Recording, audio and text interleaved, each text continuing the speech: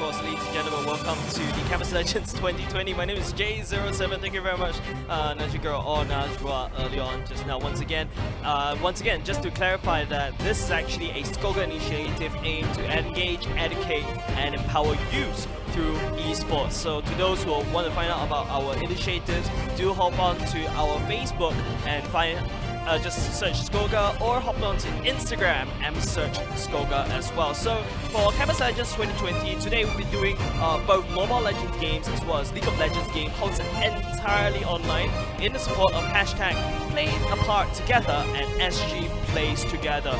And of course, not to forget to also thank all our sponsors and partners out there, namely official audio partners JBL, official mobile partners Samsung, and supporting partners Yahoo, OnePlay Sports, and Red Bull, and many others. So thank you very much for your involvement in helping us, successfully holding the Campus Legends 2020, and it would never be possible without the support of our sponsors as well as you guys watching this show at home. So once again, don't forget to stay tuned, because after we'll be watching all these games, we'll also have contests for you. So not only just our participants will be able to stand a chance to walk away with our prizes, which I'll be talking about later. You guys get to walk away with some prizes as well. So do stay tuned even after the games, where we'll be bringing you back with Najwa, who will be doing the quizzes as well. So do stay tuned. And of course, other than that, we also have our Predict the Winner of Campus Legends 2020 contest. So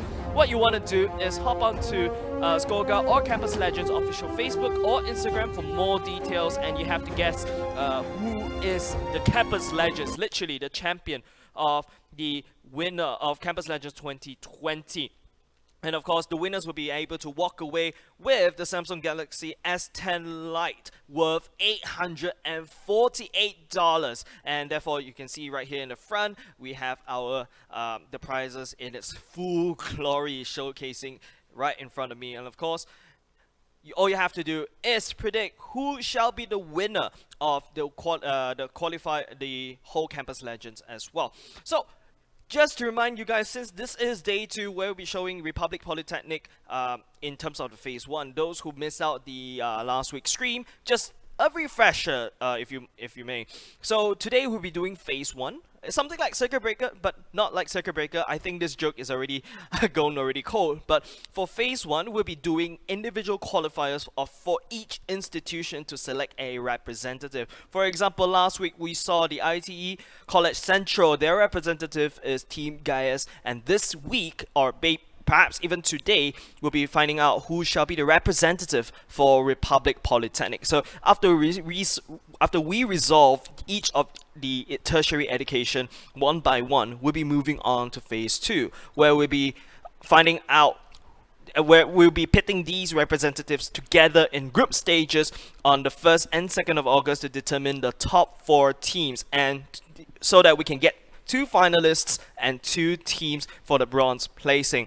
And finally, for the grand finale, phase 3, the top 4 will compete on the 8th and 9th of August, and the winning teams of the semifinals will meet head-to-head in the best of 5 to determine the champion of Campus Legends 2020. And similarly, the defeated teams of the semifinals will be competing in the best of 5 series to do the bronze placing. And for phase 1, we'll be doing a best of 3. Alright, so now the prize pool that these people will be walking away, or these teams that you'll be watching them competing later on, they'll be able to walk away. At the 4th place, there's 5 JBL Quantum 400 headsets.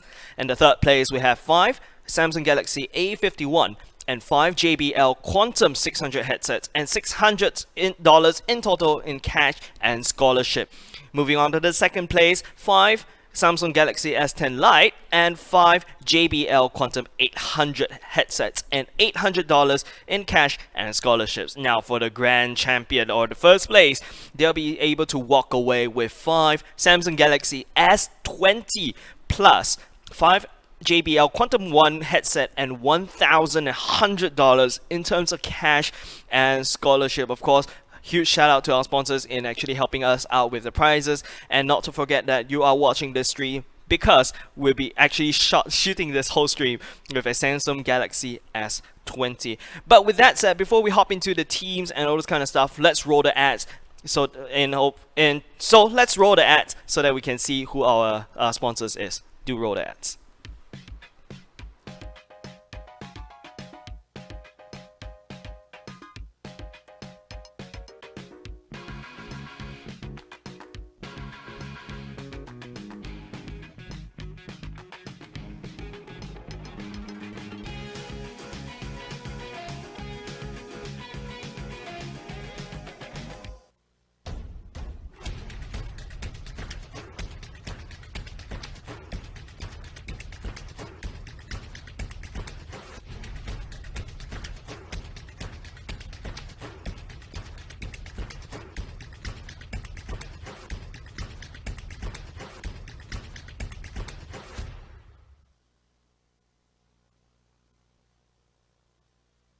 JBL presents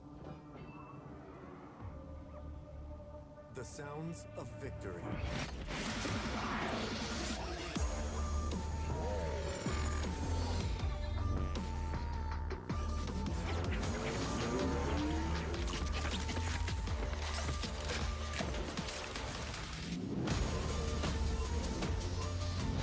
JBL Quantum Gaming headsets, because every sound matters. You got the best of me.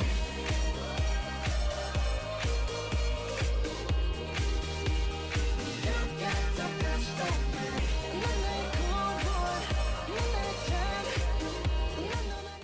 You got the best of me.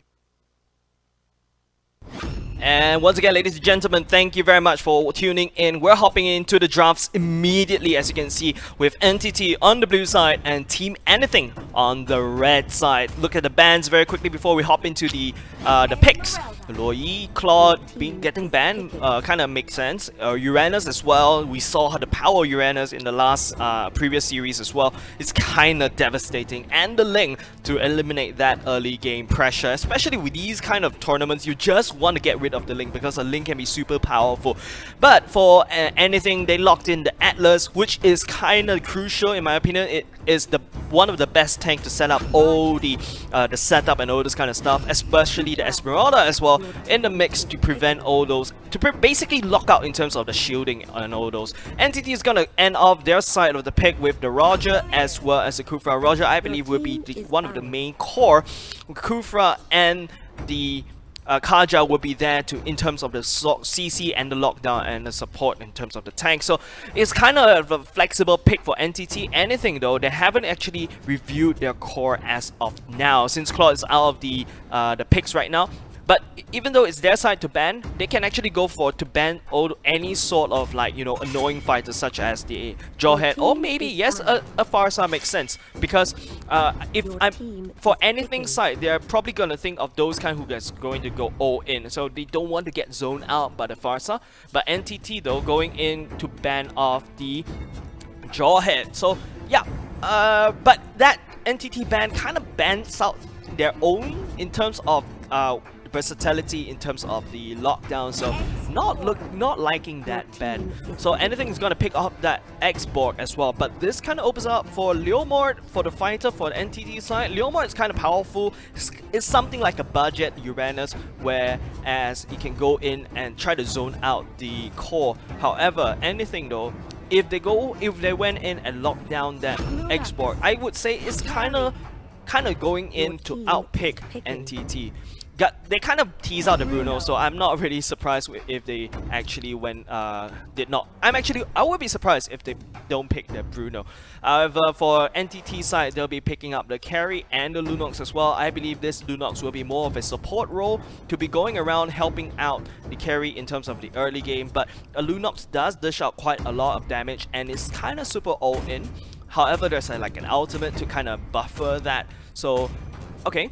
It's kind of cool. It's kind of like more of a balanced pick for both sides. Both sides kind of know their strengths and weaknesses. However, there's the equal amount of lockdown for NTT. You have the Kufra, you have the Kaja's Divine Judgment, you have the Kufra's Tyrant's Rage as well. But the setup that is required for the Kufra is kind of hard. Whereas usually for a Kufra, you want to be able to jump from a bush, from a blind spot, to catch the enemy off guard. However, for Atlas though, right now I believe Atlas is, I would say, in my tech list, is actually way up the top. It's like it's my first pick for the tank as of now. So with the Fatal Links, it gonna open up a lot, but it really relies on whether you land the crucial Fatal Link. So that's exactly what we need to see, and that's where you have all the rest of the core have to follow up. You will be able to see these kind of strategies coming up, such as the Fatal Links coming up, going in, catching a few people, a few of the NTT side, as well as the X-Borg going in with Last Insanity Pop to dish out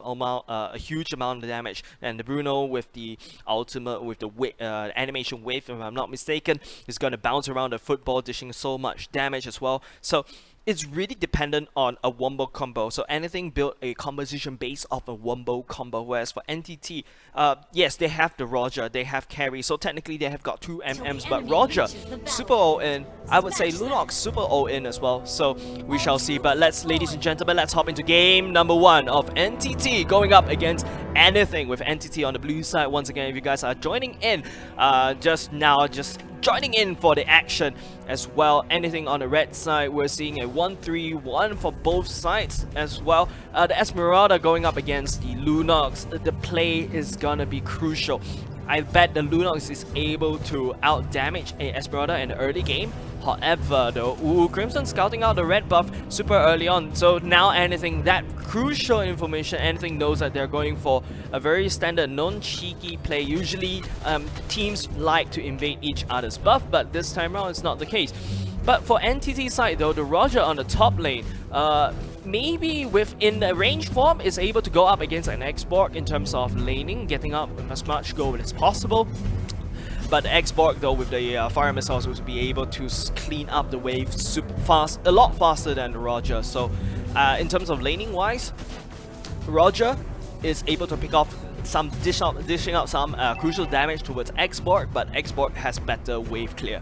Whereas on the other side, NTT feels like they're gonna go down to the bottom lane right here. They kind of want to siege up and try to rotate as quickly as possible, but anything not rotating as aggressive as NTT. So maybe they're going to go for a safe side, going to be respecting their opponents a lot soon. But with that said, because NTT rotated down bottom with no effect at all, in terms of the gold lead though, anything has the edge. Well, it's only a 200 gold lead, that's much. Blank's going to face check that bush right here, getting a little bit of trouble, and X-Boy is going to pick up that first blood. Now NTT's on the run, but hold on a second, Roger and X-Boy is on a 1v1 going up against. Look at the damage that Roger is putting, but Bruno is on the case as well, hopping in. AJ is gonna tank the turret as well. Crimson jumping in and gonna pick up that Roger kill. For a 2-for-0 trade, anything's gold lead is gonna basically escalate, gonna jump out of control. And with that said, the Roger is not getting the gold, and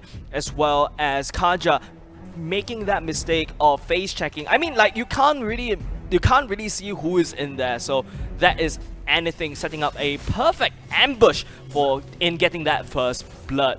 Now NTT, they lost that early fight, but all hope is not lost yet, because all NTT has to do is, hunker down, turtle down as much as can.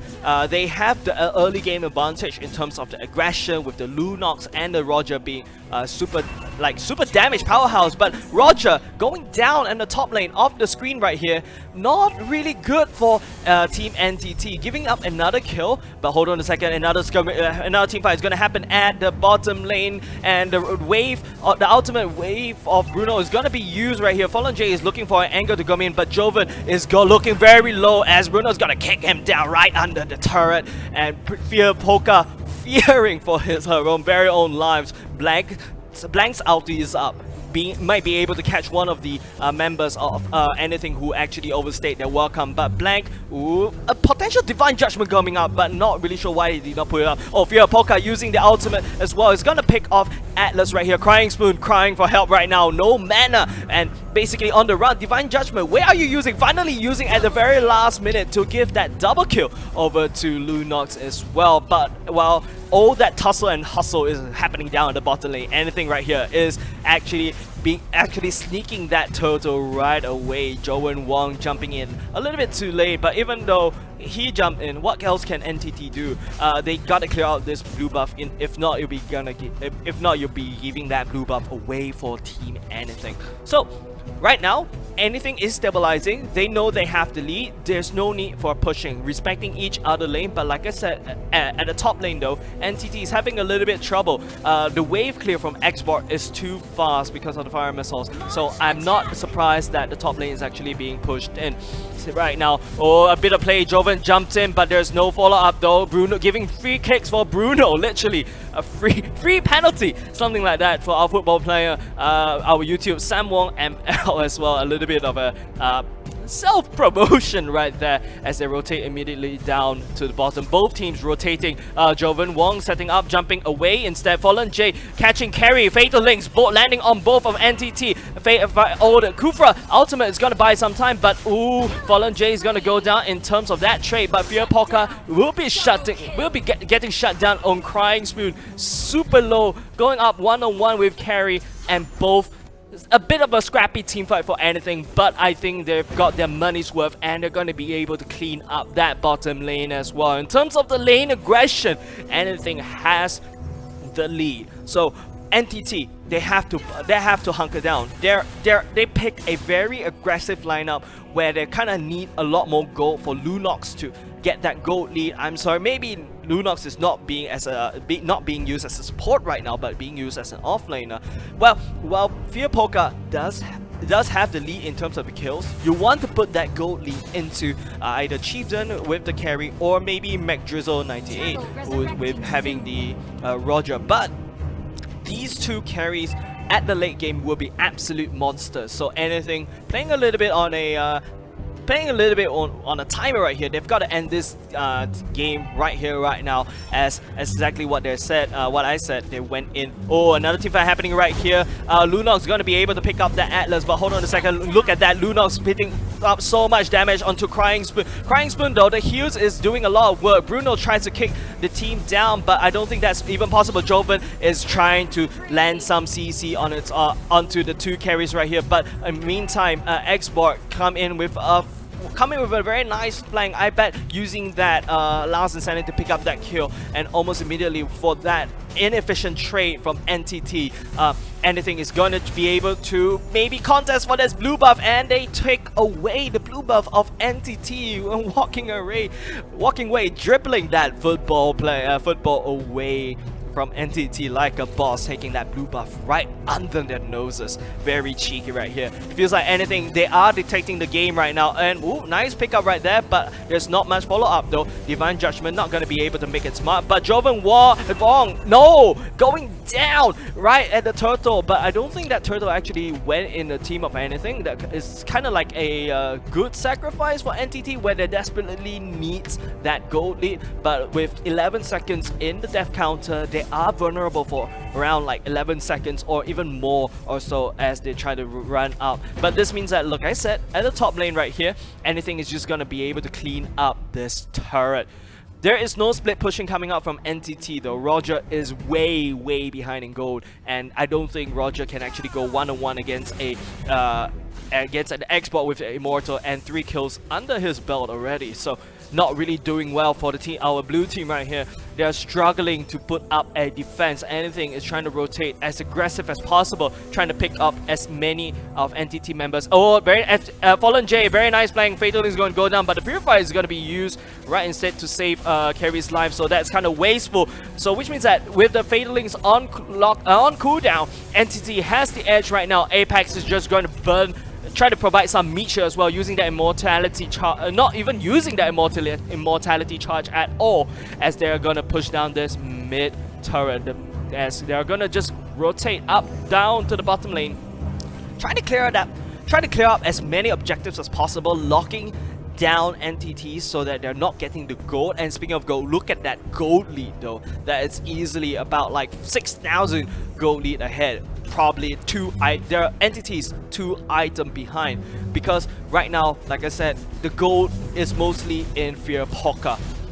The gold should be going to Chieftain or McDrizzle as that game going, but oh, look at that, bursting down the Esmeralda. But I don't think that's a fair trade, as well, taking down the the offlaner of Esmeralda, you're not taking down the Bruno. So that's not really kind of good because the Valere is okay, hold on a second. McDrizzle are playing a little bit aggressive right here, trying to go all in as Beer Polka is chasing after the Bruno and shutting him down. But the last Insanity is gonna get popped and clears off. But before Lunox goes down, taking down Atlas along with her as well. Carry coming in, then and Crimson is a little bit out of position. You're going to be forcing the Flicker out to get out of jail, get out of dodge, and get out there safely. Anything overstaying their welcome right here, but this means that while Entity is trying to regain any form of map control, anything can perhaps, take a chill pill. They kind of played that a little bit incorrectly. The positioning of Lunox is excellent in order to get that kill. Once Bruno goes down, Entity has the dominance in the game. So Bruno cannot go down no matter what. Anything has to put up as much defense on that Bruno as much as possible. But because of McDrizzle, how the amount of damage that he as a Roger can output, especially whenever he goes all in, he's able to sweep up and dish out so much damage. Now Entity looking at the Lord, super juicy right here. Apex has scouted it out, so we're looking at a potential engagement at the Lord, while the corrosion site is gonna be picked up by McDrizzle, giving him extra attack speed and maybe the slow as well. That's gonna be helpful because, well, a problem about Roger is that he can be easily kited, especially when he's in the Lycan form. But hold on a second though, anything is working down on that Lord and not giving the Lord to Entity as well. Apex is just gonna be flaming and buying some time, but Joven is just gonna jump in. The glowing one gonna go down, but hold on a second, Lord is slain by anything already, so which means that they've got potential pushing power coming up, which is desperately needed in order to end this game. They saw how powerful the Lunox can be, diving into the backlines with the ultimate and, well, using both the light side and the dark side ultimate. That is a potential scary thing for our Bruno player right here. So all of the stuns or anything has to be stacked on top of Lunox, but Lunox is slippery. Well, taking that Lord also denies Entity any form of basically trying to get back into game. Yes, they're trying to climb back in terms of the gold lead, but it feels like they're starving out of gold. Entity is just forced to play the defense, which is kind of respectable blank, trying to look for a potential Divine Judgment, but Divining Judgment, a Atlas towards your team, that's not really fun. Alright, it's like helping the Atlas doing his job. You don't need to judge him, but Divine Judgment, even before it landed, the Bruno is just gonna dash right out. Crimson is gonna go down for the trade, but I don't think that's the main point because look at that, Lord is marching in at the bottom lane. That was a very nice distraction, but you gotta admit that was a very instinctive dash coming in, and at the same time as the Fatal Link is gonna come in, Esmeralda jumps in as well, and hold on a second, the Lycan is gonna go down at the same time. Last Insanity being used to try to pop and dish out so much damage, and 4 members down for the side of Entity. Anything is looking to actually take down this core as well with the triple kill going in the belt of Bruno, and that would be game number 1 going in the hands of Team Anything, our red team player here. Wow. At the moment you feel like Anything Entity actually got is able to catch that game back, but Anything says no, this game is mine. And after taking down that Lord, trying to do a 2-prong attack in the mid lane as well as having the Lord pushing down at the bottom lane, this gives up so much opportunity for Anything to bait out Entity to basically take down those 2 turrets and then force that fight, which Entity cannot take that fight. Therefore, Anything took that game. But hold on a second, looking at the score right here, Chief Dunn actually did lots of damage though, as well as Fear Polka. But Fear Polka, I would say that the engagement and positioning is very good for Lunox, diving straight in, zoning onto the Bruno, trying to dish down that Bruno, who is dishing out, look at that, 46% of damage as well. But she has a few problems. You have Crying Spoon actually dishing out that damage onto Lunox, the Crimson with the Valere being able to stun as well. Well, Fallen J usually, when Lunox jumps in, Fallen J is trying to land down that Fatal Links to catch Chieftain or Ron MCD down there as well. So, well, that is actually a very good attempt for Lunox though, but kudos to that Lunox in trying to carry that team, but I don't think that's enough. So, which means that NTT will be 1 game behind. Once again, this is a best of 3. So, what is Entity's play? Well, they do draft kind of greedily. They have a Lunox. They drafted a Roger. The Roger, I don't think doesn't belong in that draft. If you replace either that Roger or a carry with maybe perhaps a Cho wasn't taken out, wasn't banned out at all. So you have basically two heroes that could potentially do the lockdown, not only with the Kaja with the Divine Judgment, you have the Cho with the Jeet Kune Do, as well as the Way of the Dragon, who is able to add on to not only just the damage, but also the potential lockdown on perhaps the Bruno. Because the Bruno right here, you saw earlier on just now, 46% of damage, so which means that that Bruno is already farmed and fed. He has all the damage in the bag, and he can dish it out whenever he wants to. And once you take away that Bruno in the second last fight, if I'm not mistaken, you can see that Entity actually stand a chance. They managed to clear the waves and get to the middle of the map. But I don't really like the fact that Entity actually gave up that Lord earlier. Giving that Lord, or basically making no attempt to try to take that Lord away. But I understand, because there's no retribution on the other side, on Entity side. So it's very hard to do a Lord steal. But maybe they could have made a play there, but then again, Entity is very behind in terms of the gold, in terms of the farm and the items as well. So I know they cannot really take that fight, which is kind of evident at the last few team fights that they did. As long as they catch Bruno out of position, Lunox giving her life up to take down the Bruno, and along with it, that Atlas was a clear bonus. It's like basically a bonus salary for that Lunox in terms of not only just the gold as well as the damage. And Entity took that opportunity, tried to rush in, but it's not a lot of follow-up coming up from Entity, because, well, the Roger is forced to refresh. The carry, if I'm not mistaken, is also in a bit of trouble as well. So they kind of drafted a little bit too like, you know, not a lot.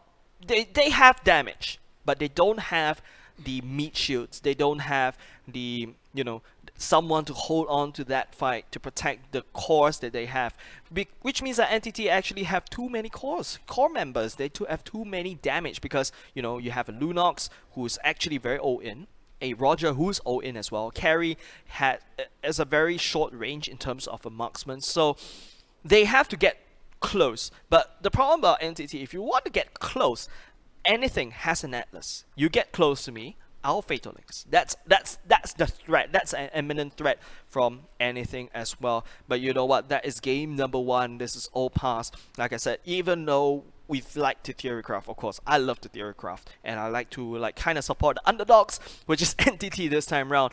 You know, because I really like it when teams actually bring us to game number 3. This shows that, you know, they know how to defend, they know how to attack, and it's just more exciting for both you and me, alright?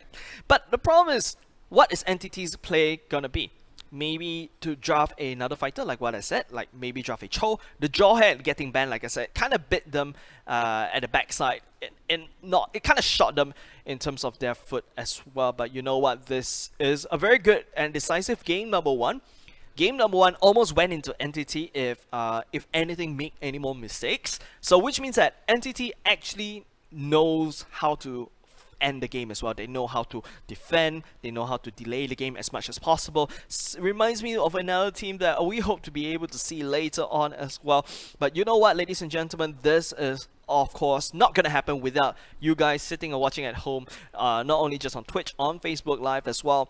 This is also brought to you by our official partners, official audio partners, JBL. As you can see, some of the prizes are also sponsored by them, so thank you very much for them as well. And of course, our official mobile partners, Samsung, who's basically, well, we're using their phone to actually film us, as well as this tablet that I'm using for my very nice and handy notes. It's kind of cool, you know. It's like, you know, casting with a note, basically a tablet right here, rather than your traditional pen and paper. And of course, other supporting partners such as Yahoo, OnePlay Sports, and Red Bull, and many others. So thank you very much for your support in Campus Legends 2020. We'll hope to give everyone a very good game, which we saw in the previous last week. We actually brought you some good games from MLBB. So don't forget, this is just phase 1. All right. During phase 1, after we resolve at each and every tertiary institution, we're going to be going to phase 2. Now, let's let's look in the future a little bit, all right?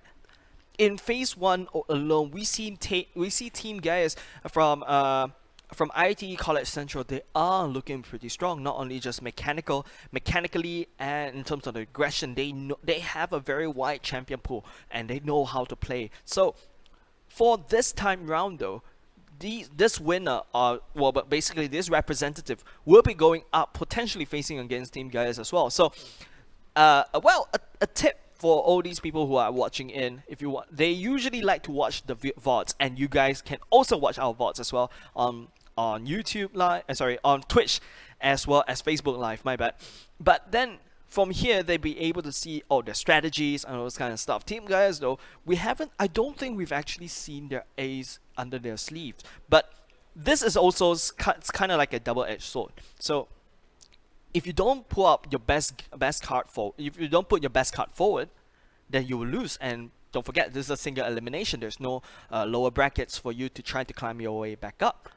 So, in a sense, it's nothing, all or nothing. All right. So you kind of have, for these teams that are going to be competing afterwards, they have to put all their cards forward. So it's also kind of scary though, because if you put all your cards forward, everyone would know your cards, and you will have target bans in phase 2, and that's actually something I'm looking forward to. All right. While our team's actually, getting back into their lobby, I would like to also remind you guys that if you want to also be like a winner as well, you want to feel like a winner, do stay tuned, because later on as well, we have another segment for you to be able to walk away with some prizes brought to you by our sponsors JBL, by our sponsor official audio partner JBL. And of course, if you want to win a new phone as well, hop onto our Instagram and Facebook, just search Skoga or Campus Legends official Facebook and Instagram. You'll be able to find out details on how to win and walk away with a Samsung Galaxy S10 Lite worth of $848. Time to change that phone to play some Mobile Legends, guys. But you know what? We're still waiting on game number 2. What is NTT's play? What can NTT kind of do up against anything? I would say that anything won in terms of the drafting already. So that is kind of scary for NTT. NTT, they need to be able to have a wider, I just hope that they have a wide hero pool in order to be able to play around NTT's match as well. So, but you know what? Anything, all they have to do is kind of just hold on, rinse, and repeat that same strategy. They have a decent amount of, what's that called? Drafting. So they have a very balanced in terms of the lockdown. They are very balanced in terms of the carry as well. So that is kind of cool. All right. So you know what, ladies and gentlemen, we are still trying to get the team back into the lobby. And you know what? Let's just hop onto a short ad break, but don't go away, because within a few minutes, let's hope that our teams will be able to go into game number 2, and we shall see whether this will be bringing us to game number 3, or will this be a match for anything. Do stay tuned, guys.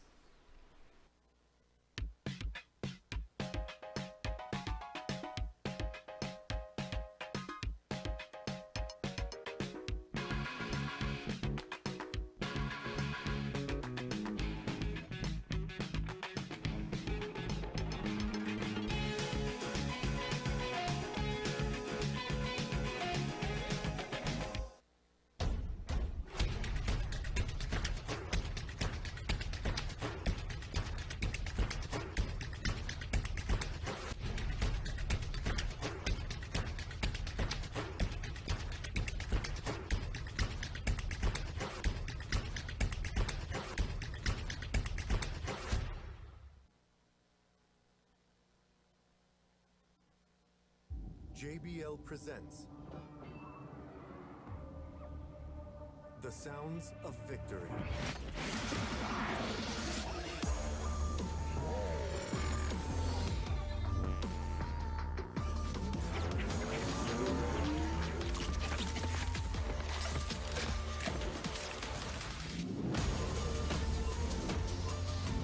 JBL Quantum Gaming headsets, because every sound matters. You got the best of me.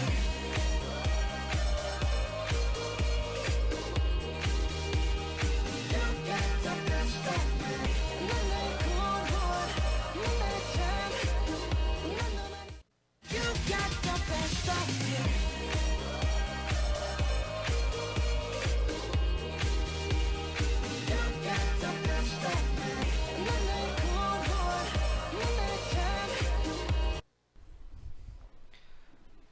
And welcome back, ladies and gentlemen, and I believe that we are actually ready for game number 2, and not only just our players, I bet you guys are ready for game number 2. I'm ready for game number 2, and let's hop into the drafts right here. I got word that they actually are ready, and let's hop into game. Are we hopping into game? Yep, that's right, let's hop into the game. Like I said, what is NTT's play against anything as well? I believe this time around with anything on the blue side and NTT on the red side. They're having a little bit of a, you know, I always like it when people take their time in banning, because this it just feels like, hey, I'm actually thinking on what to ban. Anything gonna ban that Uranus? I agree, ban that Uranus. And NTT gonna be banning off that Claude as well. Claude is gonna be a super late game power in terms of marksman. One of the powerful marksmen as of now. Doesn't require as much, it does require a certain amount of farm, but not as much as some other marksmen. So definitely banning away that Claude is kind of good idea. Anything going up to ban that Loi as well. If you use a Loi and a choke point, if you get caught in a dispersion and a rotation, both as well, the power of Loi will be there. It's something like a short distance Farsa, but especially when the rotation can be used as a zoning tool. But ooh, NTT, okay, banning that Ling, good. It feels like they're using the same exact ban as game number 1. So, well, props to that. So, now, anything has the first pick. Sometimes at this point of time, it's actually kind of good to be the first pick, where you want to outpick your enemy, but first pick means that you only get to pick 1, whereas NTT gets to pick 2. But okay, anything going to go with the Crying Spoon, basically. We'll be playing the Esmeralda once again. So what is NTT play? Picking the Esmeralda means no Harith. But ooh, NTT, this means that if anything you're going to pick that Esmeralda, they're going to pick the Atlas as well. We saw how powerful the Atlas can be used in terms of zoning out the enemy. And Kaja get picked out by picked up by NTT, therefore not giving them not giving anything, well, sorry, no pun intended, but not giving anything to Kaja, not giving anything to Kaja and Atlas as well. Instead, well, they still have the Valer. Valer kind of counters both the Kaja and the Atlas because of the Searing Torrent being able to push away these heroes that need to close into their target. Whereas Fallen J as well gonna go for the Kufra instead. Once again, that push, that Tyrant's Rage is gonna be very useful. Oh, sorry, Tyrant's Revenge. Sorry, my bad. It's gonna be very useful in terms of pushing it away. NTT going to go for that Lunox again. Well, it works for the first game, so kind of makes sense. But this time around, hopefully that McDrizzle, or maybe perhaps, if I'm not mistaken, earlier just now was Fear Poker who used the Lunox, will be able to use her at her fullest potential. In the meantime, we're hopping into the banning phase as well. Once again, having a little bit of trouble of banning. I like this whenever they have a lot of trouble. Johan, yep, I called about it. I called it. Johan is gonna go down in terms of the ban. Well, I don't think anything needs any more fighters. They do have Esmeralda as a meat shield, as well as Kufra. They just need more cores. But well, banning away that X-Borg as well leaves no meat shields for both sides. So NTT and anything banning away their meat shield. So are they going to go for two more cores? Okay, a Badang, decent amount meat shield with a bit of CC, requires that Demon Hunter Sword in order to be especially effective. With the arrival as well, that is going to be a very mobile Badang. But ooh, anything going for the Thamus as well. Going in terms of the sustain department with the Esmeralda and the Thamus as well. Grandeur going to be picked up by NTT and Yi Shin for anything on the other side. Now, Yi Shin is kind of like an all-in marksman as well, because in order to use his passive where he gets extra damage in terms when he swaps modes from a range to melee, he gets bonus damage as well. So kind of all-in for my taste, but then you get the problem of, you know, the Badang who is being able to block. You have the Atlas with the Fatal Links as well, and Kaja with the Divine Judgment, and ooh, nice skin by Fear Poker right there. But to be honest, this time around, I feel like NTT kind of outpicked anything in terms of the drafting phase. But you know what? Draft is just 30% of the battle done. Still boils down to the teamwork, still boils down to the chemistry, it boils down to the war of attrition, the discipline, and all this kind of stuff which goes into the remaining 70%. So we shall see what NTT has up in their sleeve. Outpicking finally outpicking anything. It feels like every time the red team has better outpicks. But like I said, anything though, will they be able to hold this game and be able to move on in the series going into the semifinals, or if I'm not mistaken, the quarterfinals? Yeah, sorry, round 3, my bad. Or would they be Entity will be bringing us into game number 3, which is extremely exciting, guys. So it's just something different about game number 3. It brings up a lot of things. It forces people to, you know, play even harder, and that's exactly what we want to look for as we're hopping to game number 2. Ladies and gentlemen, you are watching the game number 2 of Anything versus NTT, with the blue team and represented by Anything, and the red team NTT as well, going for a 1-3-1 for both sides. Crying Spoon will be going up against a Fear Polka once again. Kind of going to be almost similar as the previous game, but however, look at Anything though. That Thamus is being cheeky right here, going a little bit too far off from his side of the map. But anyways, 1-3-1, both teams playing extremely cautious, so kind of understand from both sides. And Joven's going to work on that blue buff immediately. But okay, well, just decent skirmish. But okay, speaking about decent skirmish, Anything though is invading at the red side, and they successfully take that red buff away from NDT, not giving that red buff over to the Grandeur as well. But ooh, that is not really nice. Okay, Yishun Shin coming up close, a little bit too close for my taste, but Fallen J immediately go up and help, go up and assist that Yishun Shin. Yishun Shin does have that mobility to go around, so kind of nice, especially with that rework. Look at that, dodging around. That's potentially, and he's already level 4. But you know, Yishun Shin's level 4. Yep, you get this kind of like a free information every time he uses the ultimate. I would say that Yishun Shin's ultimate is kind of more of a you know, spy satellite. But this kind of shows that, you know, this kind of tells that Thamus, hey, NTT is actually at the bottom lane. So very nice timing for level 4 right here for the ultimate for Yishun Shin. Okay, oh Sam, okay, they're not just gonna do it, they're trying to zone out as much as possible. That Sonata is gonna be used to try to take away that gold crab, but hey, you know, Anything got the gold crab back in the bag, as they're gonna try to stabilize a little bit. But I got the sense that Anything is actually playing a little bit aggressive this time around as compared to game number 1, because I feel like Anything is more comfortable in this game number 2 already, showing the dominance, walking, just invading, just trying to go around the proxying and those kind of stuff. So okay, at the same time, the turtle also went down, I believe, in the hands of Team Anything as well. So it's gonna be pushing their goal lead a lot further.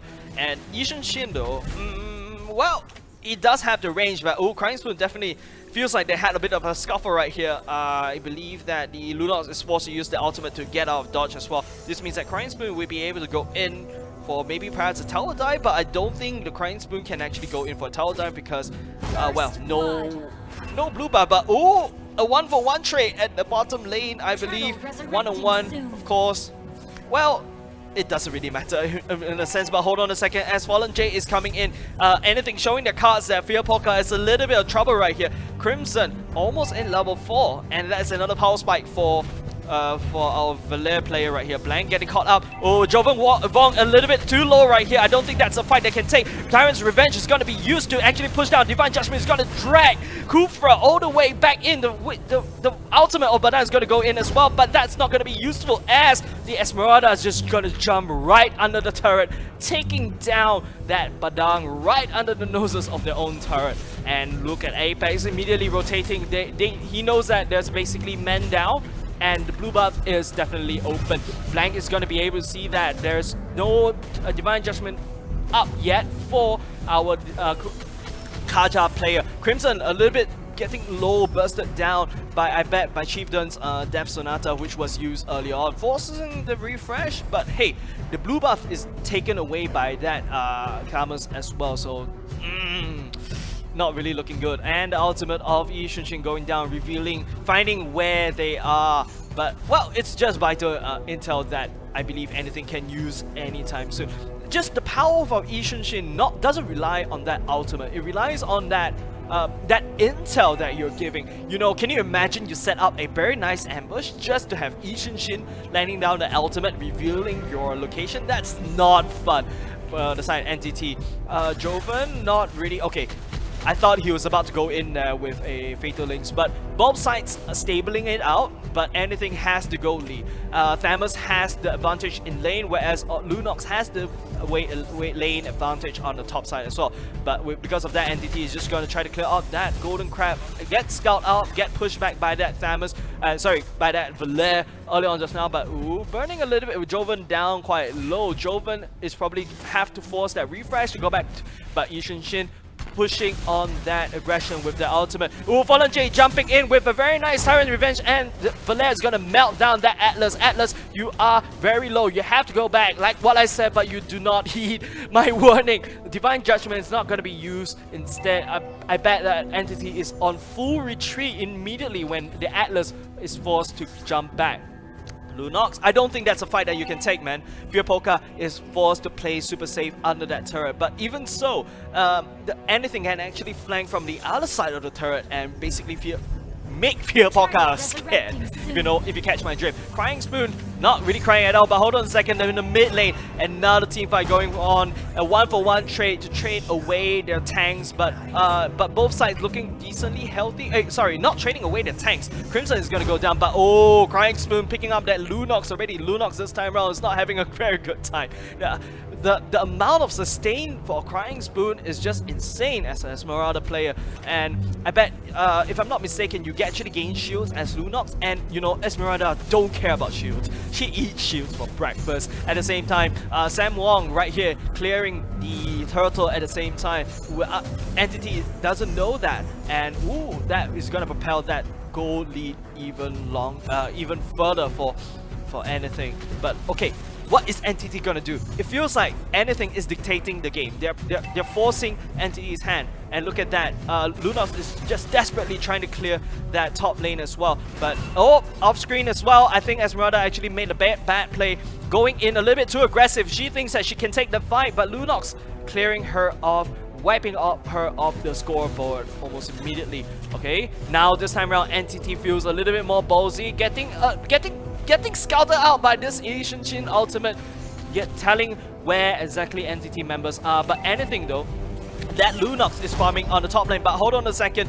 The snipe, that long range skill from our Ishinshin player is able to pick up that Kaja with the help of Fallen J, basically locking him down at the spot, and he's gonna try to clear off that mid turret, and in exchange of Lunox's top turret. But look at that damage coming out from Fear Polka as well. Crying Spoon, I take that whatever I say back. The amount of damage that Lunox is putting out is tremendous. The Lunox ultimate is gonna be used, but Yishinshin is already standing in. But hold on a second, Joven jumps in at the back line, but no, hold on a second, Badang actually comes in a very nice way, blocking away the escape, protecting Lunox a little bit, but before that, he's going to go down as well. But at the same time though, it feels like fights are exploding everywhere at the same time, as Entity is trying to buy that time while, Anything is trying to clear off that Lunox, trying to be a bit annoying, try to take down that mid turret, but I think they're failed being blocked by Thamus as well. But they did not press on that advantage, even though Thamus is being forced to retreat.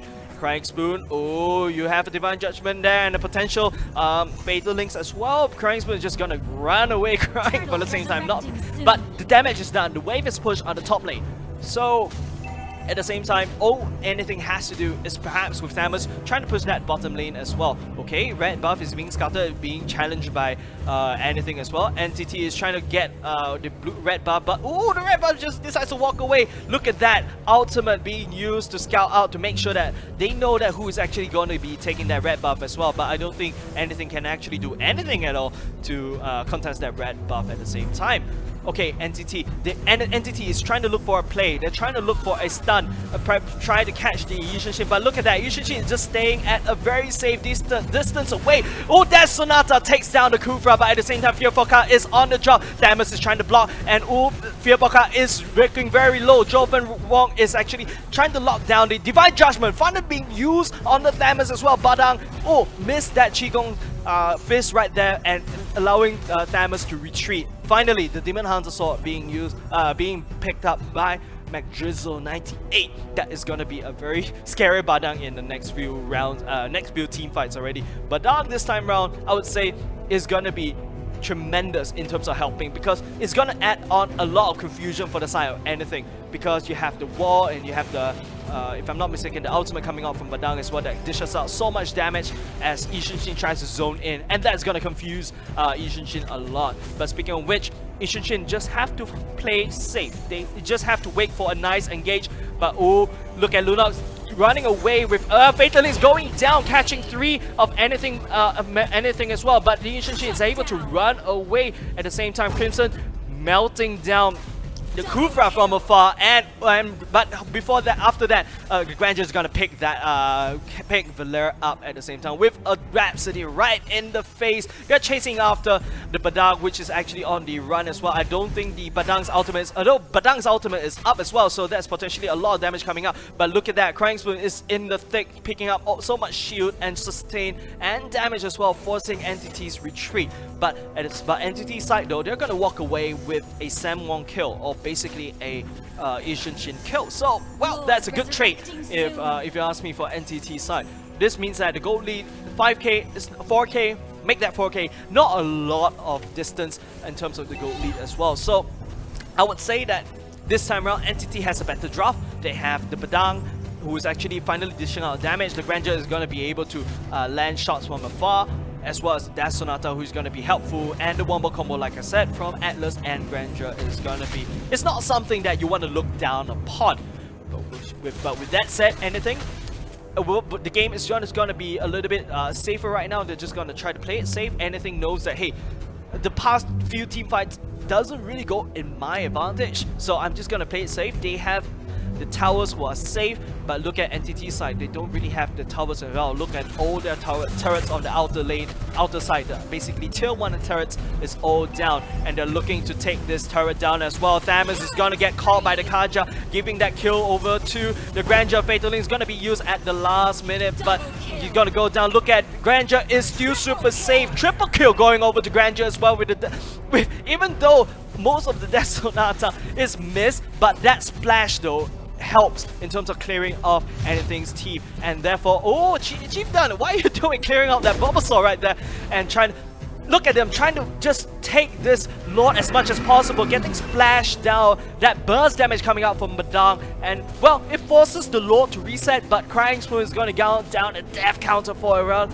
half a minute right there, as this means that Entity is going to get this free Lord, giving them the pushing power that's immediate. Look at Badang is already on the case, pushing that mid turret down, while his teammate is actually trying to clear off that Lord. Very good play right here for our Entity. But guys, hey, we might be looking at a game number 3, so let's look forward to it. Crimson's gonna pick up that glowing one immediately. I would say that is gonna be, it kind of makes sense for Crimson's build as well, as Crimson is stacking up damage. Entity side is also stacking out on damage as well. Both sides are gonna be looking extremely monster. We're gonna see a lot of people, if either of the cores gets caught by either side, it's a potential meltdown, alright? It's a potential wipeout. So the games are gonna move a lot more faster than even before. Okay, as Anything is trying to clear up that Lord. Ooh, Fatal Link is gonna catch Ishinshin, and the Rhapsody is gonna melt down that Ishinshin.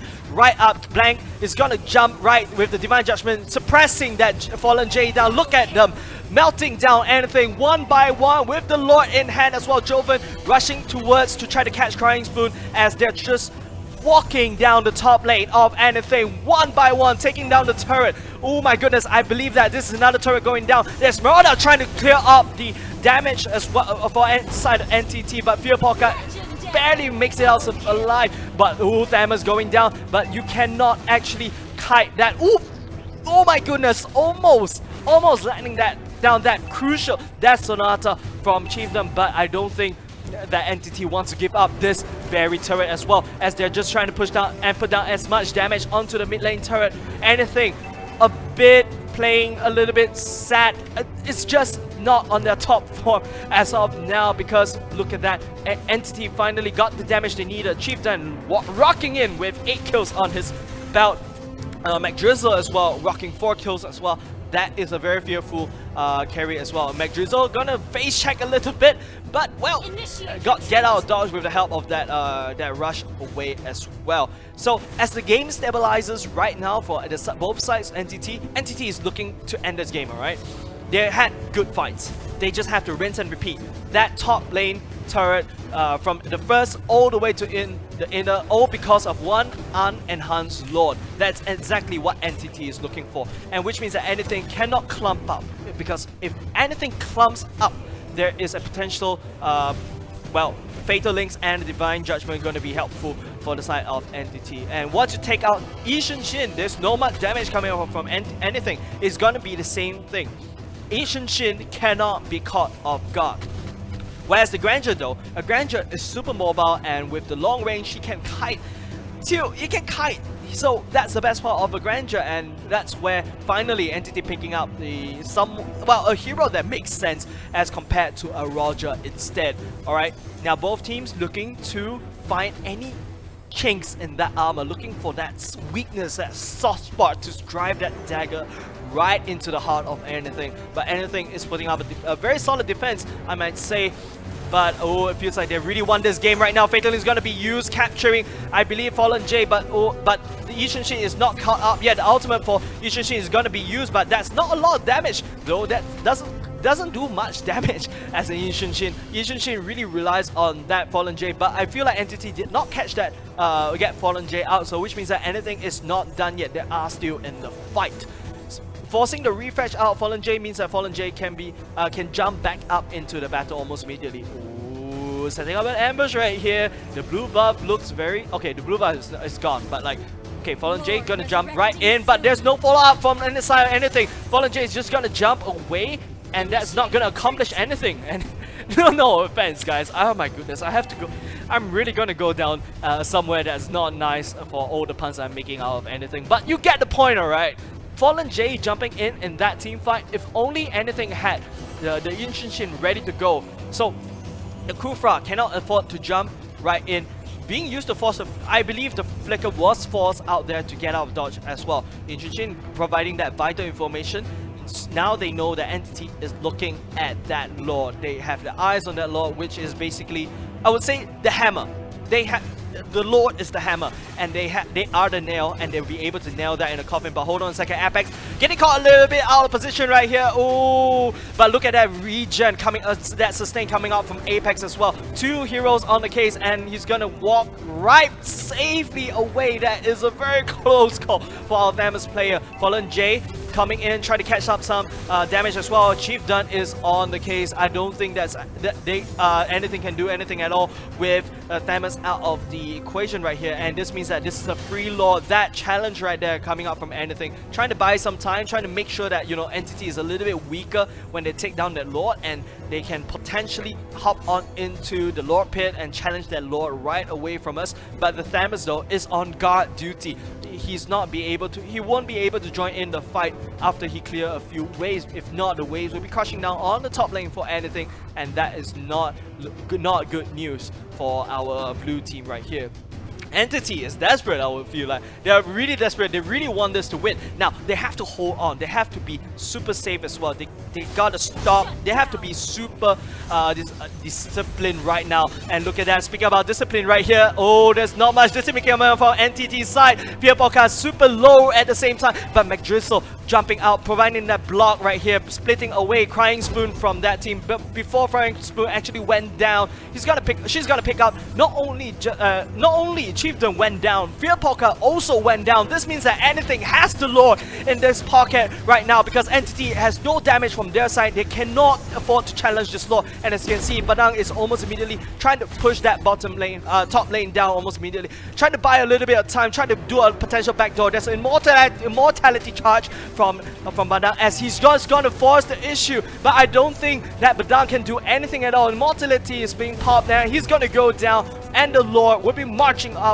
from anything. What a comeback coming out from our team anything right here, as that Lord, taking away that Lord, taking down Chieftain as well as Fear Ponka, who are your main damage dealer, and that last desperation move coming out from McDrizzle right here, trying to clear up the go straight in for the crystal. I feel like she should have went for the turret instead, but the Lord marching down, anything is able to extend that map control. They have that pushing power right under their sleeves as they're trying to push up the mid turret and the mid lane and the bottom lane, trying to force NTT to clear off this Lord. At the same time, they're just gonna walk over in the mid lane. Look at them congregating in the mid lane, taking down the mid lane tier 2 turret. They have their eyes on the tier 3 turret as well, but ignoring the Lord that's gonna march on the top lane for NTT. Ooh, are you sure about that? And as you can see, immediately rotating, taking down the second tier turrets of all sides of NTT. Initially, you thought that NTT is winning in terms of the turret race, but no, anything is catching up. They need to take this fight as well.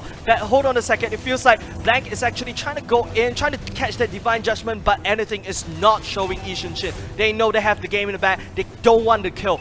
They have immortality charges. They just want to be pushing down that turret. They're trying to lay siege. That is the power of Crimson as well. The Searing Torrent and the Searing Fireball as well is just going to be able to help in terms of the wave clear. Now, initially we thought that the game is going to revolve around anything side of the map, but now, hey, tables are turned and we're looking at NTT's side of the map already. All because of that mistake. But hold on a second. Speaking of mistakes right there, the blue team is actually not looking very good. Very nice Fatal Links as well with the ultimate of Badang is just gonna wipe out a bit of, not a bit, I might say. Look at that, Yi Shin using the ultimate as a last ditch effort. I don't think that is a fight that anything can actually take. NTT finally wiping away anything's team, and finally they got that map control. Well, there's 97 seconds left on the clock of Lord. It means that Entity is potentially going to try to gain as much or regain as much map control that they had in the mid game. While, ladies and gentlemen, we are being brought in a roller coaster as the Fatal is going to be you. Divine Judgment is going to be suppressing down Apex, and Lunox will be taking down that Thamus, and the Badang is just gonna jump in. Dev Sonata landing all 3 shots, landing on Valer. Ladies and gentlemen, this is potentially gonna be an NTT game, and we'll be watching a game number 3. Wow, nail biting, I would say. And they just want to end this game right now, not even waiting for the minions as well. But hey, hold on a second, Fallen J is coming out already though, and McDrizzle, there's no immortality charge. Blank is on the way, but I don't think NTT really want to be pushing this game even longer, as they'll be picking up game number 2. Holy moly, ladies and gentlemen, wow, that is a very decisive, very roller coaster-ish game, and my eyes are just attached to the TV screen that I'm watching in front, just so close. All of a sudden you thought that Entity won the game. Anything says no, I'm not letting you get this game. Once they clear off the Grandeur and they clear off the Lunox, they took the Lord and effectively wiped out the existence of the turrets of the side of Entity. But then they were too desperate, and then they let Entity land that Fatal Links going down, and the Badang one more combo blocking that escape route away for anything, and wow, a potential wipeout for the side of anything, and that is extremely what I love to see, ladies and gentlemen. We're hopping into game number 3 on both sides, but oh my goodness, definitely feels so good for not only you guys sitting at home. Feels good for me too, as well as NTT as well. Hopefully we'll be able to see the score screen as well. But you know what? That Grandeur is exactly what NTT needs. They need a more, well, I would say they need a more stable damage output, not like Roger, who is super all-in. Exactly, look at that. Chief Dun actually achieving that 33% damage, and that's exactly what they need with the splash damage as well going in. It feels like this time around, anything they're focusing on the sustain department. Yes, the Thamus can hold out as much as the fight as long as possible. Yes, Crying Spoon can hold on the fight as much as possible, but if Yi Shin goes down, no one's protecting Yi Shin. Well, anything doesn't really have a lockdown to protect Yi Shin. You have Searing Torrent. After that, what else? You have the Kufa. What else? There's nothing else. Yes, there's a soft lockdown by Esmeralda. Yes, there's not much of a soft lockdown for Thamus, but they're trying to invest in the sustain. But that is just on one condition: if only Yi Shin is alive. And almost immediately that Badang though, I would say yes, even though I really don't like the MLBB rating system, but hey, that Badang deserves a gold medal because of the wall that he set up immediately after Atlas lands down that Fatal Links. That wall prevented the escape of anything, and therefore this gives Grandeur, basically it clumps anything up. And once you clump anything up, Grandeur can go in ham with the Death Sonata, with the Rhapsody as well. And don't forget, Grandeur is a lot more reliable as a marksman as compared to Yi Shin as well. So with that, they took game number 2. Now this is match point, guys. I love the fact that, ladies and gentlemen, production team, we are actually going to game number 3 in our first series of the day. And oof, that is a really roller coaster ride for our team. But this means that, guys, anything will be on the red team. All right. Now, Entity will be on the blue team. So, we saw how powerful Atlas is. We saw how powerful Kaja is. But it feels like you cannot just ban out the Atlas. You cannot just ban out the Kaja. Well, I would say that you can still ban out the Atlas, replace the Loi with the Atlas. So, maybe anything would be banning out not only just the Uranus and the Atlas.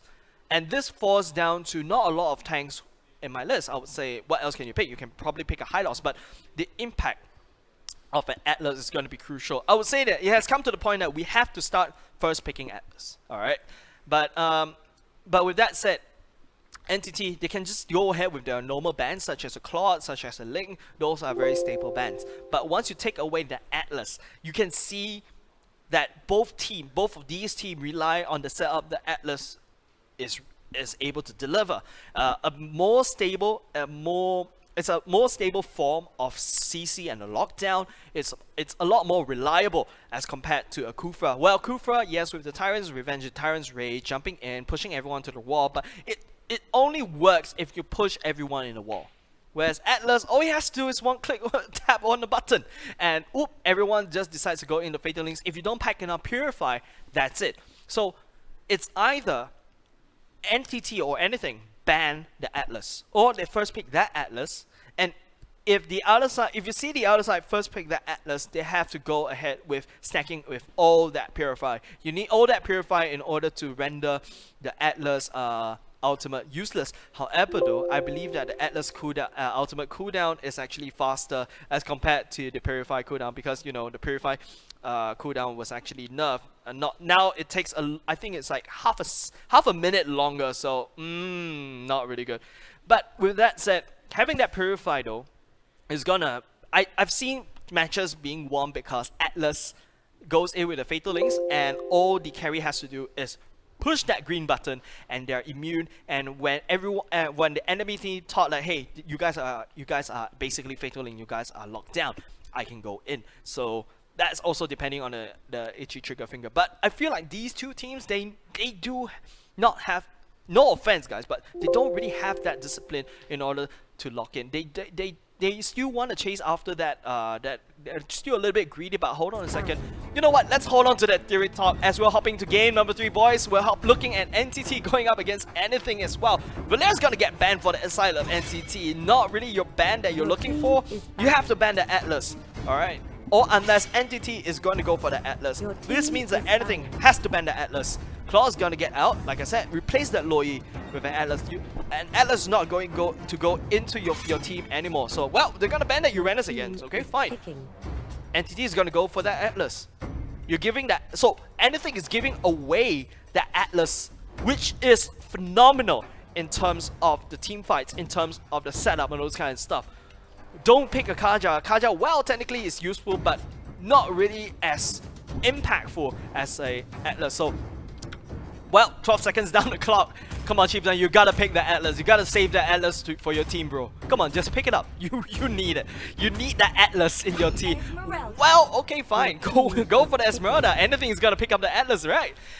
Okay, fine. Maybe we're just hyping up Atlas a little bit too much. But hey, they're going for the Loi this time around, even though they banned the Atlas as well. I feel like Atlas and the Loi, they do synergize as well. Like, look at that. The Loi and Atlas wombo combo.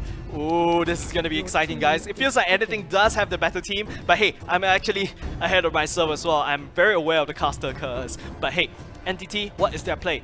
You have a Loi and a Atlas on the other side, and immediately I think you need to respond with the Purify. But don't forget, the Loi is able to catch you up with the dispersion and the rotation, especially in a choke point. You don't really want to fight a Luoyi in a choke point as well. But Luoyi is super soft. If the Luoyi's position is not good, he's able to be caught off guard. So Kaja, okay fine, taking that Kaja pick away. So which means that the Kaja has the potential to jump right in, flicker right in, catch that Luoyi off guard, and then drag him away. Jawhead is gonna be the pick of anything this time round. Yes, the ejector and unstoppable force wombo combo is super good in locking down with the core, but NTT hasn't revealed their core yet. Now we saw the power of Grandeur in the hands of NTT. Maybe there will be a targeted ban for a Grandeur, but no, they're gonna ban off the Lunox. Okay, fine. Yes, that's considered a target ban because yes, even though a Lunox is not ban worthy as of now, but NTT, they know, and we see in the past 2 games, they do know how to use that Lunox very well, especially in hands of Fear Poker. But with that said, NTT, well, you can ban a marksman, you can ban off a carry, because I feel like no, you don't ban off a carry because for NTT side, they do want you to jump in as close as possible. I think they're also having a lot of problems thinking who to ban as well. Banning out Yishin Shin, it feels like a targeted ban, but I don't think they need it. Ooh, Layla? What you doing here? Get out of there! You're not supposed to be here unless you're going for a Layla tank. But hey, I guess everyone on the chat right now is typing Layla tank, Layla tank, Layla tank. But hey, Layla tank is a troll pick. Crying Spoon teasing that Layla pick right here. Xborg makes sense. Super good wave clear, and with the last insanity, well, Cho is a good pick as well. Like I said, it's a Kaja. Kaja is a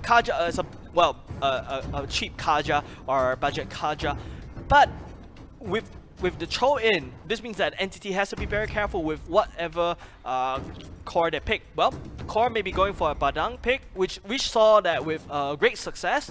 If you pull in the people and if you pull in the enemy with the Badang wall as well, that's gonna prevent the escape. That's definitely gonna be a dead carry as well. But ooh, giving that Grandeur away, anything. I think they do have confidence in taking down that Grandeur. So what would be their core? YouTube Sam Wong. I don't. No, Roger. Guys, this is game number 3. Roger, yes. It's like there's no decent Roger, if you catch my drift. There's a very good Roger or there's a very bad Roger. There's no in between. A Roger is not very reliable in my opinion. But okay, when fine.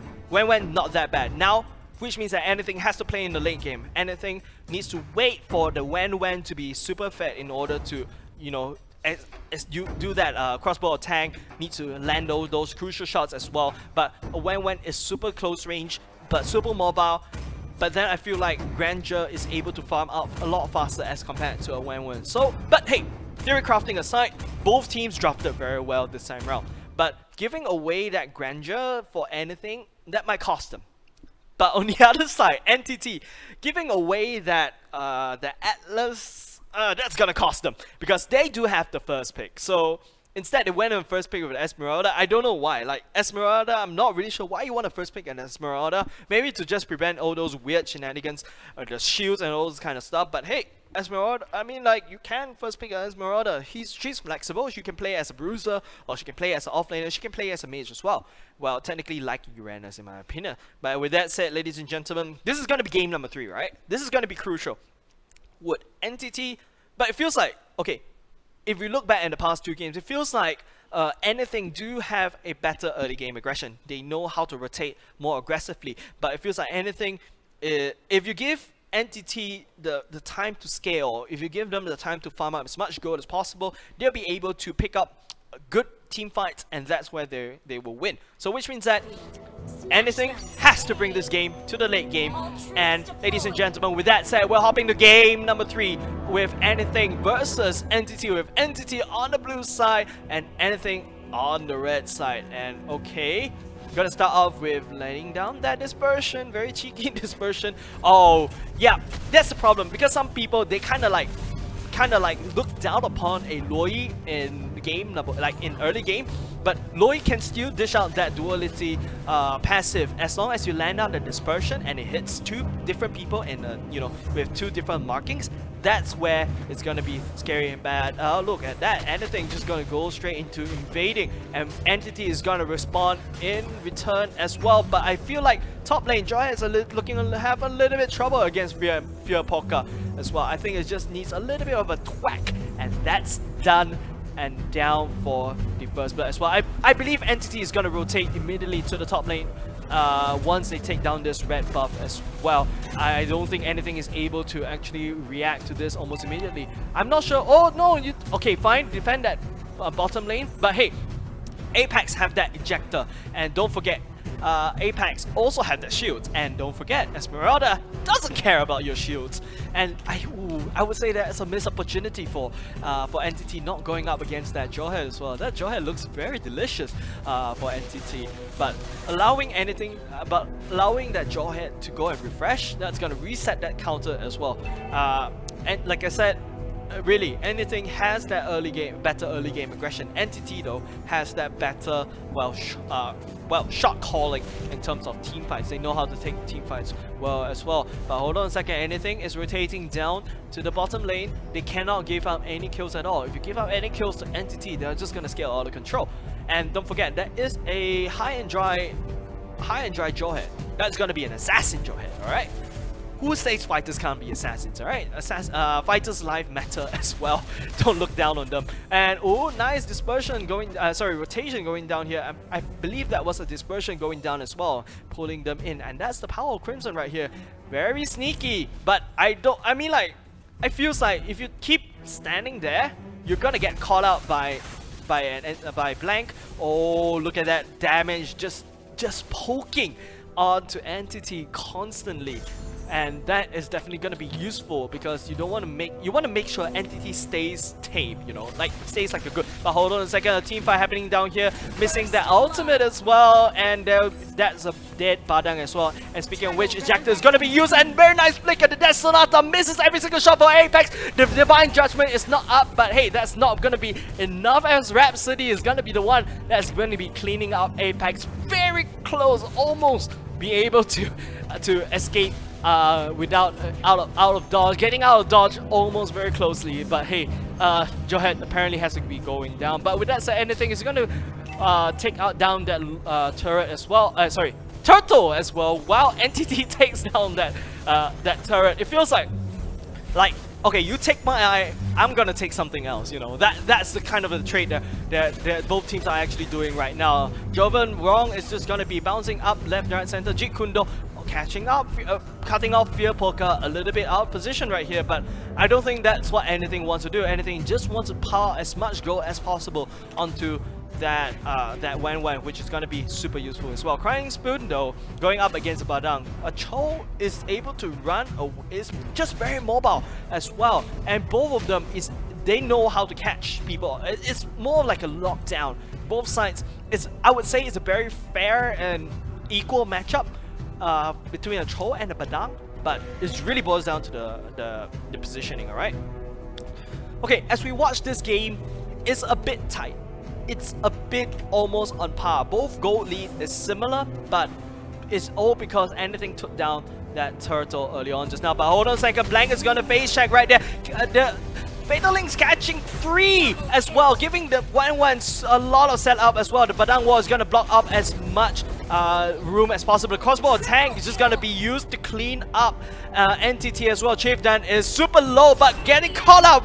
Maniac going up for Wan as well. That must feel very good. I don't think that Sam Wall actually knows that the Granger is right there. Tossing down that Swallow as well. It's just gonna pick up that kill, but oh, Maniac going up in the pocket of Wan as well. Like I said, if you give that gold to Wan's gonna scale out of control in the late game as well. But then the Atlas setup is really good. Catching 3 members of NTT, going down, locking down Chief Dan's, removing that Chief Dan's damage out of the equation as well. Oh, that's not gonna look very good for NTT. And like I said, Atlas is gonna be the one that's setting up all that fight. NTT is trying to challenge that turtle, but I don't think they're giving it up. They're not gonna. They're just gonna give it up. They're just gonna give it to anything. This means that anything has more gold. They have, yes, and they do have more turrets as well this time around. They equalize in terms of the turret lead, and it feels like this game might be going in the hands of anything. Apex looking for free hugs right here with the smart missiles, as well as the ejector just gonna throw Fearblocker up in the air as, oh, look, like I said, anything, they know how to rotate very well. They immediately try to clear, but oh, look at that catch from Wen goes down by the Kaja, Divine Judgment at the same time. But like I said, you don't really want to fight Aloy in a choke point right here, but I don't think Entity pays heed to that at all. Apex looking for free hugs, trying to run away at the same time. Dover Allskull jumping in, catching Crying Spoon, slowing down a little bit, but Granger doesn't feel like he wants to follow up, as well as, hold on a second, McDrizzle working on that turtle. Sorry, I don't know why, but I keep calling that turret the turtle, but working on that turret, my bad, working on that turret as well. Actually, they gotta clear it down, but hey, but I think that Apex, I think it boils down from Apex. Apex is looking to be that very cheeky. Jawhead right here, but I don't think you can do anything. The Unstoppable Force was casted, but not landing at all, and giving that kill over to Esmeralda. Now it's a 5v4. Esmeralda has dominance in the top lane, whereas anything, well, Entity tries to penetrate that that first tier turret of anything at all, but not really going to be doing anything. Oh, the problem is that Atlas is out of position right here. The Tyrant's Revenge is going to be landing, but Atlas catching 3 members of NTT as well. That double kill giving away over to Entity as well. But then again, I don't think that's a fight that Entity could have taken though. Well, you jump in, you stun people, but then I think with the 1 second skill, he's able to, basically it's a free purifier, alright? And it's going to be able to take down that team as well. But hold on a second, Fallen J playing Annihilate, my bad. Annihilate is going to be used, but not hitting anyone at all. But with that said, Entity playing a little bit too aggressive just now. They thought they had that turret in the bag. They tried to fight under the turret. They're trying to force that hand, but I don't think that's gonna be worth it for Entity in the end of the day. Anything, that Fatal Links, that defensive Fatal Links is gonna help anything turn that tide around. They're hunting for McDrizzle. Badang, run! Badang, run! But hold on a second, Badang is playing that Tom and Jerry chase right here. They're just gonna be able to clear up that mid turret and also take down that Cho as well. The Fatal Links not up yet as of now. Ejector State is gonna be used, but Badang is trying to look for that Wen as well. But Wen is just so slippery. Jawhead looking for free hugs, not able to catch that flank as well. But I will call that an absolute win for NTT. Not only they take down that mid lane turret that they had their eyes on, they just they also took down 1 kill as well, which is the Cho, and that is not anything. Just got played by McDrizzle playing that Tom and Jerry chase right here. Do not, I don't know, it's like he's playing like a bait. It's just very funny when I saw that Tom and Jerry chase early on just now. Okay, right now gold lead is still in the hands of anything, while Entity is slowly getting dominance, slowly getting the hang of the game, of the board as well. Anything cannot give them any form of leeway. Once they give any form of leeway to Entity, and anything knows that they will not be able to move on in this series. Once again, ladies and gentlemen, this just to remind you on the stakes of this game. This is game number 3, and it's a single elimination. It's just how tense for these two teams are. Like I said, look at them playing super safe right now, just walking in circles. They're not really sure what to do. Both lanes are equalizing. Both sides are technically equal, except for the gold lead, except for the kills as well. But like, blue team, they don't really have an answer. They're just probably gonna buy some time to wait for that Lord who is spawning in less than like 10 seconds right now. Like I said, the announcer actually announced the Lord is resurrecting already. And this means that Entity is probably gonna look for that Lord. Anything also knows, I believe Anything also knows that as well. Okay, Lord is spawned. Immediately, they're just gonna jump out. The flicker is gonna be used. Fatal Links catching Kaja as well. But then again, the core is still alive. Chieftain is on the roll as well. The Loi is on the chase as well. But hold on a second. The crossbow attack doing so much damage, giving the Maniac, the second Maniac for Sam Wong already. Oh my goodness. The Granger is forced to retreat. I don't think that Granger can actually take that fight against a Well, 913 Sam Wong. Maybe they're just going to 1v1 out. I'm not really sure. But in my opinion, a Wen Wen is, I don't think a Wen Wen can actually 1v1 a Grandeur though, unless the Wen Wen actually lands that crossbow of tank. That is just crazy. They're just doing these crazy trades. But like I said, the Lord is still there. Go get that Lord. That Lord is going to be able to give you that pushing power that you guys need in order to end this game. As the game equalizes once again, ladies and gentlemen, we might be looking at a very long fight. Both sides are, I would say both sides are clueless. They don't really know how to end this game, because look, if you give in anything to each side, they just know how to walk over. As long as the crossbow of tank is being activated by Wen, Entity doesn't stand a chance. Well, that trade just now, for leaving both of the marksmen down on its own, accomplishes nothing, as both sides are forced to refresh once again. Okay, Anything's forcing the issue right here. They're forcing that Lord push.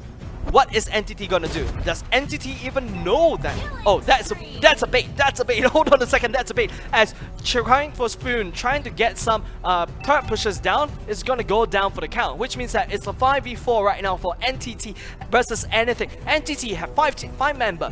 They can possibly take this Lord. They can possibly do it. As like I said, they rushed in, but okay, Joven Wong jumping in, bouncing ball out, not much damage, not much impact at all. But this means that Crying Spoon, or basically anything, has the time for Crying Spoon to respawn. They're just waiting for that. Each second passes by, Crying Spoon is going to be back out the field, and that's not looking very good for Entity. Yes, you catch that Cho out of the, you can assassinate Cho, but then now he's back.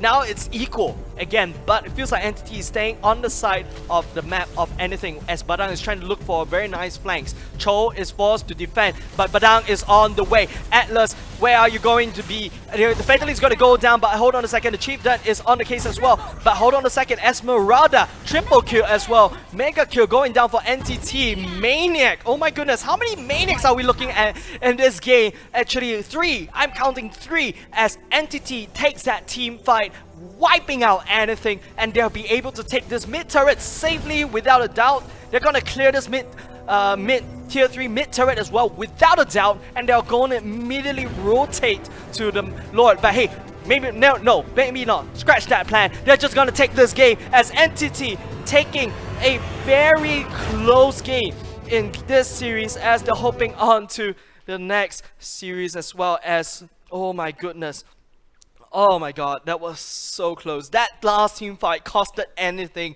everything. Oh my god, I should stop with my puns, but you catch the drift, guys. So that was a bad play coming out from anything just now at the mid turret just now. As they gave up the kill, they just got obliterated by Entity as well. Like I said, if 1-1 doesn't have the crossbow or tank, there's not much damage coming up from the side of anything, and therefore Entity will be able to walk all over. And look at that. Let's hop into the score screen right now. 34% damage and 38% damage coming out from the other side for 1-1 as well. But like, look at that. It just relies on so much setup. I think that anything is hoping for the Fatal Link setup. They're hoping for that at crossbow or tank setup, and at the same time, I really like the fact that the Badang, once they know that Crying Spoon is there, they're just gonna rotate back to the mid lane and then force that 5v4 fight, which they know that anything cannot take without the help of Cho's the Way of the Dragon, who is able to lock down the Grandeur as well. So with that said, they'll be able to walk all over in the mid lane turret. After that, they take that tier 3 turret as well, and without a single doubt at all. Initially I thought, okay, maybe they can take a Lord, but hey, no, the dev counter, they've got like around 15 seconds before anything shows up, and that's ample time for NTT to take that core and move on to the next series as well. Wow, that was a really great game coming out from our NTT player team right here. But hold on a second, at the same time as well, we're trying to resolve other games, but hey, first series of the day, we saw game number 3, and at the same time, we also know, well, basically, we also see a very good roller coaster game. And this, you know what? a great start is the best start, and we shall see what sort of weird strategies as well as games will be coming out from our other games as well. But you know what, ladies and gentlemen, we'll be hopping on a short break, but don't go away as we'll be watching perhaps a match number 4. Not really round 3. We're not really sure who will be watching later, but hey, do stay tuned as well. Oh, sorry. At the same time, okay, we're gonna hop into a break as well. Next game, my bad, it will be against Generic Z versus Masarap. Okay, very good. Thank you very much, production team. You guys are the best. But hey, do hold on to your horses because I believe this Masarap is the real Masarap this time round. But I've seen these 2 names in other tournaments as well. So don't go away. We'll catch you soon.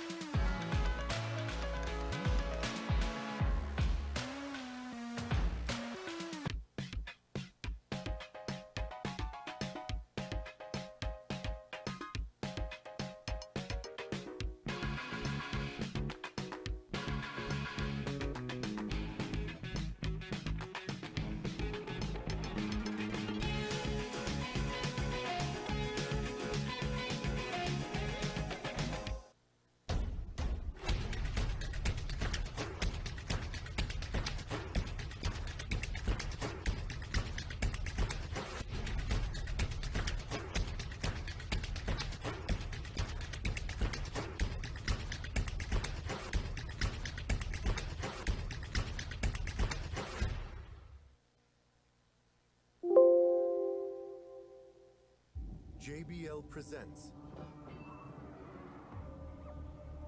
the sounds of victory.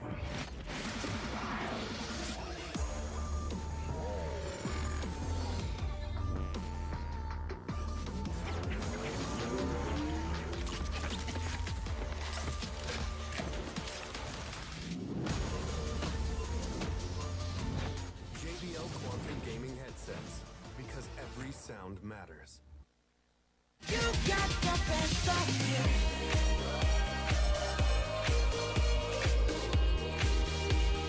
You got the best of me. No matter cool boy, no matter time, you got the best of me.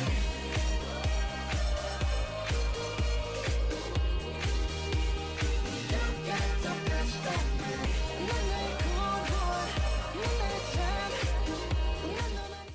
you got. And welcome back, ladies and gentlemen, to Campus Legends 2020. My name is J07, and just now, in that very tight series between NTT versus Anything, and NTT got to move on in the series. Now we'll be watching, you know what, ladies and gentlemen, let's just push the history in the past. That's a closed book already. Now let's open a new book, as we'll be watching Masarap versus Generic Z later on. Don't forget, this is just phase 1 of Campus Legends 2020. We'll be watching the games between the representatives from Republic Polytechnic, and we'll be finding out who shall be representing Republic Polytechnic in the battle to be the best team in Singapore in terms of the Campus Legends, of course, in phase 2 and phase 3. But you know what, these two names, I've seen them before. They are kind of good. I've seen them in other tournaments before, so they are no stranger in terms of doing in these kind of tournaments. So I would expect better picks and drafts as well, and which means that I will see, we shall see some very sneaky bans, some sneaky picks as well. So, and especially holding on to the core, not showing the core, etc. And don't forget, these two teams, since they've played with each other before, they played on other tournaments, therefore there are also information about them out there as well. So I believe these two teams will definitely have to do their homework. They have to know, what's the weakness of this team, what can they do to counteract this strength as well, what are the heroes to ban, and all those kind of stuff. So this is gonna be super interesting for my taste as well. Maybe we shall also see another game 3 as well. This could be a day where we'll be going into game number 3, guys, as well. And okay, for my information though, for Masarap, if I'm not mistaken, this time round they should be the real Masarap. I'm not really sure, but Masarap in other tournaments, they are known to have very super long games. Okay, you know what? Let's hold on to that. Let's not give away any details. Let's hop into the draft for the game number 1 of Masarap versus Generic Z, with Masarap on the blue side. Yes, we're looking at all the very common names here. Our old friends, Lynx, Talk Less Do More, WX, Olaf, and Banana Farts, as well as Generic Z as well. They are also, I say that I've seen them play before, but I haven't really witnessed any much games. But hey, game number 1 will be my litmus test paper, alright? And of course, with Generic Z being represented by Fresh Muffin, Ledriel, Halo, Panda, and Blubberbud. Blubberbud feels like a very cute name to be able to say. But hey, speaking of which, Masarap is going to ban away that Uranus as well. This time around, they're going to have a little bit of trouble. Not sure who to ban next. Maybe Aloy? Yep, okay, fine. I called for Aloy as well. And on the other side, Generic Z. Now, the problem of who to ban. Anything can go, because Masarap's side, yep, they're kind of good they're good with the Esmeralda as well, so understandable. Now, Masarap gonna lock in immediately with a claw. They're gonna show, basically snatching that claw pick right away Generic Z's hands. And also, because Generic Z did not ban that claw, I presume that they do have some form of counter against a claw. Maybe a Kaja pick. Yep, we're seeing a Kaja pick as well, maybe a Valera pick or Kufra. Okay, fine. Atlas is open as well, and we see that Atlas in the hands, if I'm not mistaken, what their Atlas player is Olaf or something. I can't really remember, but you get the point. Oh, Yuzhong is... I don't think Yuzhong is actually allowed in this tournament, right? Oh yeah, definitely teasing that Yuzhong a little bit. Yuzhong is definitely not allowed in this tournament as well because you know how imbalanced Yuzhong is. It seems like they are going to go for their Popo and Koopa pick this time around. Popo and Koopa, in the hands of Masarab, they're using him more like a support with the scouting tool of his traps as well as that very super long range stun, and with the wolf in the play, it feels like a 6v5 in terms of team fight, and Masarab is looking to perhaps gonna be pushing down lots of turrets, and therefore, if I know this information, I believe Generic Z knows this information as well. So what is Generic Z gonna be playing? What is their strategy? What is their play? Cho is gonna go in the hands of Generic Z. Yes, that makes sense. You really want to be able to have as much lockdown as possible with the Divine Judgment under their belt, the Batman belt under their in the Way of the Dragon as well. They'll be able to try to lock down that Claude as much as possible. So especially when the Claude jumps into the backline, dive into the backline, these two heroes will be extremely important in making sure that their core is super safe. And don't forget, Generic Z hasn't revealed their core as of now. Masarab though, they revealed their core. So Generic Z gonna ban away that Jawhead and also taking that Cho away from the hands of Masarab. Understandable. Okay, Masarab is gonna take away that Lancelot instead. Lancelot is gonna be very scary because Lancelot can actually dive in. He has a lot of invulnerable spells where when he's casting it, he's basically untargetable. Okay, Diggy is a good counter up against Claude. So, yep, agree that Diggy should be picked for this matchup. Oh, Masarab gonna tease that Faramis as well. That is a very scary matchup. Not a lot of lockdown for my taste, but teasing that Faramis though means that they're gonna make sure that their carries will be able to fight a lot longer. Yes, even if you take me down, I'm trying to make sure to take you down at the same time. So Faramis is someone that you really do not want to look down upon. And Lunox is gonna be picked as well for the side of Masarab. So Generic Z, what is your core basically? Who will be your core? A Grandeur would be nice, or a Harith. Okay. Harith, yeah, that can work. With the Zaman Force going down and you try to be like dodgy and you know with the help of Diggy as well, but it feels like Generic Z has to swap into more Purifiers though, because you're going up, if you're going up against an Atlas, you really need as much Purifier under your belt as possible. So I'm not sure why they're not going for that Purify pick, but it feels like, hey, this is just game number one. Anything and anything can go wrong at Murphy's Law. But Masarab's team line look, like I said, looks good in terms of the damage department, but in terms of the lockdown department though, Atlas it's just Atlas. Other than that, there's no one else. But on the other side, for Generic Z, they have the Way of the Dragon, they have the Divine Judgment, they also have the Kufra as well. That's gonna be super helpful for Generic Z as well. It feels like Generic Z is trying to counter that Claude, which Masarab immediately first picked. So like I said, theory crafting, anything and everything can go wrong, alright? Masarab is known to be super passive in terms of the early game, but they can be a late game monster, so they love to drag games as long as possible, and I believe that Generic Z knows that. So what is Generic Z gonna do? Will they be able to actually put up an early game aggression? If you are super aggressive in the early game, that might backfire on you as well, and I believe that is what Masarab is hoping to gain. As we said, ladies and gentlemen, we're hopping into game number 1 of Masarab going up against Generic Z. And it's a 1-3-1. Well, no biggie right there. The Faramis is going to be used as an offlaner instead, as compared to a Popo and Koopa. I was expecting a Popo and Koopa to be an offlaner, but hey, you know what? I believe that is what Masarab has been training for as well. WX going to be a little bit going up with ejector. Look at that wolf though, dishing out so just being annoying right there against Generic Z's composition. And look at that wolf, just walks back without any problem as well. And don't forget that with the help of Diggy, they'll be able to cleanse they'll be able to cleanse airlines from crowd controls for 3 seconds.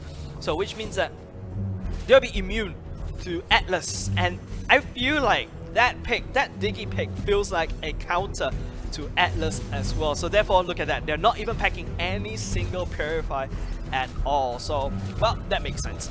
But on the side of Masarab though, like I said, they just want to make sure that they farm out as much as possible. They want to be as annoying as possible in terms of the late game. So they're just taking a very chill pull in terms of the match right now. So we're not going to be able to see any fights. I don't expect any fights in the early game, but oh, look at that Claude using the Blazing Duet to try to clear up as much creep as possible. But then again, blah blah blah actually caught him off guard a little bit. But yeah, immediately dodging right back. That is just that's just Claude things, alright? Jumping in, clearing up as much, getting as much farm as possible. That's exactly what a Claude does. Alright. Oh, hold on a second. Generis had rotated up to the top side, and Varamis doesn't have the ultimate as of yet. So he is pretty vulnerable. So at least, you know, with his ultimate, he's able to, you know, trade 1 for 1. If you try to take me down, I'm gonna make sure that it's gonna take super hard for you. You're gonna have to expend as much spells as you can to take me down at the same time. But Masara lingering at the bottom lane, trying to pressure on that Cho right here, trying to clear. I think they also clear off that gold crab as well. But this means that, oh, hold on a second, Blazing Duet is gonna be used this time around, and Panda jumping out with the Jeet Kundo, but oh, the jump goes in for the crew fight. They're just trying to lock down onto the Claude, but Claude is super mobile. Don't forget, Blazing Duet is already being used as Panda is trying to look for the Claude, and oh, first blood going down even before the Way of the Dragon is being used as well. Blah blah blah is on the run as well as Lunox goes in cleaning up that at the same time, and Faramis using that ultimate a little bit too. It feels like, you know, might as well just use the ultimate just in case. And you know, it doesn't really do much, but hey, it feels like giving that 4 kill away in this early to Masarap. And like I said, if you give the kills to Masarap, you let them build up that gold lead, you let them build up that team composition. They are comfortable in playing with you in the late game, so that's not looking good for Generic Z. Well, the ultimate, I don't believe the ultimate actually went down for Fresh Muffin as well. But hey, hold on a second. Masarap actually took away that red buff.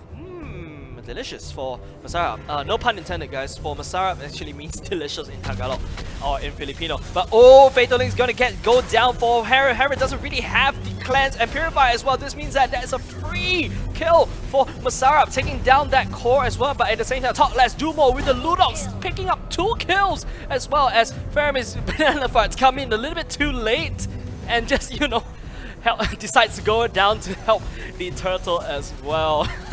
I like the fact that Banana Fart shows up. Hey, where's the fight? Oh, we're done. We're done here. Hey, oh, okay. So I'm just gonna auto attack the turret for a few times and just help you guys out in a sense. But this means that Masara Faramis, he knows what's going on, so he has that map awareness. And look at that Claude.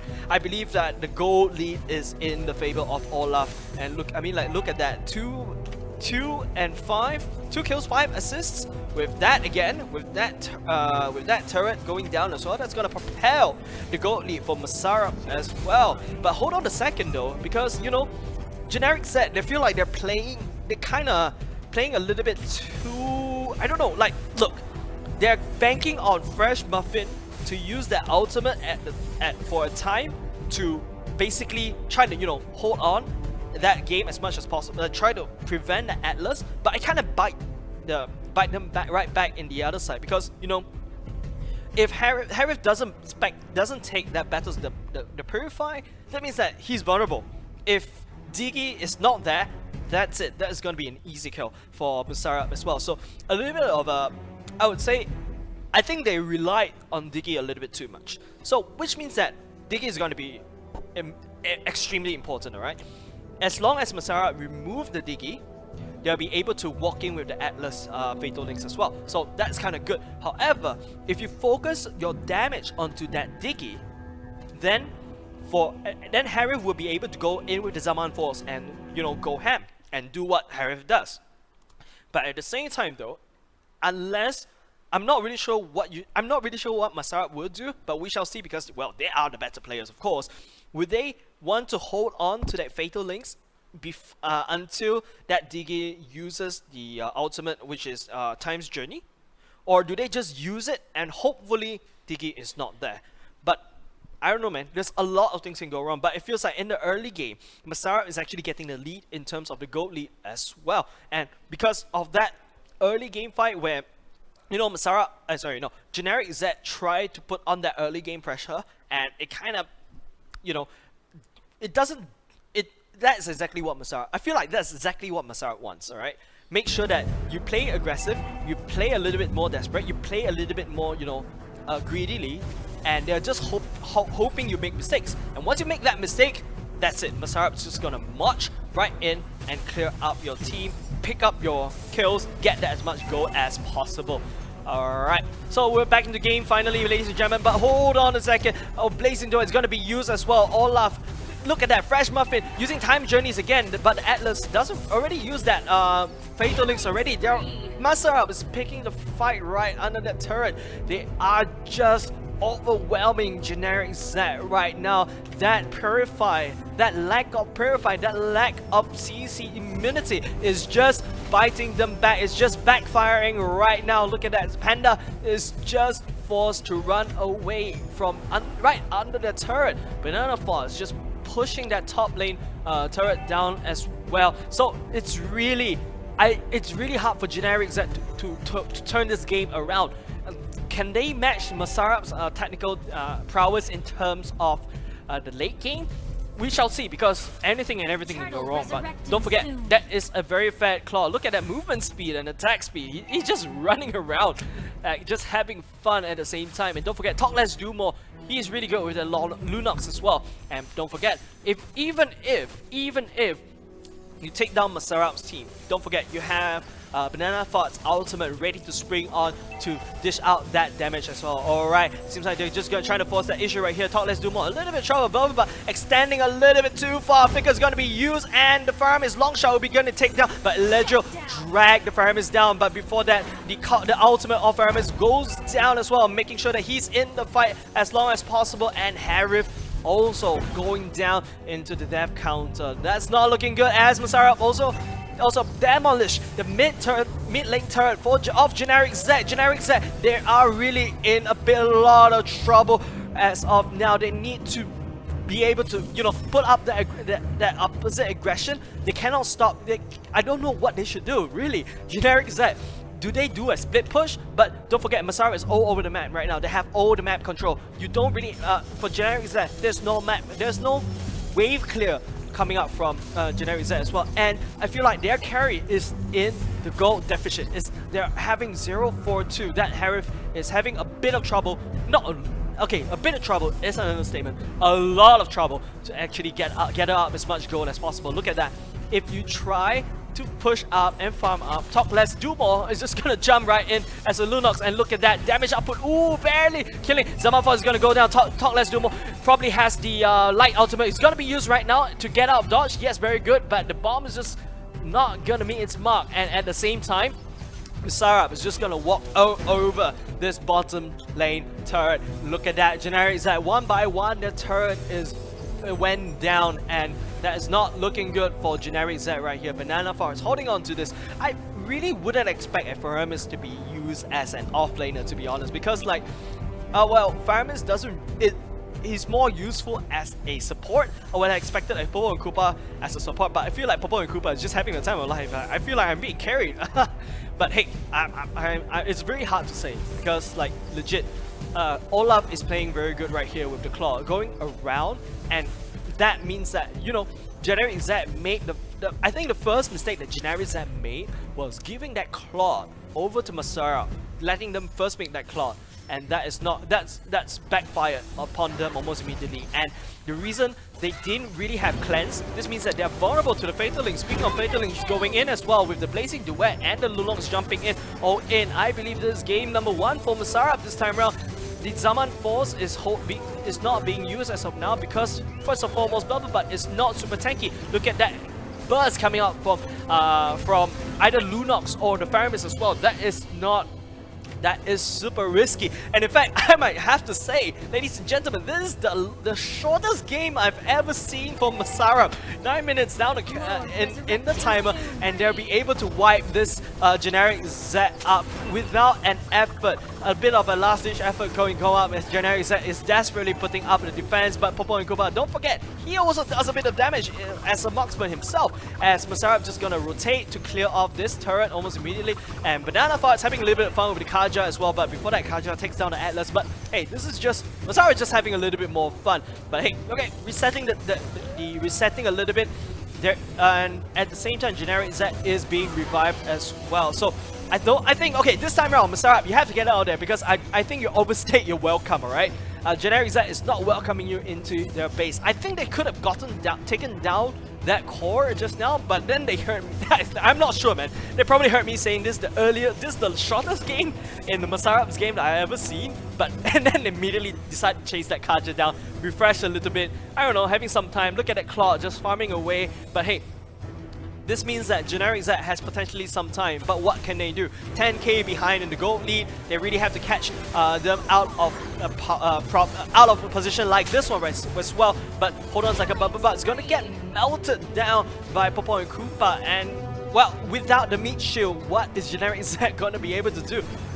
Almost constantly getting bursted down by Masarap's, basically melting the tank down. If your tank gets melted down like butter on a hot leather seat, that's not a good tank at all. Time's Journey is going to be used to kind of like prevent, but I think it's preemptive. Used too early as WX is working on the turret. They just really want to take this turret down, as Olaf just using that blazing duet just to scare Generic Z off, and there'll be game number 1 going in the favor of of Masarap. And wow, that is just, I don't know, man, like legit, like 10 minutes. I guess that game was around 10 minutes and 30 seconds.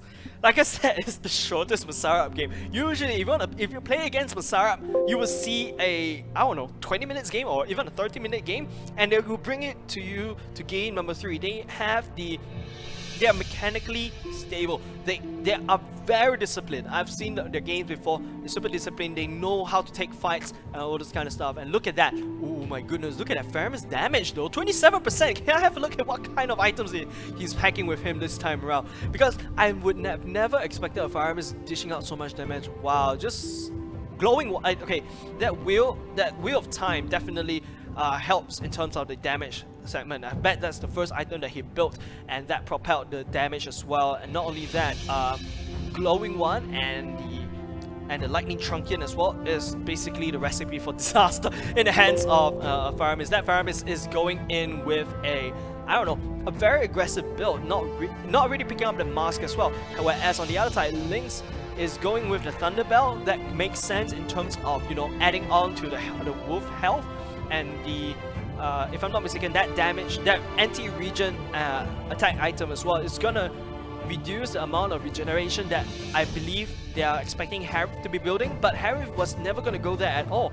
Harith wasn't even given opportunity to get a Feather of Heaven, which is kind of like a call for Harith as well. But really, that is not a really good game for Generic Z. So what is Generic Z gonna do? It's really hard to tell.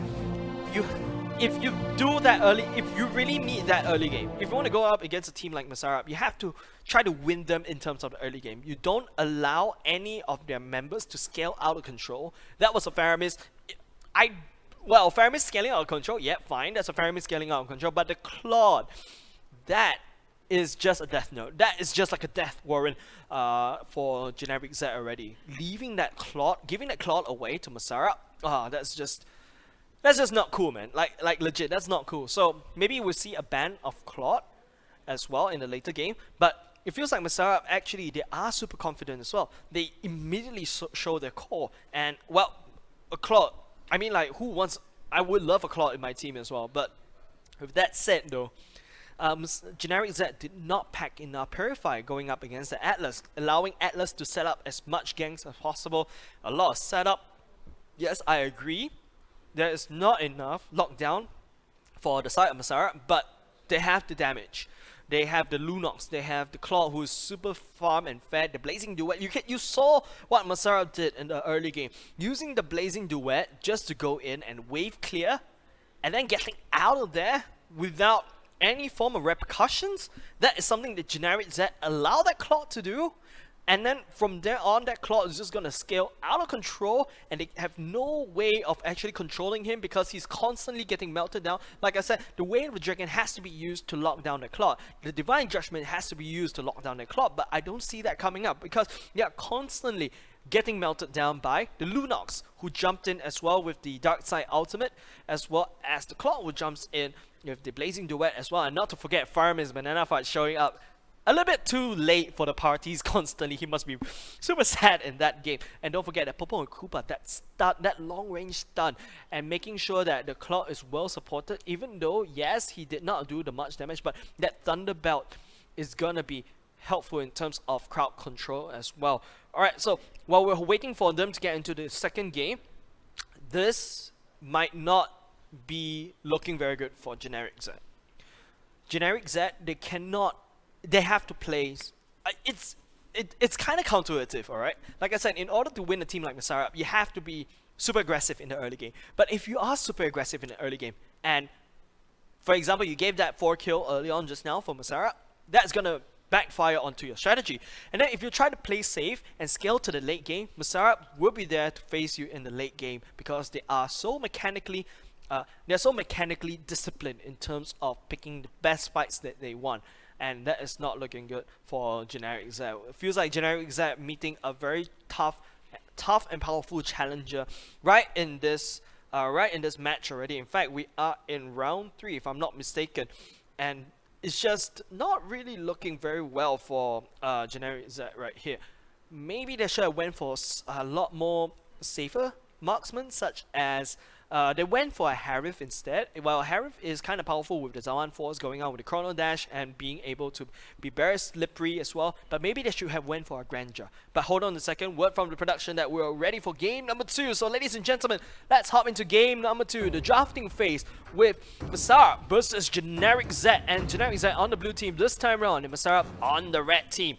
Once again, they have to be very careful right here. They cannot allow any hero to slip by for the side of Masarap, and the best part is Masarap is going to get first 2 picks. Well, technically, Generic Z got the first pick, but Masarap gets to pick 2 for the first time round. So Generic Z needs to know how to ban, or basically how to play the banning phase for in the early game. Okay, Masarap banning away the Claw, which is kind of good because, you know, they know that they're not the first pick. So therefore, banning away the Claw, Generic Z would not get the Claw. So it's kind of like a burning bridge situation.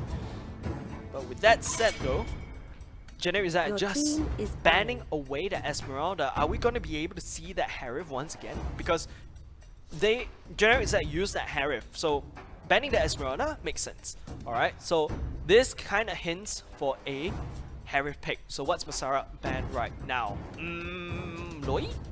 Well, Uranus. Oh yeah, Uranus. Don't forget, ban the Uranus please. Or maybe they're looking to get that Uranus as well. That might be also one of the ways for them, because they are because Uranus right now is kind of broken, simply just broken. Or maybe ban the Atlas. Okay, Link's gonna be banned instead. This means that Generic Z is open to a lot of options. Uranus is up there, Atlas is up there, and maybe a Chope? No, you don't first pick a Chope, but alright, Uranus, like I said, Uranus is gonna be picked for Generic Z. So Masarap this time around, they're facing a Uranus. Loi and Atlas is going to be picked. We saw how powerful Loi and the Atlas Wombo combo in NTT versus anything as well. It's just simply ridiculous, especially. But then again, if you go against a Uranus, you need to build an NOD, and I presume that is one of the first items that Loi will be picking up because of the fact that she can control the battlefield with the rotation, and that's going to hit as much targets as well. And with the help on NOD, that's going to be helpful.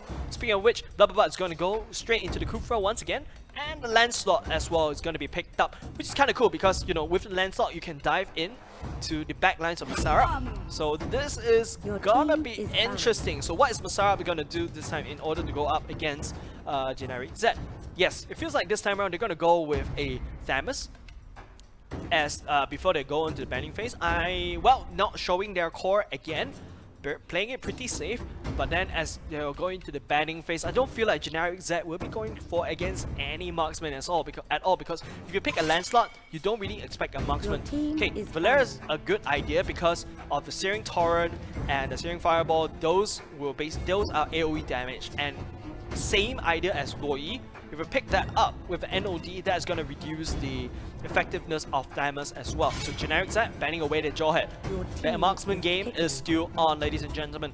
Roger, yeah, talk less. They do know how to use a Roger, but maybe they're going to follow up with Popo and Koopa pick as well to just, you know, go up. Oh, Helker is going to be used this time around. That would be fun. Can you imagine, like, you know, a sneaky turn off the lights, Atlas coming in. Oh my goodness, it's been a while since we've actually seen a Hellcat as well. Generic Z go to pick up that Popo and Koopa away from Masara. Oh, that makes sense, but like, you know, I don't think you really need a marksman right now. It's just everything. Cho is still available. Oh, Fire Mist. It feels like Generic Z is just picking the heroes from Masaraps this time round. And with the help of... Oh my goodness, can you imagine this potential thing happening? The Uranus takes so long to kill, and then with the Fire Mist ultimate coming in, and then Uranus pops out alive again, and oh, you have to do that over and over again. You just need constant DPS to be able to take him down. Masarap is going to be able to go... well, going for a Harif this time around. Both sides, well, technically... Generic Z has the marksman, but Masarap's not going to go for a marksman this time around. Not only that, Hellcat is going to be used in terms of ultimate to turn off the lights, to make sure that the teamwork of Generic Z is just in shambles, but this Hellcat is able to push down turrets very well, so we'll be expecting a lot of split push action as well. So you know what, both sides teams, they have their pros and cons. Right now it's all about execution. Generic Z and Masara feels like they do have a more early game setup. Alright, they don't, in terms of the damage wise, the only damage that I can potentially see is from the Hellcat or the Harith. Other than that, it's just utility heroes, a lot of utility heroes. But on this other side of Generic Z, they have the Lancelot who can dive in and jump around and just be super mobile, going into your core almost immediately. But at the same time, they also have the Popo and Koopa. This time around, unlike Generic Z where they play Popo and Koopa as a support, he'll be the one playing as perhaps an offlaner, because I believe they'll be using a Lancelot in the middle of the lane rather than putting a Popo and Koopa in the middle of the lane. You want to stack up as much gold onto Lancelot as possible, trying to assassinate the Lancelot away, try to put him, using the Lancelot to assassinate the core as much as possible. But you know what? Anything and everything can go wrong as we hop into game number 1 of Masarap going up against Generic Z. If Masarap wins this round, they'll be walking on into the semi-finals. Whereas Generic Z though, they have nothing left to lose. Yeah, that is just a very annoying place to hide a Loi. It feels like Loi players like to hide in the bush just to get that early dispersion on, and then try to, you know, like I said, just dishing out as much dispersion as possible as well. But oh, Popo and Koopa and Lancelot will be in the mid lane, and I believe Fresh Muffin will be using that Popo Koopa as a support instead.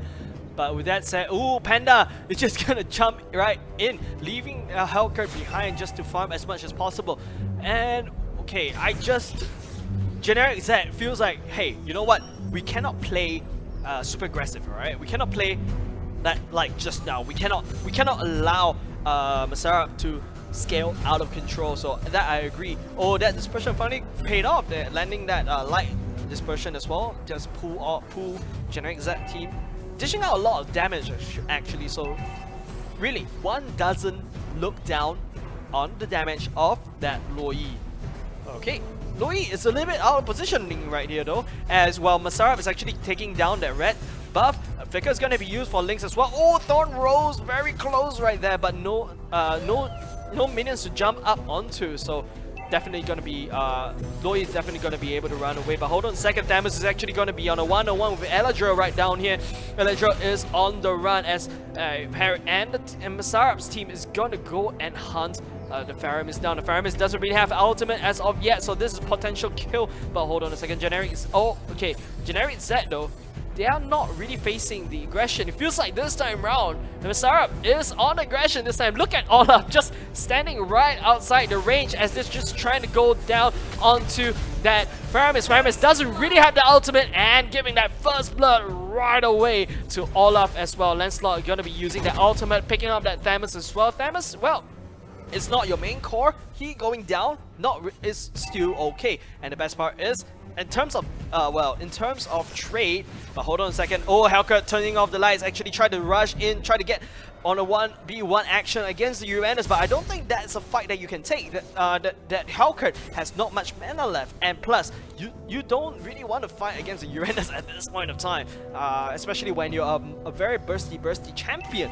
But hold on a second though, Masarab, as the game kind of stabilizes on its own, there's a 1-for-1 trade in terms of kill counter, but Masarab is just looking for chinks in the armor. Eledro this time round, the Faram is being super annoying right here. Zaman 4 is going to be landing down by the Masarab as well, but hold on a second, the ultimate of the Faram is going to be used instead, and this means that Generic Z is be able to walk over Masarab as well, and there's so much damage output coming out from Generic Z. That was a decent amount of trade, taking down that Olaf in exchange of Blubberbutt and Halo.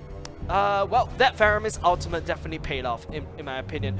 Well, it's like, you know, you take me down, I'll take you down, that sort of idea. Panda and Talk Less Do More just juking it out at the top lane, just having a little bit of fun as well.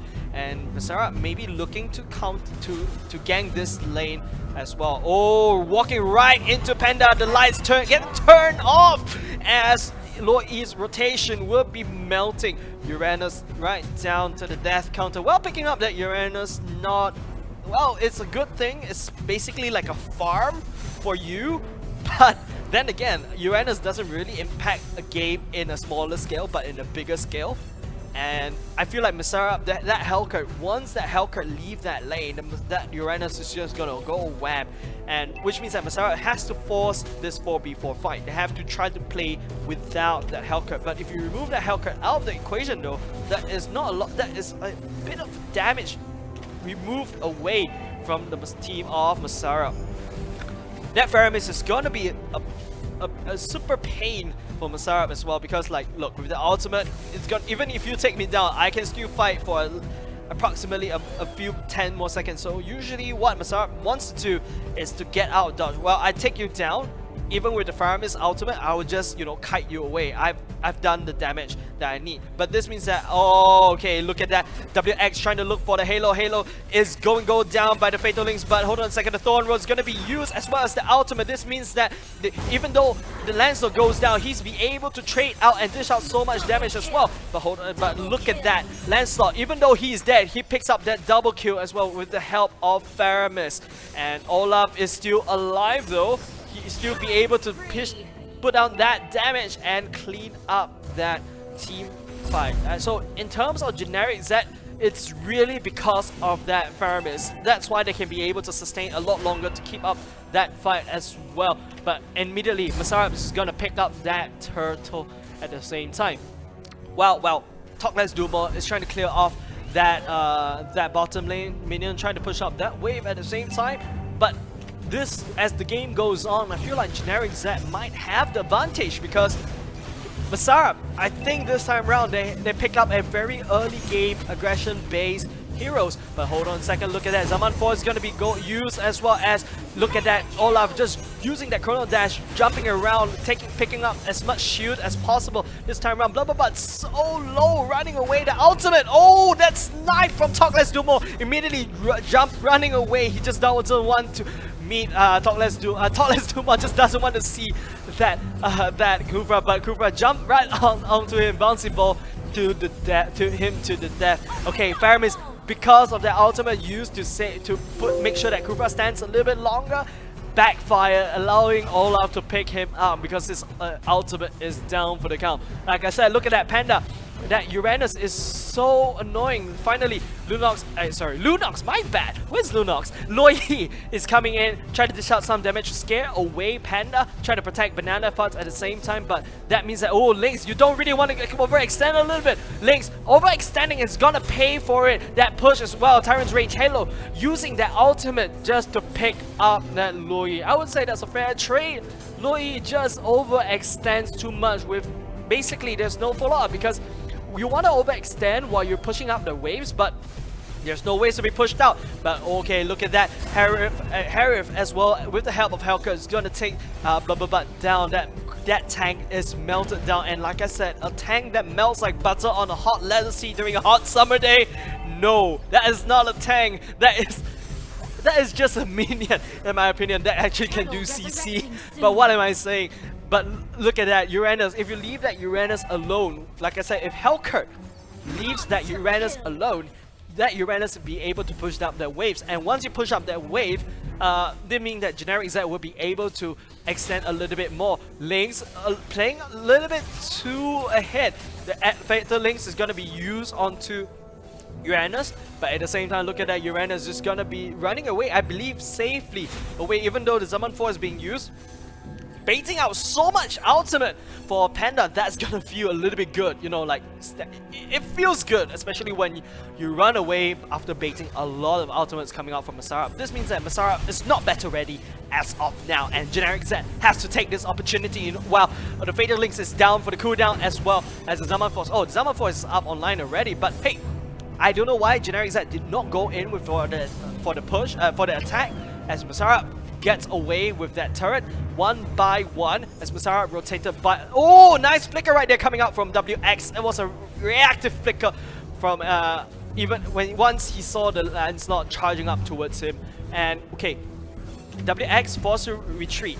Generic Z has the lead in this time round in this team fight. So if Generic Z didn't know that Atlas is there, I believe that they are giving too much respect to Masarap this time around, because look at that Olaf, 815. That's a very fat Olaf as well, and don't forget that Hellkurt as well dishes out so much burst damage, and the silence is gonna be super helpful up against Halo, who as a Lancelot, you are very ability based. You don't want to get silence. That will break your wombo combo that you need.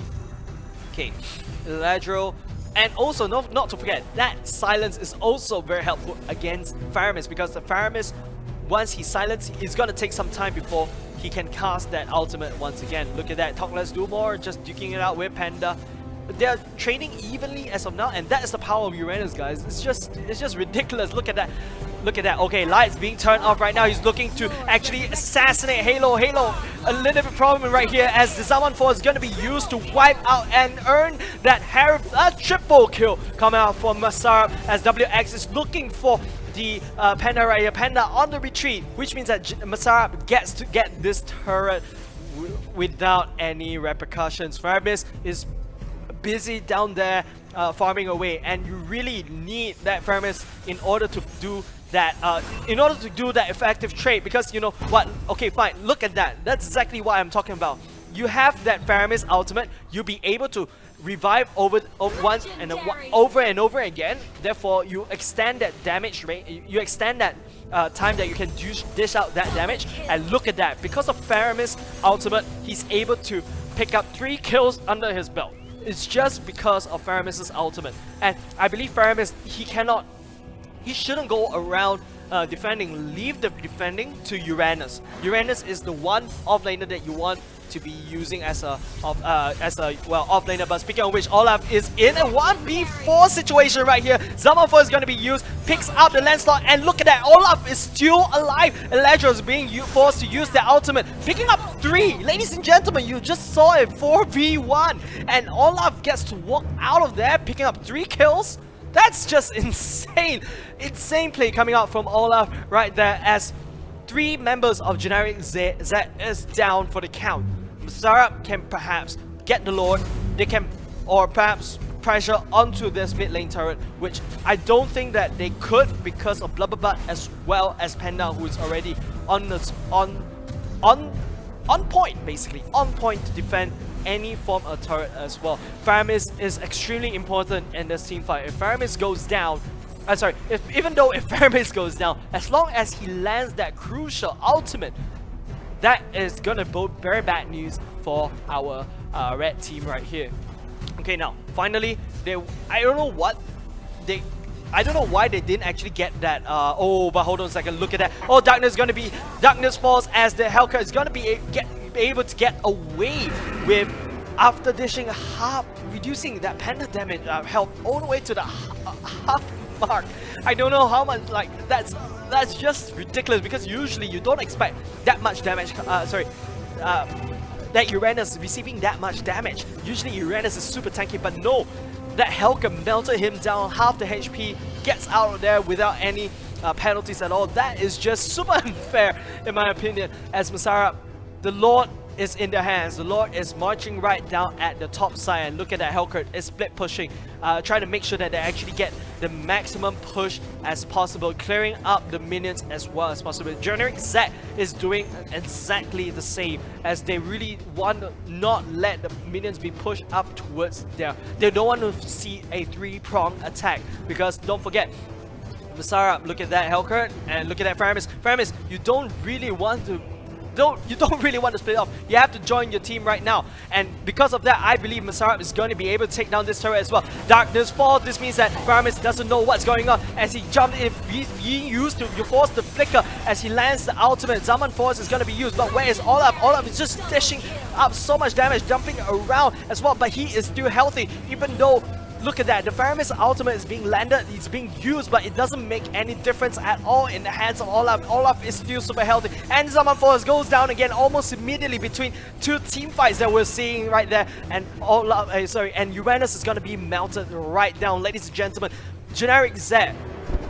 Oh, what can they possibly do in this team fight? They are just too busy trying to defend the minions that's crashing onto their core one by one. Now, after the second inner turret for Generic Z is down, Masarab is just biding their time. They're just making sure, you know, I'm just going to clean up as much turrets as possible, not giving you any chance perhaps to even rebound as well. And that Lord, that crucial Lord that Masarab need, providing that much pushing power. And look at that Olaf, 17-1-8.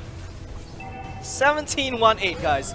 That is a very fat Olaf right there, probably with a lot of spell bam, and which reminds me, Generic Z, the Faramis did not get the Necklace of Durance, because if you want to go up against a Olaf, you want to go up against a Harith, you really need a Necklace of Durance, because he's gonna build into the concentrated energy. I believe he built a concentrated energy as well, a Feather of Heavens as well. These two items are the reason why Olaf can maintain in the fight as long as possible. And look at that. Oh, look at that ultimate going in, jumping right into the middle of Generic Z, and so he turns off the lights as well. But as well, he's in a lot of trouble. Look at that, Zaman Force as landing down, the ultimate for the Faramis landing down as well. They are Generic Z completely caught off guard. But Masarab though, that's okay, because of the ultimate they decide to retreat, but hey, that is a very wonderful use of the Loy's ultimate. I don't know, man, you don't really see Loy's ultimate being used to this extent, but hey, this feels very good. I really hope that you guys actually enjoyed this ultimate. I think that was just like, you know, we're winning, let's just have some fun. Immediately teleports all 5 members. All 5 of members on top of Generic Z, catching them off guard, because you wouldn't have expected like 5 people showing up, right? That's just utterly ridiculous. And look at that, Masarab just biding their time with 20 seconds on the Lord counter. Lord clock right there, 20 seconds left. Masarab can potentially take that Lord. If they take that Lord, that would be it for Generic Z. Generic Z cannot take any team fights at all, because without the help of Uranus this time round, Eladro, don't forget, he needs to be able to land down that crucial ultimate. But Olaf though is just utterly too powerful for Generic Z to actually meet, because there's no damage coming out from Generic Z at all. Like I said, in terms of land slot, they have to damage the Koopa this time around, like, is used as more of a support, so you don't expect much damage coming out from that from that point of view. But Masara, they have the damage from the Loi, they have the damage from Thamus, they have the damage from Helkan, they have the damage extremely immense damage from Olaf, from Olaf as well, from the Harry player as well. Oh, Talk Let's Do More turning off the lights as well, but he's gonna go down for the count. Okay, that's gonna be a little bit reprise for Generic Z, but Masara, look at that Thamus soloing the Lord like a boss right here as Masara was just gambling it away, trying to pick up as much Q as possible. Look at that miss, that blah blah blah, missing the ultimate that's gonna be landing on that Harith, allowing that Harith to just chrono dash out of control as he dishes out damage, controlling the battlefield as Generic Z is potentially gonna get wiped out by Olaf himself at the same time, while Thamus soloed the Lord, and oh, Generic Z is just, the defenses one by one crumbling down. Look at that. Olaf just really landing that Zaman Force almost immediately whenever it's off cooldown, because look, Olaf is just super overpowered right now. And oh, very nice Loi with the dispersion and the rotation as well, with the stun as well. That's gonna put on a lot of pressure, and I don't think Generic Z can actually put up defense right here. There's nothing left that Generic Z can do but to let their core getting whacked down by the Thamus, by Harith. Wait, where's Harith? Where did Harith go? Where did Harith go? That ultimate, just that ultimate from. Oh my goodness, that was just hilarious. Oh, wow, ladies and gentlemen, that is a very decisive fight coming off from Masara as well. That Olaf is just simply out of control. Generic Z, they don't really have the damage to be able to meet up with the aggression from Masara. Masara this time around putting, I don't know, it's just hilarious coming out from that. Look at that, 49%. Thank you very much, the observer, just pointing it out. 49% damage. How, like, whoa, that is just, once he lands down that Zaman Force, he just chrono dashes around. And then Kufra cannot lock him down. You don't. The Faramis can. It's just no lockdown. Like I said, it just boils down to the locking down of Harith. Once you allow that Harith to just chrono dash to its heart's content. You saw that one fight, right, where that very Harith went up 1v4 against Generic Z's 4 players, and he just utterly devastated Generic Z. There's no support. He's still looking very healthy out of that team fight, and that is just utterly insane.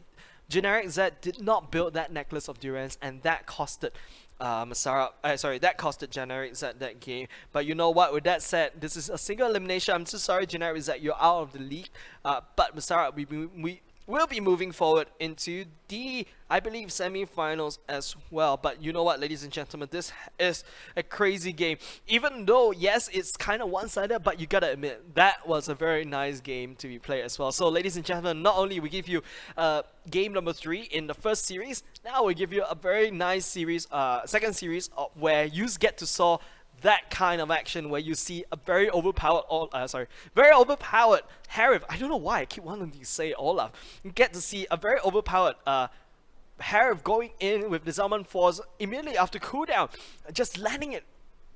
I don't know, just utterly ridiculous damage. But you know what, ladies and gentlemen, we'll be hopping onto a short break as well. But in the meantime, do stay tuned, because up next we'll be seeing another series as well. We'll be hopping into the semi-finals as well. So you know what, ladies and gentlemen, don't forget, do stay tuned. Even after the games for Mobile Legends, during the intermission, we'll be switching back into Najwa as well, where she'll be giving out prizes for you to be winning. So ladies and gentlemen, do stay tuned.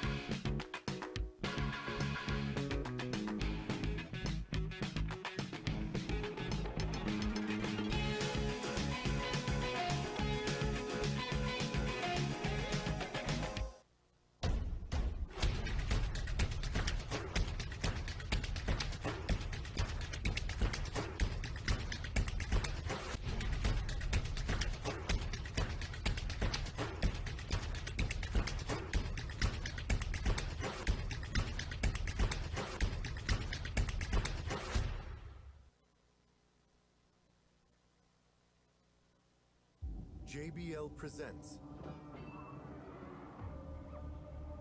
the sounds of victory.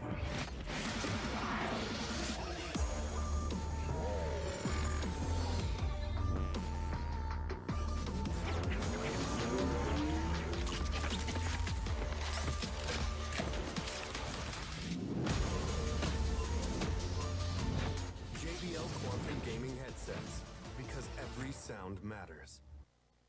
You got the best of me.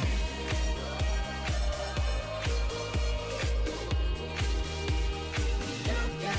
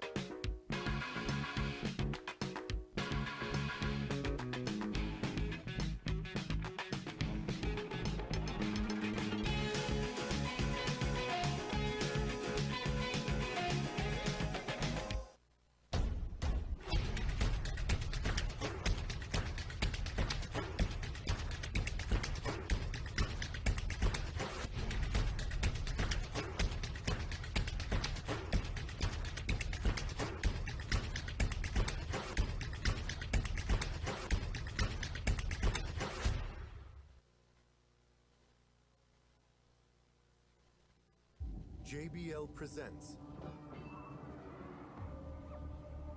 the sounds of victory.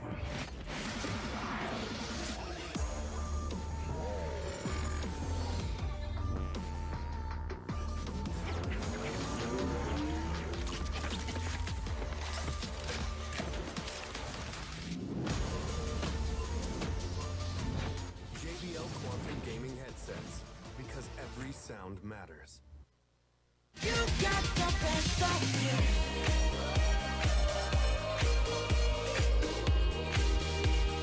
You got the best of me. 너의 공허, 너의 And what is up, ladies and gentlemen? Welcome back to Campus Legends 2020. My name is J07, and wow, we saw very good series. In the first series, we saw a very tight one with 2-1. We actually went all the way to the game number 3. And in the previous series, even though it was kind of like one-sided, but hey, there was a very interesting Harif play. I would say it's a 1v4 Harif play brought to you by Generic Z and Masarap as well, with Masarap taking the lead. But now, ladies and gentlemen, we are in the semi-finals already.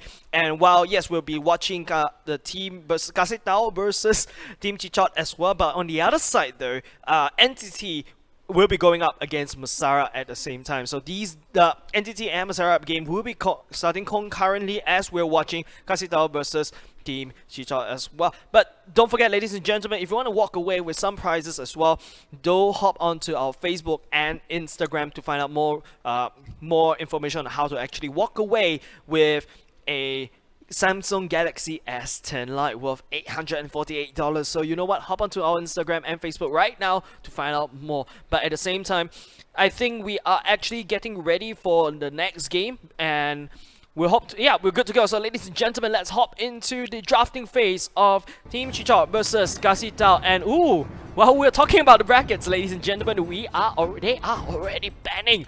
So on Team Chichot side, the blue team right now, they banned the Esmeralda and they banned the the Claude as well. I don't know, whenever I see the Esmeralda being banned, I was like, Harif. But then Kasitao went ahead and banned the Harif as well. Very nice thing. But then the problem is that you open up to the Ling, you open up to the Uranus, you open up to the Kaja. There's a lot of things that Team Chichot and Kasitao in fact can bring onto the battlefield as well. Team Chichot, if they're going to go for the Ling or the Hanzo, or I don't know, man.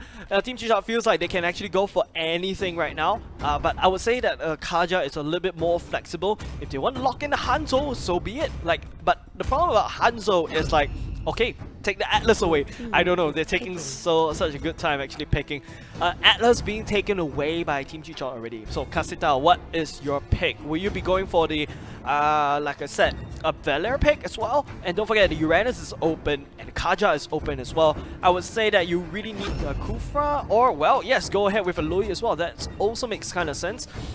Usually, but we saw how the previous teams as well, especially NTT and if I'm not mistaken, Masara as well, they use Atlas and the Loi to its fullest potential. And going with the Gato Catcher this time around. This is not your regular team composition, which is kind of fun because, you know, after casting for games that if you keep seeing those heroes left, right, center, you get kind of bored of it, right? I bet you guys are bored about it. And I saw Leslie! That was a Leslie right there. And it was teased away. But hey, you know what? Leslie, come back to me. Okay, but anyways, for Team Chichot this time around, they're going to go for the Uranus and the Kimi, a little bit more long range. They have very good tankiness, they have very good meat shields to protect that Kimi, who's going to be spraying that chemicals from afar, pushing down the turret. So okay, fine. But at the same time though, Kasitao going to lock down that X-Borg instead. Okay, so as of now, Team Chichot actually revealed their core for the Kimi. Kasitao though, everything and anything is on the hand. They're basically they're leaving it open for anything at all. So it could be anyone's game. But at the same time, what is Kasitao going to be banning though? They can ban off Joehead, they can ban off a Cho, they can ban off Fighter, but I don't think Team Chichot really needs a Fighter as of now. Banning the Hanzo, yeah, because Team Chichot has always been teasing that Hanzo out. Maybe it was a trick, it's a mind game, and that's what Chichot is doing, and they're probably happy right now. If they really want to go for the, if they don't really want to go for the Hanzo, wasting that ban away, that is looking good for Team Chichot as of now. And Team Chichot getting the Valere away. not really nice because now their Uranus and their Atlas is going to go around uncontested without that Searing Torrent as well to be able to push away those two very critical hit hero in my opinion for Team Chichot. But for Kasitao though, what are you going to be picking? Are you going to be picking? Okay, going for a carry, which is kind of good because carry is a tank killer. You have an Atlas, you have a Uranus on the other side. They're potentially going to be, hopefully going to be using that carry to push down those two tanky heroes. So Team Chichot right now, the carry's on the table. They cannot pick someone that's more tanky, which is kind of interesting, but don't forget, Farsa is going to be super nice for this team composition if you ask me. Look, you have a very good, you have an Atlas, you have a Ruby to be able to hold on to that, but okay, they're going to lock down the Ruby and the Nana instead. On the other side, Kasitao just go for the, oh my goodness, that guy just escaped from my mind all of a sudden. I don't know why, but hey, that's not a very common hero that we usually see. In fact, that is a Mantis. All right, that's right, that's a Mantis being picked right here. It's not those heroes that you see in the tournament. No offense, guys, but it feels like one of those heroes that you see in common rank games. But with that said, though, like I said, it still boils down to the team composition wise, it's still okay. So they've got that department checked out. But in terms of the teamwork, in terms of the chemistry, in terms of the, well, war attrition, like I said, because right now I bet everyone is already kind of a little bit tired right now because they've probably been playing like Mobile Legends since like 2 o'clock as well. But I bet you guys are not, you guys are definitely not tired and excited to be able to watch these kind of games as well. I'd like to give a huge shout out to our official audio partners, JBL, followed by our officials mobile partner, Samsung as well. Thank you very much for helping us out to make this competition, making Campus Legends 2020 possible. And not to forget Red Bull, Yahoo, and One Play Sports as well. And look at that Samsung right in front of me, showing it its full glory, and I'm using one of the tabs as well. So thank you very much for Samsung as well. And they're also sponsoring in terms of the prizes as well, which these people will be contesting towards too. Don't forget, this is a best of 3 single elimination, and I feel like the stakes are high. This is already the semi-finals, so even if they need to take this series in order to head on to the finals, where there will be, if they win in the finals, they'll be representing Republic Polytechnic in the Campus Legends Phase 2. But we shall see. But there's a lot of things that could go wrong, and you know Murphy's Law. I'm really a believer of Murphy's Laws as we hop on to game number 1 of Team Chichot going up against Kasitao. Blue team with Team Chichot and red team with Kasitao. Just sometimes, because Kasitao is a lot too long for me, I might go with Kasi as a mistake, but you know what, let's hold on to it as they were looking at a very decent trade in the mid lane already. 1-3-1 for both sides. The Mantis though, going up against the Uranus, I think the Uranus can hold because, well, Loi is a little bit caught off position right now by John right here. But then again, I think now that's not really good. They're not gonna commit. It's Team Chichot side, they're at a little bit too much. I don't know, like it's just, it could be anyone's game. I can give you an insight of what I feel, but both sides have their pros and cons. Like for example, for the blue side, we're looking at a Nana instead of another meat shield, but they've got plenty of meat shield as well. So not really sure in terms of the damage wise. They're gonna have to put in all that gold, all that valuable gold into that Kimi. Speaking of which, John found out that Kasitao is actually on the other side. Revitalize is going to be used, but at the same time, Muhammad Sahada right here getting super low on that Mantis, forced to retreat. And like I said, you don't really want to trade against a Uranus as well. Uranus saw that, you know, you retreated, I'm just gonna be able to be here to clear off as much wave as possible, and that's exactly what Uranus do.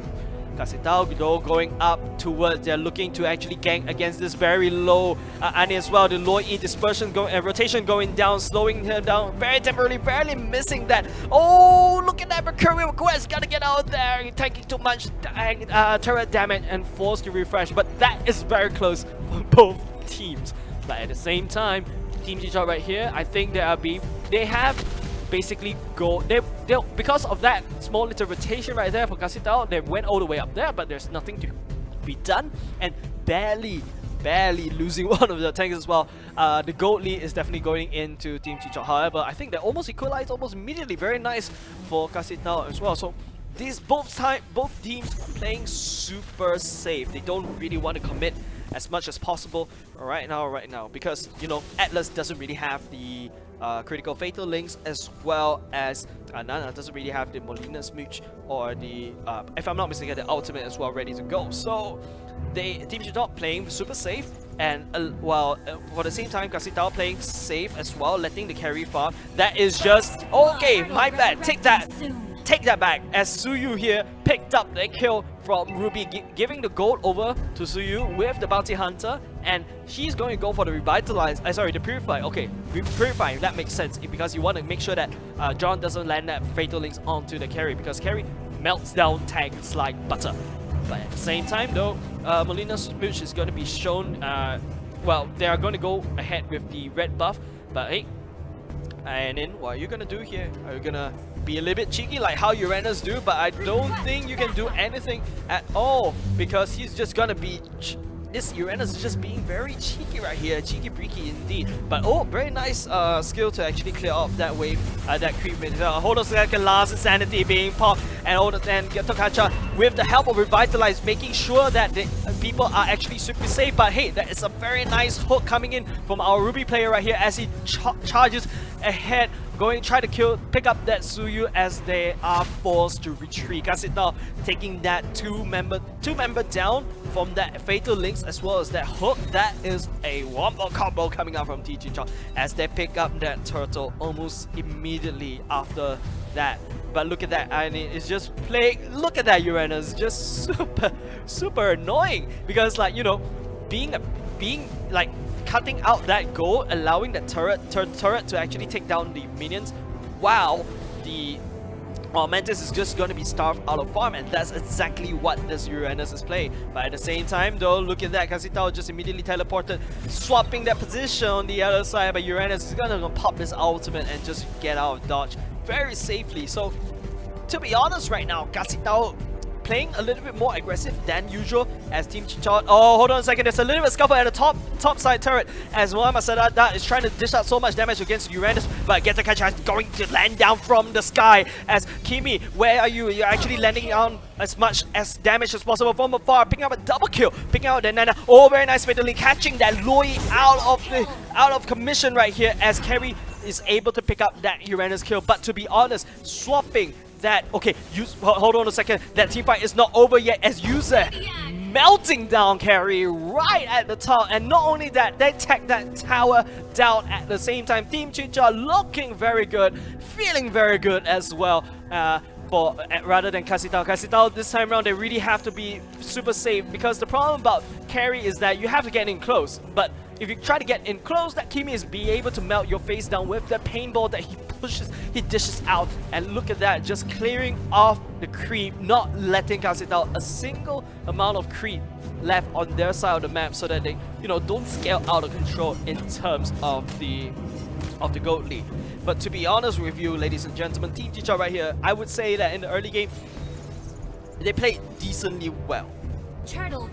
Stacking that gold on top of that Kimi, that is really good, exactly what they want. And look at that user picking up that Blade of Despair already. That is super helpful for her to be able to dish out so much damage as she melts down. Look at that, another objectives taking down, pushing that gold advantage even further at the same time. Look at that, that Mantis doesn't really know how to deal with that Uranus, as Uranus is just being cheeky right here, playing and fighting right under the turret, using the Ionic Blades as well. Kasitao just focusing on Uranus, but I don't think that's what you want to do. You just want to be able to actually, you know, try to push other lanes, because let the Uranus be dealt with by the Mantis.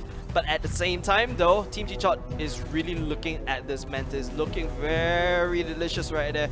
Yuze melting down the minions, pushing that way, but hold on a second, Wazirus trying to get that gold turtle from Team Kasitao, but well, Kasitao just picks it up almost immediately, and it feels like a fair fight at the bottom lane. Xbot has never, I don't think that Xbot actually left the bottom lane as of now, going up against that Ruby, but then again, Ruby here has, I would say, has a better advantage against Xbot, unless the Xbot goes in after whittling her down. But she does have that lifesteal. But speaking of lifesteal though, Ruby goes down for the count with the help of Loi's dispersion and rotation that slows her down almost immediately, and with the help of carry as well, they're gonna take her down. This means that Xbox can wave clear super well, and therefore Kasitao is on maybe on the back end for the on the front end on the bottom lane. But hold on a second though, Team G-Shot is here and they really want to take down this mid lane turret as well. Mohamed Saranda is a little bit, oh nice dispersion.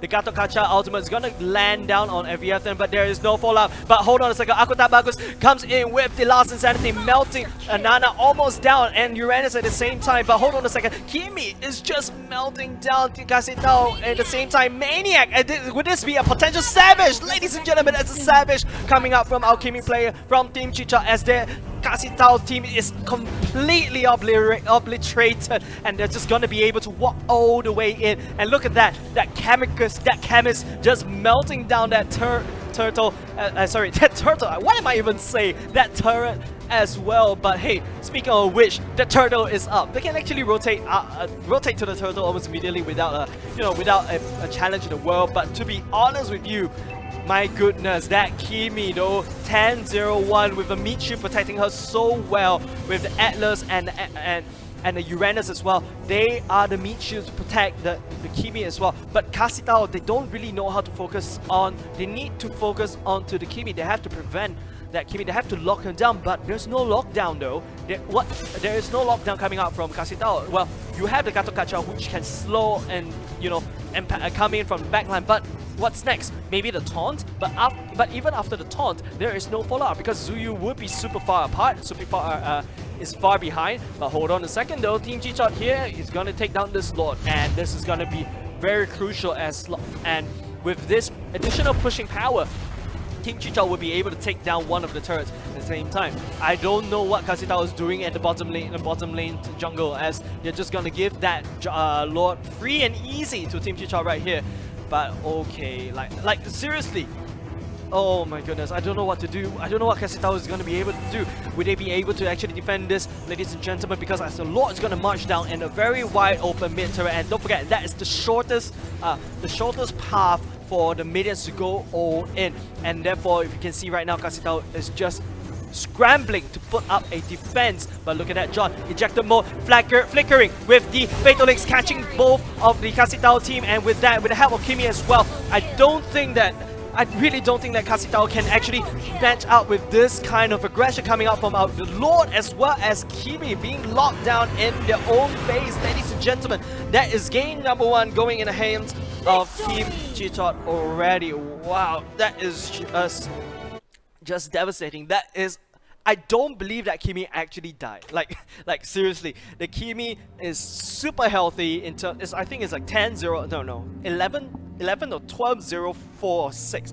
But then again, that amount of damage being put out by Kimi as well. At the same time, look at that. Like I said, use 45% damage, and with the help of the meat shields, which is the Uranus being super annoying, and as well, don't forget Nana with the Molina Smooch as well, and being able to transform anyone who tries to zero into the Kimi, as long as Kimi stays in the range of that animal thing, the plushie toy animal thing, like what I like to call, that is gonna be devastating. That is not gonna bode well, as all Kimi has to do, oh, you're here now, I'm just gonna spray you down with my chemical. But hey, with that said, that victory goes well deserved for Team G-Shot right here, if you ask me. But hey, but in terms of the drafting though, I believe that I still feel like there's a Kufra still not being bad. Why did Kasitao actually went for the Kufra instead? Because I believe with the Kufra, that's gonna be helpful. They don't really have any lockdown for Kasitao's side. Like I said, just no lockdowns. You need a lockdown, but on the other side, you have G-Shot, you have the Atlas, who can do like I said, over and over again in this game. It feels like we've never seen a game without an Atlas, and he's able to do that lockdown super well, and that's exactly what G-Shot needs to be able to take this series. But with that said, it feels like Kasitao did not pick the right heroes for the right job, if you know what I'm trying to say. Well, Gato Kacha looks flashy to be jumping down from the sky, picking up people from the backline, but you don't really see that landing onto anyone that's crucial, because because Team Chichot doesn't really clump up together because because it feels every time when they go in the team fight, the Kimi will be far behind. The Nana will be there right beside the Kimi to protect her with the ultimate as well, with the Melina Smooch as well to transform anyone who dares comes close to him, him or her actually. And then of course the Ruby as well, the Uranus is just, I feel like Kasitao is just being baited very hard by the Uranus because they're just constantly trying to clear up the Uranus, but at the same time they forgot the main person that needs to be taken down is the Kimi, and that is your main damage coming out from Team Cheetah right here. But you know what, ladies and gentlemen, this is just game number 1. I bet Kasitao will definitely ban away that Kimi. They're not gonna leave that Kimi in the hands of Team Cheetah already, knowing that Team Cheetah can use that Kimi to, I would say, a deadly precision. But ladies and gentlemen, we shall see at game number 2, as we will be hopping to game number 2 pretty soon. But don't forget, really, just hold on, because, like, you know, things can change. It really depends, like I said. Drafting is just 30% of the fight. The remaining 70% boils down to the teamwork, boils down to the efficiency, the effectiveness of each other's team. So it's just really something that we have to look forward to. But with that said though, Chichot feels very strong in this matchup. Kasitao, they have to retreat, they have to like look back in their something like strategy list as well, because the carry is super close in terms of the range. Alright, but you know what, ladies and gentlemen, before we hop onto any theory crafting, we'll go hopping into a short break, but just give us a moment. We'll try to get back to you in game number 2 as well, between Team Chichot and Kasitao. Do stay tuned, guys.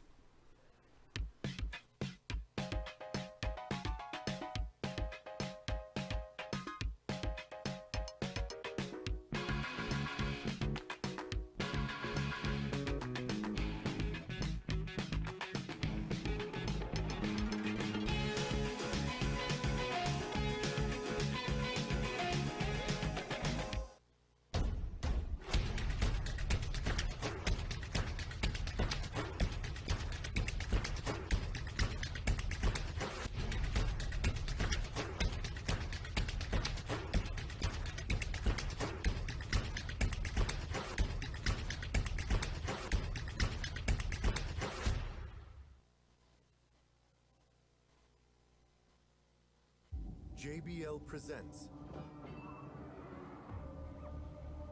the sounds of victory.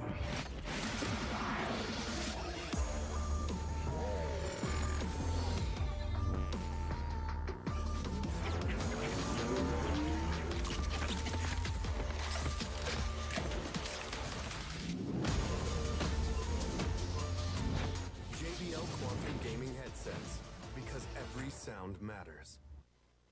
You got the best of me.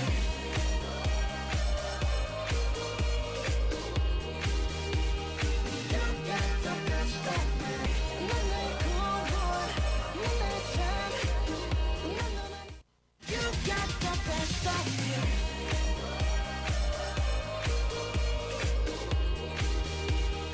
You got the best of me. 너의 cool, 너의 charm. You got the best of me.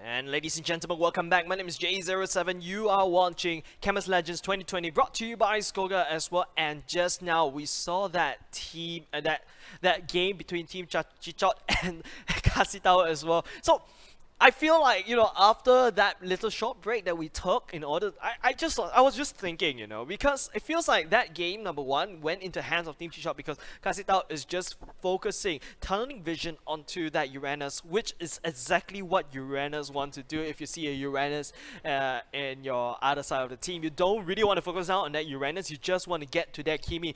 But there's also another problem, because if you are playing against a good Uranus, that Uranus will just be super annoying towards your core.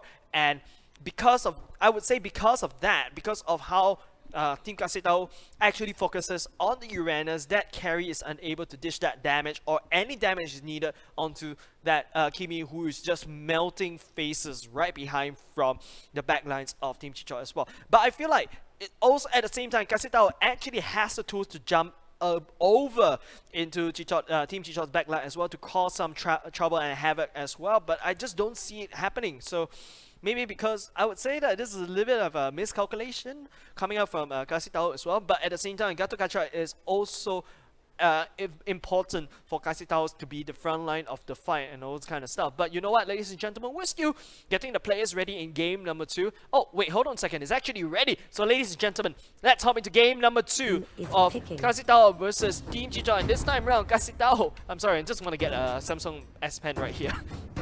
Kasitao is on the blue team, with the red team is Team Chichot as well. The bans are similar. They ban out the Lancelot, they ban out the Harif, they ban out the Claude, they ban out the Esmeralda. But this means that Link is open, guys.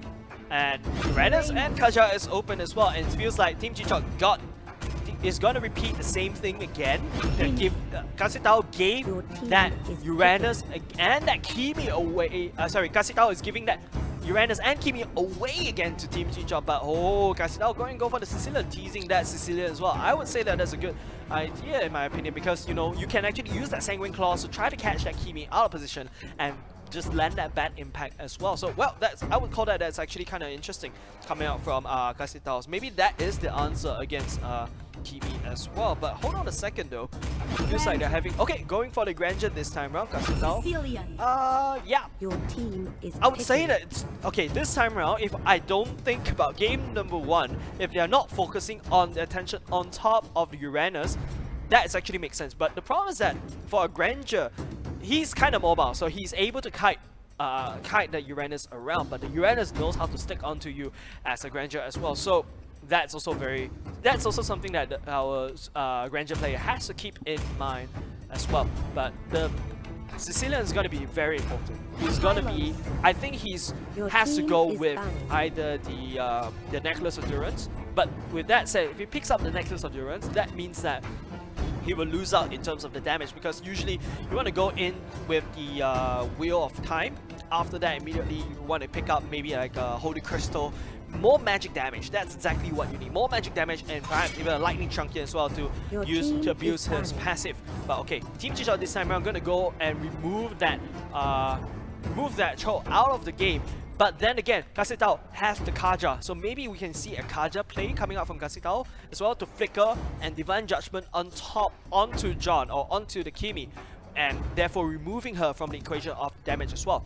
But at the same time though, Team Chichot went for the high loss instead, looking very good on the sustain side. They just want to make sure that, you know, I want to maintain this fight as long as possible, heal up as much as possible, putting down that Glorious Pathway that allows my Kimi to run away.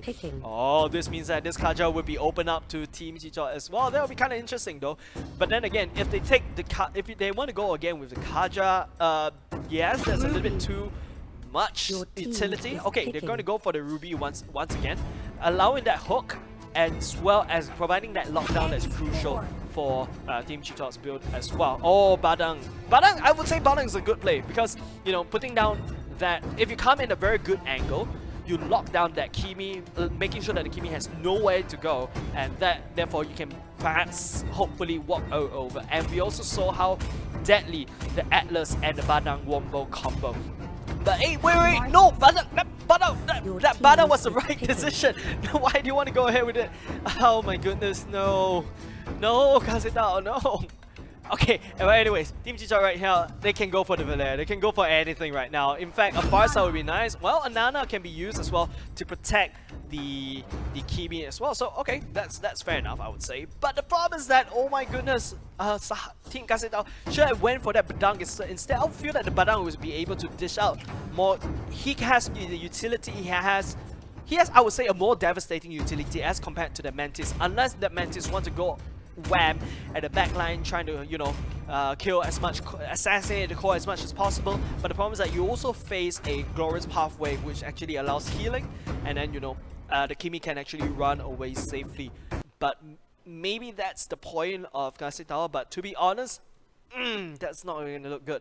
It feels like Team Chicha actually stuck back to the same formula, which is kind of cool, because if it works, let's just rinse and repeat. Let's not fix anything.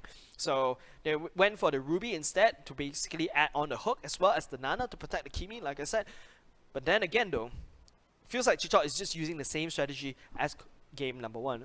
Kasetao taking away the Atlas may be the key reason in actually, well, basically messing up Team Chicha's mechanics, or basically their flow, because they really need to rely on someone who can lock down the enemies for Kimi to be able to actually melt them down with the, well, chemical gun, whatever she wants, the paintball gun that she likes to use.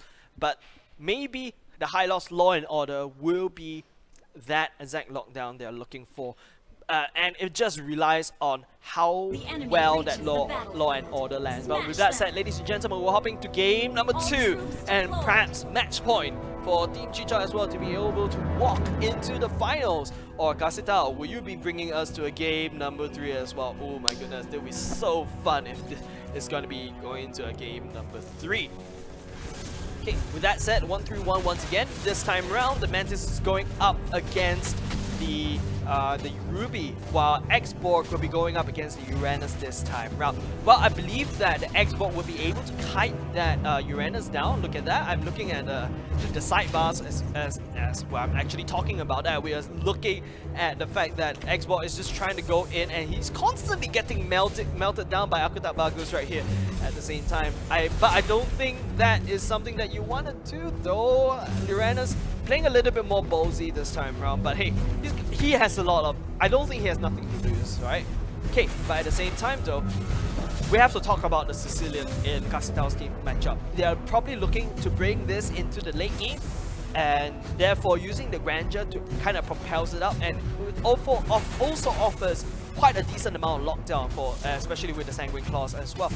Don't forget the Atlas with the Fatal Links, the Sanguine Claws going in, and then with the Bat Impact and the Bat Feast as well. That is gonna be the wombo combo that I believe Cecilia will be looking for. And it's just very vital that Bite the Bullet right here has to escalate this game into the late game. But will Team Chicha actually allow them to go to the late game? We shall soon find out, ladies and gentlemen. At the same time, Yuze is just gonna pick up that gold crab right here.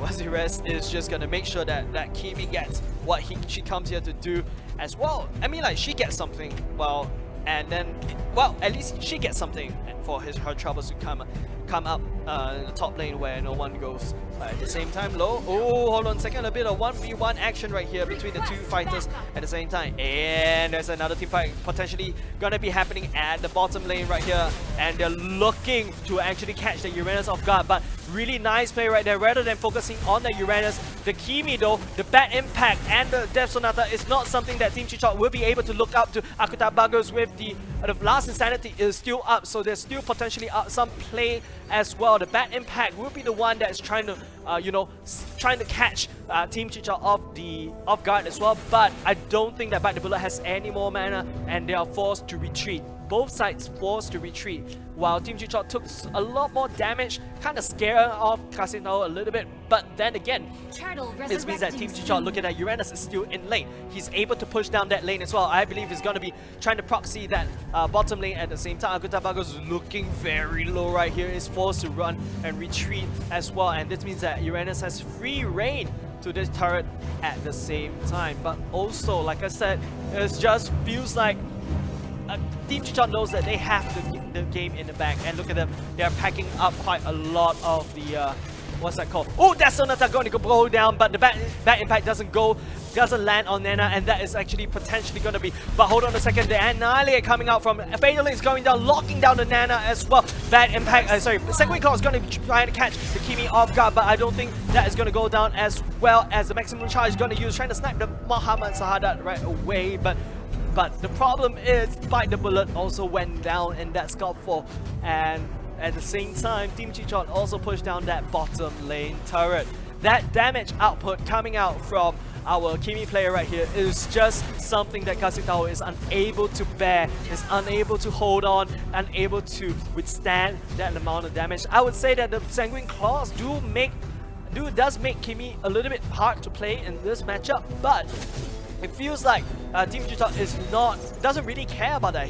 It's unfazed. As look at them. Speaking of Team Chichot, they're just gonna be walking down that top turret, catching objectives left, right, center. They don't want to escalate this to the late game, because once that Cecilia reached up to 200 stacks, but hold on a second.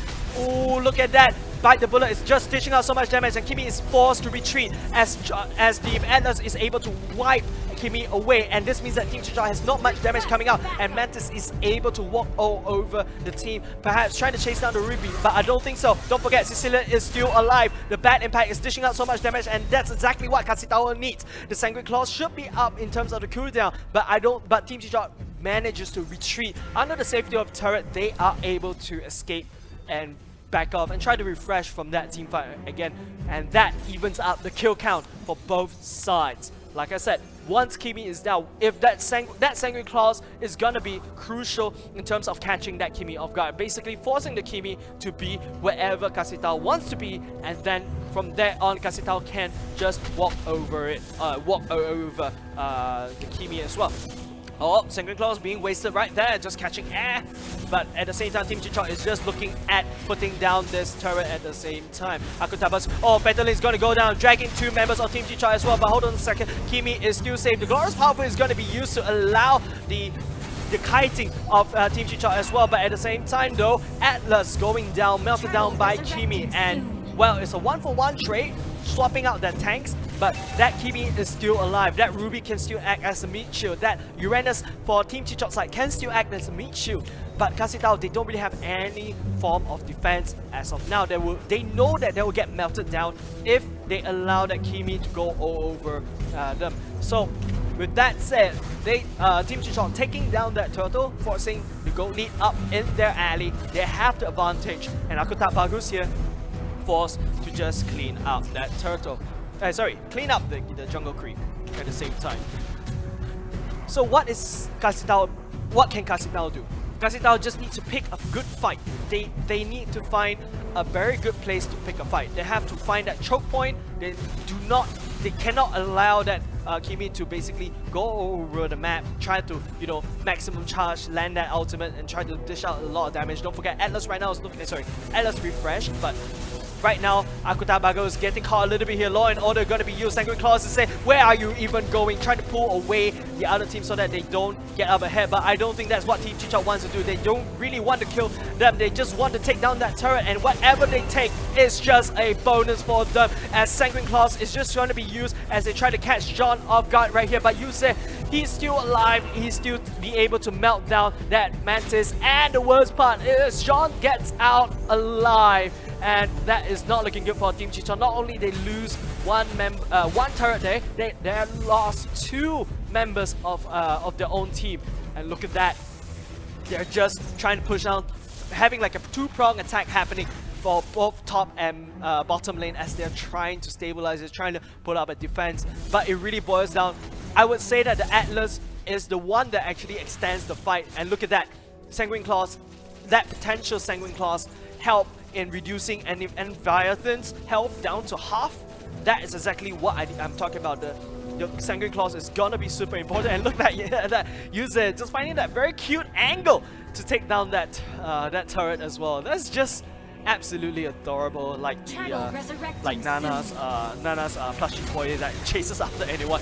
Okay, Sanguine Claws going down. Glorious Powerful is going to be used for Team Chichot to run out and get that heals as well. But well, that is a wasted Glorious Pathway, isn't it? but I think that is just a distraction for UZ to pick up that another turtle as well. Look at that gold lead. It's just almost 10k gold lead already. But hold on a second. Oh, Anin looking super low as well. I believe a Necklace of Durance is being used on top of him, so Uranus is going to go down. Atlas is forced to retreat. Bad impact, dishing out so much damage. Revitalize being used. Sanguine Claws catches 3. The hook of Ruby as well going to be able to use, but that is not enough for Classic Tao to be able to walk over Team Chichot right here, as Kimi is still looking very healthy as well. That is just, oh my goodness, that is a potential kill for Classic Tao as well, but Team Chichot, they are super confident. Look at that. Bad impact going down. They cannot allow this game to get dragged along, as look at those two user and basically scraping by a single pixel of health. Gasitao, they know they need that Sicilian in this fight. They need to be able to catch the Kimi off guard and get as much stacks as possible. They need to hold this line. They need to make sure that those 3 inner turrets that they have are super healthy, and maybe perhaps with the help of the turrets, they'll be able to potential wipe out Team Chichot if or when that Kimi is out of position. Well, hold on, but at the same time though, Granger forcing, it's just not, it's kind of online already, but you have a Uranus that's potential block out the Death Sonata. And man, with 25 seconds on the Lord clock, Team Chichot probably can take this free Lord. Alright, if they take this free Lord, they can potentially end this game. They can potentially push in the turret, and that's exactly what they are looking for in order to get this series, in order to head on to the finals. Lord, and that is actually what's on the stake for Team Chichot right now. Look at that, Uranus is forcing the issue right here at the bottom lane. He doesn't really care of the Xbox attack, as even though yes, you want to focus on Anin right here as he heals up slowly bit by bit, and therefore look at that maximum charge going down, burning that damage as well. That Casitao is just putting on desperate defense.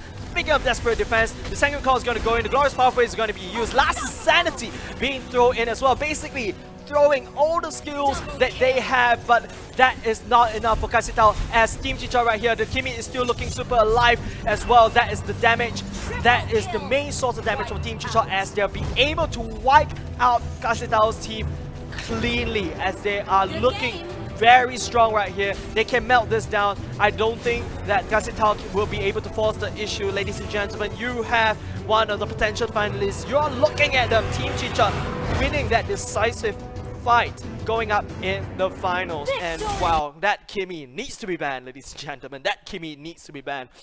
But ooh, like I said, Gasitao, they did put up a, I would say, good effort in terms of fighting against Team Chichot. Yes, this time around they're not focusing on the Uranus this time around, but I would feel like it's because of the Sicilian with the Sanguine Claws landing at the, it forces the Kimi to path properly. Alright, if you go around, if the Kimi, it allows the Kimi, it forces the Kimi to dodge.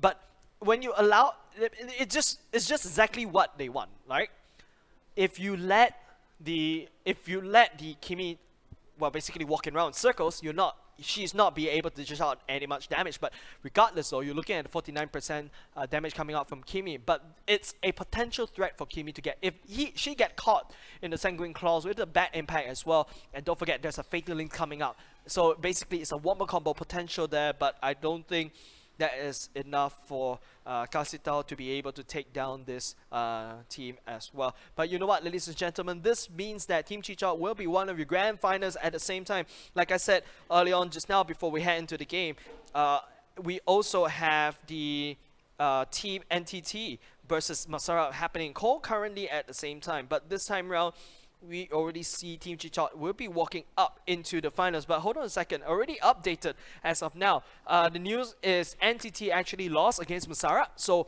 in your finals, you'll be watching Team Chichot going up against Masara, another one of the, I would say, tournament favorites from Republic Polytechnic, as these two will be battling down to see who shall represent Republic Polytechnic in Phase 2 of Campus Legends 2020. And ladies and gentlemen, do stay tuned, as I believe we will have a very interesting grand finals. Alright? Do stay tuned, guys.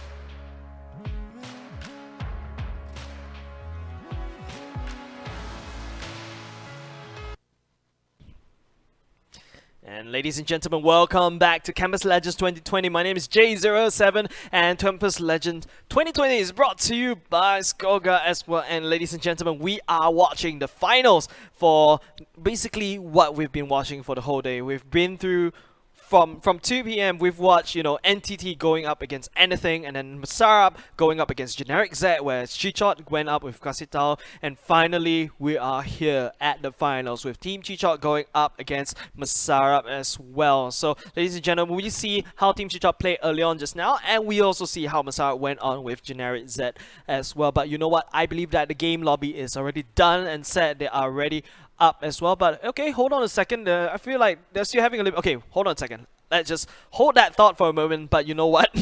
It's been so far. We've seen Team Chichot versus Kasitao early on just now. It feels like the Kimi is something that we have to ban from Team Chichot. Whereas for Masarap, they are basically like the tournament favorites in my opinion.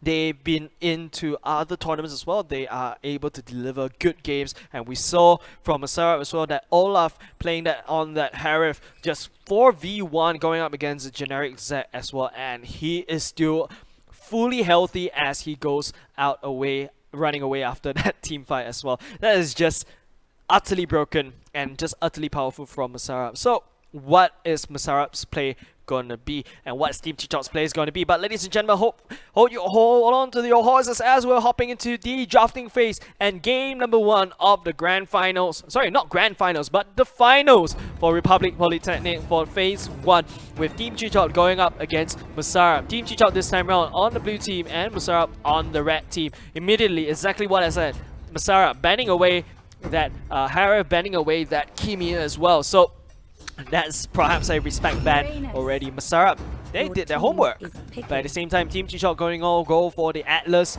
and Claude and Esmeralda ban. Okay, fine, that makes sense. But then again, Team Chichot, what is their play? They saw the Uranus on the other side, they saw the Loi on the other side already. They secured the Atlas, which is kind of good. But for now, I really like the fact when players actually take their time to, think and pick on who to pick. They're just not revealing anything at all. Feels like they're going to go for the Ruby and the Cho as well. We saw how powerful Team Chichot is able to use that Ruby, so definitely looking forward to that. And Ling is being brought onto the table as well. Oh yeah, I just didn't realize that the Ling slipped off the ban. So I don't know, man. I really don't know, man. Usually Ling is being used very furiously in terms of the early game, but Masarap, I don't know, they're not really known for the early game. But hey, this is probably something to throw us casters off. It's just something like, I like the fact that I keep profiling Masarap as a late game kind of person, a late game kind of team. But then again, finally, okay, Masarap banning that Bruno. I believe that actually is banning themselves. They could have banned the Grandeur in my opinion, because well, Team Chichot doesn't really have any marksman as well. Well, same applies to Masarap as well. But I feel like, okay, Team Chichot going to ban that high loss. It means that the tank for Masarap's side is not going to be up. There's a Kufra open at the same time. So what is Masarap going to... It feels like they ban off their own picks. They usually go for the Kimi, they usually go for the Harif, they usually go for the Bruto. But hey, Ranger is open, and Johnson being teased. Is that your tank? Okay, never mind. They're gonna go in with the Kufra instead. Team Chichot though, teasing that Hanzo. We never see the Hanzo that Team Chichot was teasing early on just now. Yi Shin will be picked by Team Chichot and Nana as well. Nana feels like a very decent amount of support that could actually hold on the... can kind of protect the team, especially the core as well. But Lunox will be picked by Masarap this time round. But no marksman going up against Team Chichot, who has a marksman. Analysts, I would say that there's a lot more lockdown from Team Chichot right here. However, from Masarap's side, they have a Kufra and a Loi. That's about it. Those two are the ones that could actually give off that hard CC. But which means that they do have Team Masarap do have a more elusive team. They have a Lunox who can go in with the ultimate, with the light forms to dodge CCs. They also have the sorry, if I'm not mistaken, they also have the Ling as well. Yes, the Ling who can actually go in the Tempest of Blades to dodge CCs as well. But Team T-Shot here sporting a lot of lockdowns under their belt. They have the Cho, the Way of the Dragon. They also have the Atlas, the Fatal Links, the beloved Fatal Links as well. But it feels like giving away the Uranus though onto the other side for Masarab instead. So that would be kind of nice. So like I said, in terms of theory crafting, both sides do have their strength in terms of drafting, but in the terms of execution, which we're going to be heading into the game right now, that is something that I'm looking forward to. But you know what, ladies and gentlemen, this is the finals for today, and this is gonna be it. We'll be watching a game between Team Cheetah going up against Masarab as well. So ladies and gentlemen, hold on to your horses. Game number 1 of finals. The winner of this series will be representing Republic Polytechnic in Phase 2 of Campus Legends 2020. So, right now, Masarab, they're just gonna play it safe. They just want to make sure that, you know, they get up as much farm as possible. But oh, look at that, Kufra is just not letting. I don't know, it's just more aggressive than usual. And look at that, the Nana putting down that plushie on the lane, trying to, like, you know, zone out the enemy heroes of Masarab as well. But okay, Banana Farts will be using that. I would believe that Banana Farts will be able to use that Uranus to its maximum potential. Speaking of which, Masarab is just gonna invade and take away that red buff at the same time. But hold on a second, Lunox right here is gonna go on a 1v1 up against Wazires. And don't forget, I believe that Lunox actually I think she can actually take this fight, because as a Lunox, if you have the light, if you keep spamming the light first skill, that will give you additional defense, which is, and not only that, it heals you. So you want to land that as much as possible. But oh, hold on a second, I missed that first, but talk less, do more. Taking down the Atlas and Activiatan very low, and that Uranus is right there. I don't know, they're just backing off right side by side. They could just, Banana Fights can just come in with the Ionic Blades, and that's it. There'll be a dead Nana, and that's gonna help Masarab and Gold Leaf. But that said, Olaf is probably gonna be looking to farm as much as possible as a Link. At the same time though, Banana Farts, so annoying, just clearing off the waves as well, and pulling the Nana up here, which means that you're not protecting Yishui as Yin Shin as well in the mid lane. And this is just something that, look at that, Banana Farts is just looking some angle. But hold on a second, Tempest of Blaze is going to go down as well with the help of Loy. The dispersion and the rotation is going to help taking down Atlas as well. But oh, very nice assassination, jumping up the wall, catching Nana on the retreat as well. But and the Way of the Dragon is going to be used to take down the lane, as Banana Fight is on the case trying to chase after the Cho. But I don't think that the Cho will allow himself to get caught by Banana Farts. But I would say this is a decent 1-on-1, but you're giving 2 kills over to Link already. And I would say that Link is gladly to receive that trade at any point of time. As the game kind of stabilizes in the early mid-game-ish at the period. Okay, maybe not stabilized, as Lunok is on the case, where Zires probably looking at the drag right now. Right now, missing that Lunox right there even before, and therefore being able to cast down a lot of damage with the black, and with the help of the rotation coming in. Very good flank by Lynx. He's gonna go down into the counter as well, giving the kills over to Masarab. Like I said, we've seen this happen before. We've seen this happen to Generic Z, where they gave 4 kills over to Masarab, allowing Masarab to scale out of control. And that would be it, using the Loi's ultimate to teleport right in to invade. That is super good. John coming in, with there be a Fatal Link coming out. The Purifier will be used to prevent. Oh wait, hold on a second. The Fatal Link will be used at the same time, dragging that Wobble combo coming out from the Ruby as well. Tempest's Blade is being used, trying to buy some time so that she can actually get out of dodge at the same time. But I don't think Masarab can actually take this fight. The Ruby is on the case. YS is chasing behind Olaf, as Olaf is forced to play on the retreat. They're forced to get out of dodge.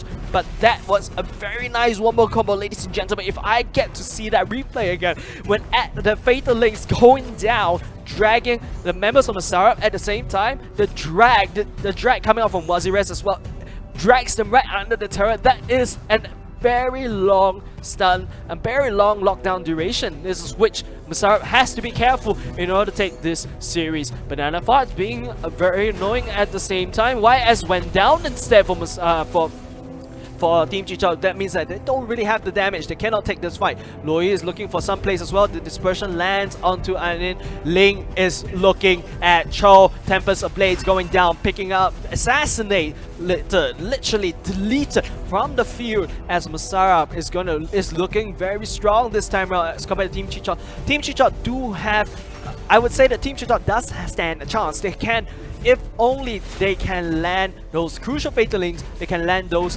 the hook as well. That is exactly what Team Chicha needs in order to win, and with the help of YSS right here to be able to dish out the damage. But don't forget, they have Lynx who is able to, you know, control the map, control the team fight even better because of the duality passive from Luo at the same time. Okay, both sides looking to contest the turtle as well. Masarab is just going to jump in with the bouncy ball, but Atlas doesn't really care. Ejected state, trying to look for some marks, but not going to be able to look at anything. Olaf jumping in, he doesn't really care. His eyes on the target of ISS, chasing right user, rushing out, trying to kite Ling out of position right here as Ling is forced to focus on Nana instead. At the same time though, the turtle is still up. One member of Team G-Shot is down. Masarab does have the advantage, and oh, very nice. Olaf actually jumped in as well. Lunox, hold on a second, picking off the Ruby at the same time. That means that there's another team member down. Masarab still have the team advantage. Look at Lynx. He or she is just playing super aggressively, making sure that John remains. And hey, what is that? What is that? What is that? What is that? John decides to say hi, but at the same time, Masarab took down that turtle as well, putting that gold lead ahead for Masarab. But Lunox just playing pretty well, pretty solid Lunox as well, because like look, she's able to go in and basically flank very well. But and then look at that. Banana Forest just bought opportunity for Olaf right here to go into the backlines, double kill and get out of dodge. Jumps onto the wall as the Cho is trying to look for him. Where is Cho? Where is Cho? Sorry, where is Ling? As the I bet he's trying to look for the ultimate onto the Ling, and Ling just jumped onto the wall and slid away like an assassin. It just feels good when you see plays like this Ling as well. But hold on a second, as Team G-Shot right here is struggling onto the defense. Masarab is just gonna take this opportunity to pick up the red buff as well. Wari says, I don't know, just trying to force the wave clear as well. The Uranus bought that opportunity, bought that setup for Olaf to jump right in, assassinate the YSS, assassinated that Nana as well. It's just, oof, that is teamwork, ladies and gentlemen. But as right now, the game kind of like, you know, stabilizes on its own once again and force a refresh, or Zerez is desperately trying to farm as much as possible. But look at that, Masarab, the Kufra actually finds Wazirez just trying to farm as much as possible. This is intel, right? This is really intel. Masarab knows how to play this game. But hold on a second. I see that charge of the Kufra, but not gonna happen. But I believe that the Lunox is just gonna jump in with the ultimate as well, try to slow down the Ruby, and at the same time Kufra jumps in. Atlas going in with the Fatal Links, catching the Lunox, but the Lunox says no, next time. But at the same time, Olaf jumps in with the Tempest of Blades, picking up kills as Masarab picks up kill after kill and gets out safely out of that trade. As Team G-Shot is not looking very healthy this time around with. Look at that, talk less, do more, just melted down Nana. What can Nana do? Even with the last ditch effort, trying to turn Lunox into a plush toy? No, Nana is not going anywhere. Okay, at the same time, Banana Farts and Cho is just duking out, but look at the amount of damage that Banana Farts is doing on top of Cho. Cho is unable to retaliate as well with the Ionic Blaze. It's constantly being used and spammed by Banana Farts. At the same time, it's just pretty annoying. Cho cannot do anything against this Uranus at the same time. It's forced to just walk around and what can he do? Say hi? That's all that our Cho player can do. At the same time though, Yuzek going in, got caught a little bit. Ultimate is going to be used, but I don't think that's damage that you can look for. But hold on a second, Cho actually used the Way of Dragon on top of the Loi, and the best part is Nana shut down the lane as well. But hold on a second, it feels like I don't think Masarab lost quite a lot of damage at the same time, so I'm not sure why Banana Fights is just trying to go in, trying to rack some habit, buying some time for Masarab instead. But I don't know, man. It's just up to them. But at the same time though, look at the blue. Yes, the blue is actually taken away by Talk Let's Do More. At the same time, John is looking for trying to look for a Fatal Links, but oh my goodness, look at that. Lunox goes in with the ultimate again. Yuze is looking very low as she is gonna get melted down. The Way of Dragon gonna be used not on top of the Kufra, but sorry, not on top of the Lunox, but the Kufra, which means that the Lunox has full reign in taking down that troll as well. That is probably a misplay coming out from Team Chi-Chot out, in my opinion, as I would say for Masarab's team, they are looking very healthy. They have respawned and they are on the battlefield again, whereas Team Chi-Chot is trying to struggle up with defense of 3 members. But what can they do? They probably have to forfeit this mid lane turret for the second tier right now, as I don't know, it's just looking not very well from Team Chi-Chot, in my opinion, as Masarab is just be able to just go all in. That is a very fat Lunox, that is a very fat Lynx as well. Sorry, that is a very fat Link at the same time that is actually pushing up the top lane, as you know, Masarab is just buying some time. The Lord as spawn. This means that Masarab can go ahead with the Lord, but I don't really think they need the Lord as of now. But I mean, like, well, I feel like Masarab has the game in the bag. Look at that, the gold lead speaks for itself. The way that Team Chi-Chot plays speaks for itself as well. They are struggling to defend. They don't really have an answer to this fed Lunox as well. Look at that. 3 or 4 members tries to focus down on top of the Uranus, and immediately while you spend all your skills and spells on top of that Uranus, the Masarab is just gonna walk over. But hold on a second though, and in looking very low, getting assassinated by a Link at the same time. Loi very low, forced to escape as well, and that is not a very good trade for Team Chi-Chot coming in as well. But hold on a second, feels like Osiris, I think they can take this fight though for Team Chi-Chot. Fighting right under the turret is exactly what Masarab can hope to do. I think that's a potential Fatal Links, but no, that's not gonna land instead though. I bet the Purify, no, the Purify is not even landed. I don't know, that is but maybe the Fatal Links is off cooldown, and that's why you don't that is why the Uranus is just so invaluable in this team composition. Baiting out all that skills, baiting out all that damage, that's just insane for that's just insane for Uranus at the same time. But okay, fine. Is that a Fatal Links being used yet? I think John has to hold on to that critical Fatal Links. They have to try to catch that either that Lunox right there, who is actually free for the taking. Instead, I don't know why they're not pressing on. They're just playing super safe. At the same time, you're looking at that. Look at that, ladies and gentlemen. Olaf is just soloing on top of that Lord without a care in the world, as Masarab is just buying some time at the mid lane, trying to make sure that Team Chi-Chot is super well. They have the hands full, alright? They cannot actually take the fight. They cannot try to contest the Lord as well. But at the same time, Link is here as well. The Temples of Blades going to be used to assassinate the Ruby, clean up Ruby as well, as Masarab is just walking over Team Chi-Chot's base. As of now, the Lord is marching in. That is our open mid lane turret that is potentially make that too. The bottom lane turret for Team Chi-Chot is open as well, and I don't think that Team Chi-Chot can actually put up this defense with 3 members in the graveyard. Ladies and gentlemen, I give you Masarab, the winner of the first game of this series, of the finals, ladies and gentlemen. Oh, that is just, I don't know, man. Oh, that is just something.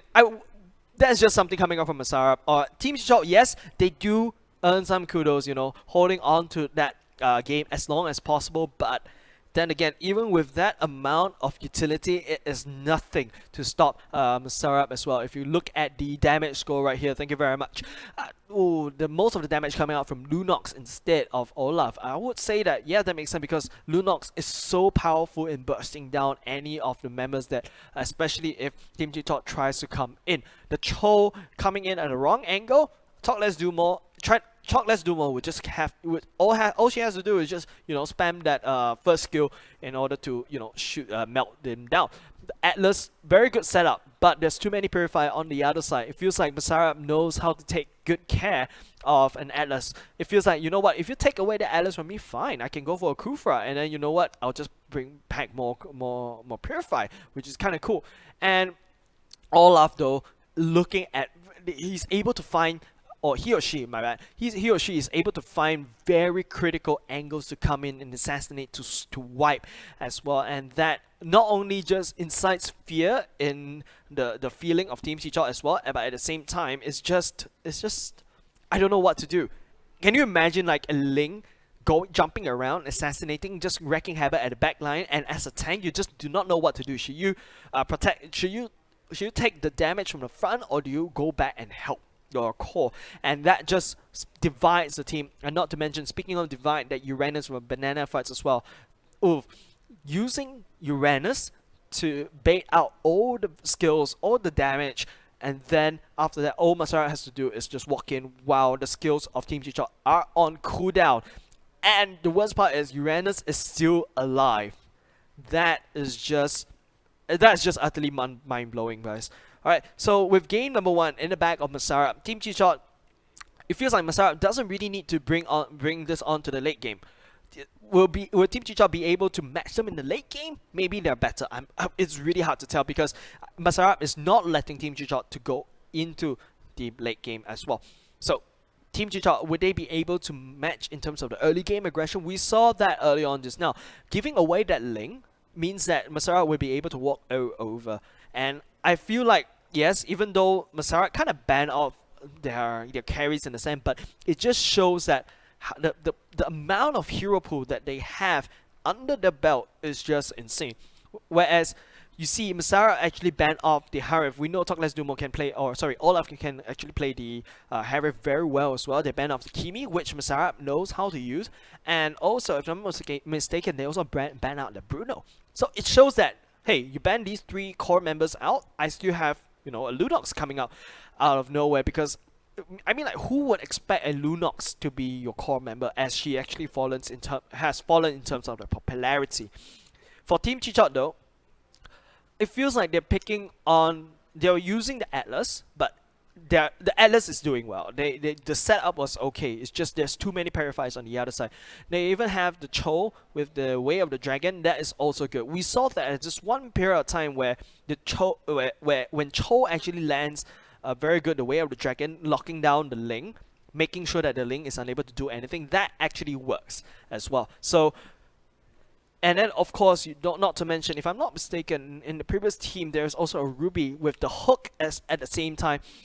That is a lot of lockdowns on Team Chichot's belt, and all Masara have to do is purify. That's exactly what Masarap did. I feel like at this point in time, they are so used to fighting against an Atlas, and giving them an Atlas at the same time is a bonus. It feels like a bonus to them, and it's just very hard to play against these kind of team.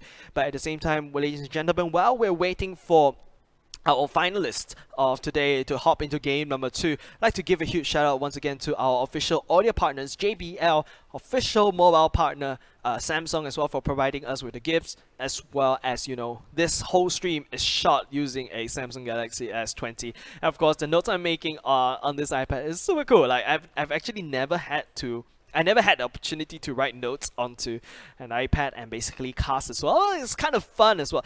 It feels like we've gone beyond, you know, paper and pen, the era of paper and pen already. And of course, not to mention other partners as well for helping us to making sure this stream goes well, or basically Campus Legends 2020 to happen. And they are none other than Yahoo, One Play Sports, as well as Red Bull, and many others. So thank you very much for supporting us. And of course, you guys watching at home, you know, cheering for your team as well. I believe Masara is someone that you've been cheering for. Other than that, Generic Zed, I've seen them in other tournaments as well. But you know what, if you have your friends playing here, do give them a huge shout out, because I believe they are playing their hearts out trying to win this championship, this tournament as well. Don't forget, it's really hard, guys. It's really hard to be playing against a team like Masara, because Masara is very well experienced in other tournaments as well. But hold on a second, don't forget, this is just phase 1. Once they go into phase 2, they'll be going up against other teams that we'll be revealing very shortly, because after today we probably will know who are your representatives of Republic Polytechnic. We've already know the representative for ITE College Central, which is Team Gaius as well. So Team Gaius looking very strong. You really need someone who can basically, you know, dish out that damage, dish out that that basically have a lot of that teamwork, the battle of attrition and all those kind of stuff. So you know what? This is something that we should be looking out for. I believe Masarap may stand a chance.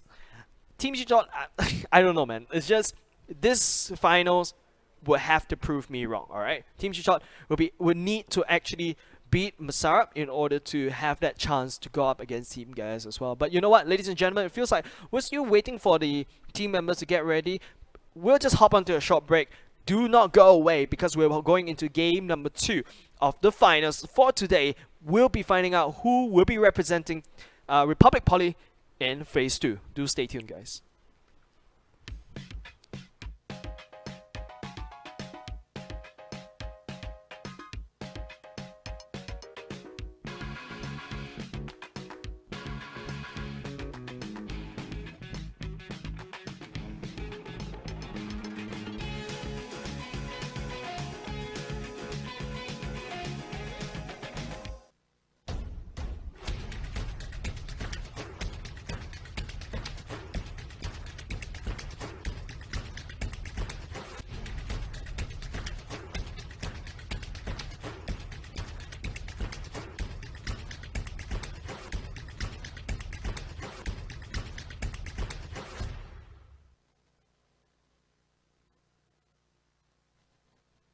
JBL presents the sounds of victory.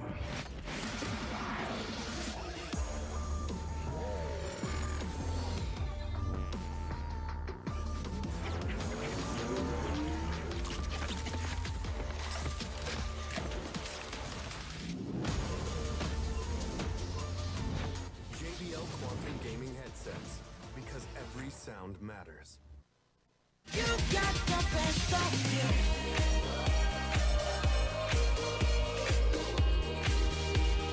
You got the best of me. 너의 cool 너의 참. You got the best of me.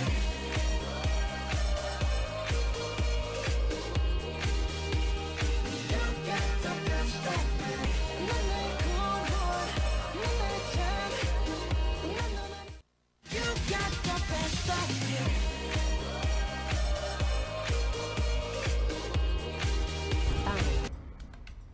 And ladies and gentlemen, welcome back. My name is J07, and we are already in the drafting phase for Masarap going up against Team Chichot. Ladies and gentlemen, this is game number 2. This is the finals for today. We'll be finding out who shall be representing Republic Polytechnic. Would it be Masarap if they win this game?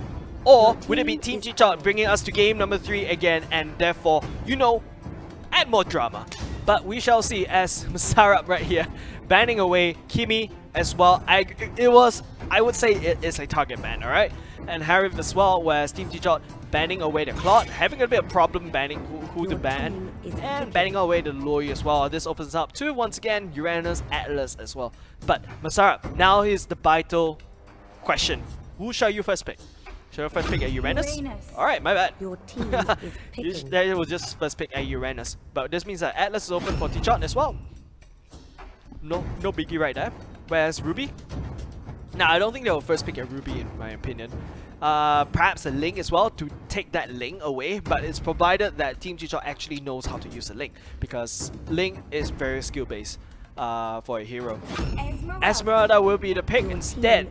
So, well, okay, fine. Makes sense. Ling is going to be picked. I mean, like, it's the same. It feels like Masarap is going to go for that very same strategy, that same team composition as well this time round. But you kind of want to mix it up a little bit. Yes, Kufra is going to get picked. I think they're just like, you know, do we really want to pick the same people all over again? And teasing out the Olaf. Okay, Lunok's going to be going up again instead. Yuze though, this is now very important. I believe Yuze is a carry for Team Chichot. Now that the Kimi is being banned, there is a Granger that's open.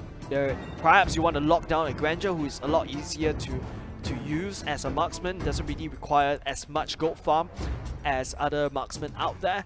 I'm not sure. Or would they want to lock down a Bruno? Because it feels like Masarap knows that they're gonna ban off a core. So would Team Chichot really want to pick a core first? Okay, Gushen will be the one for Team Chichot though. Gushen acts like a link in a sense, but then again, it really depends on whether Gushen gets that early game advantage.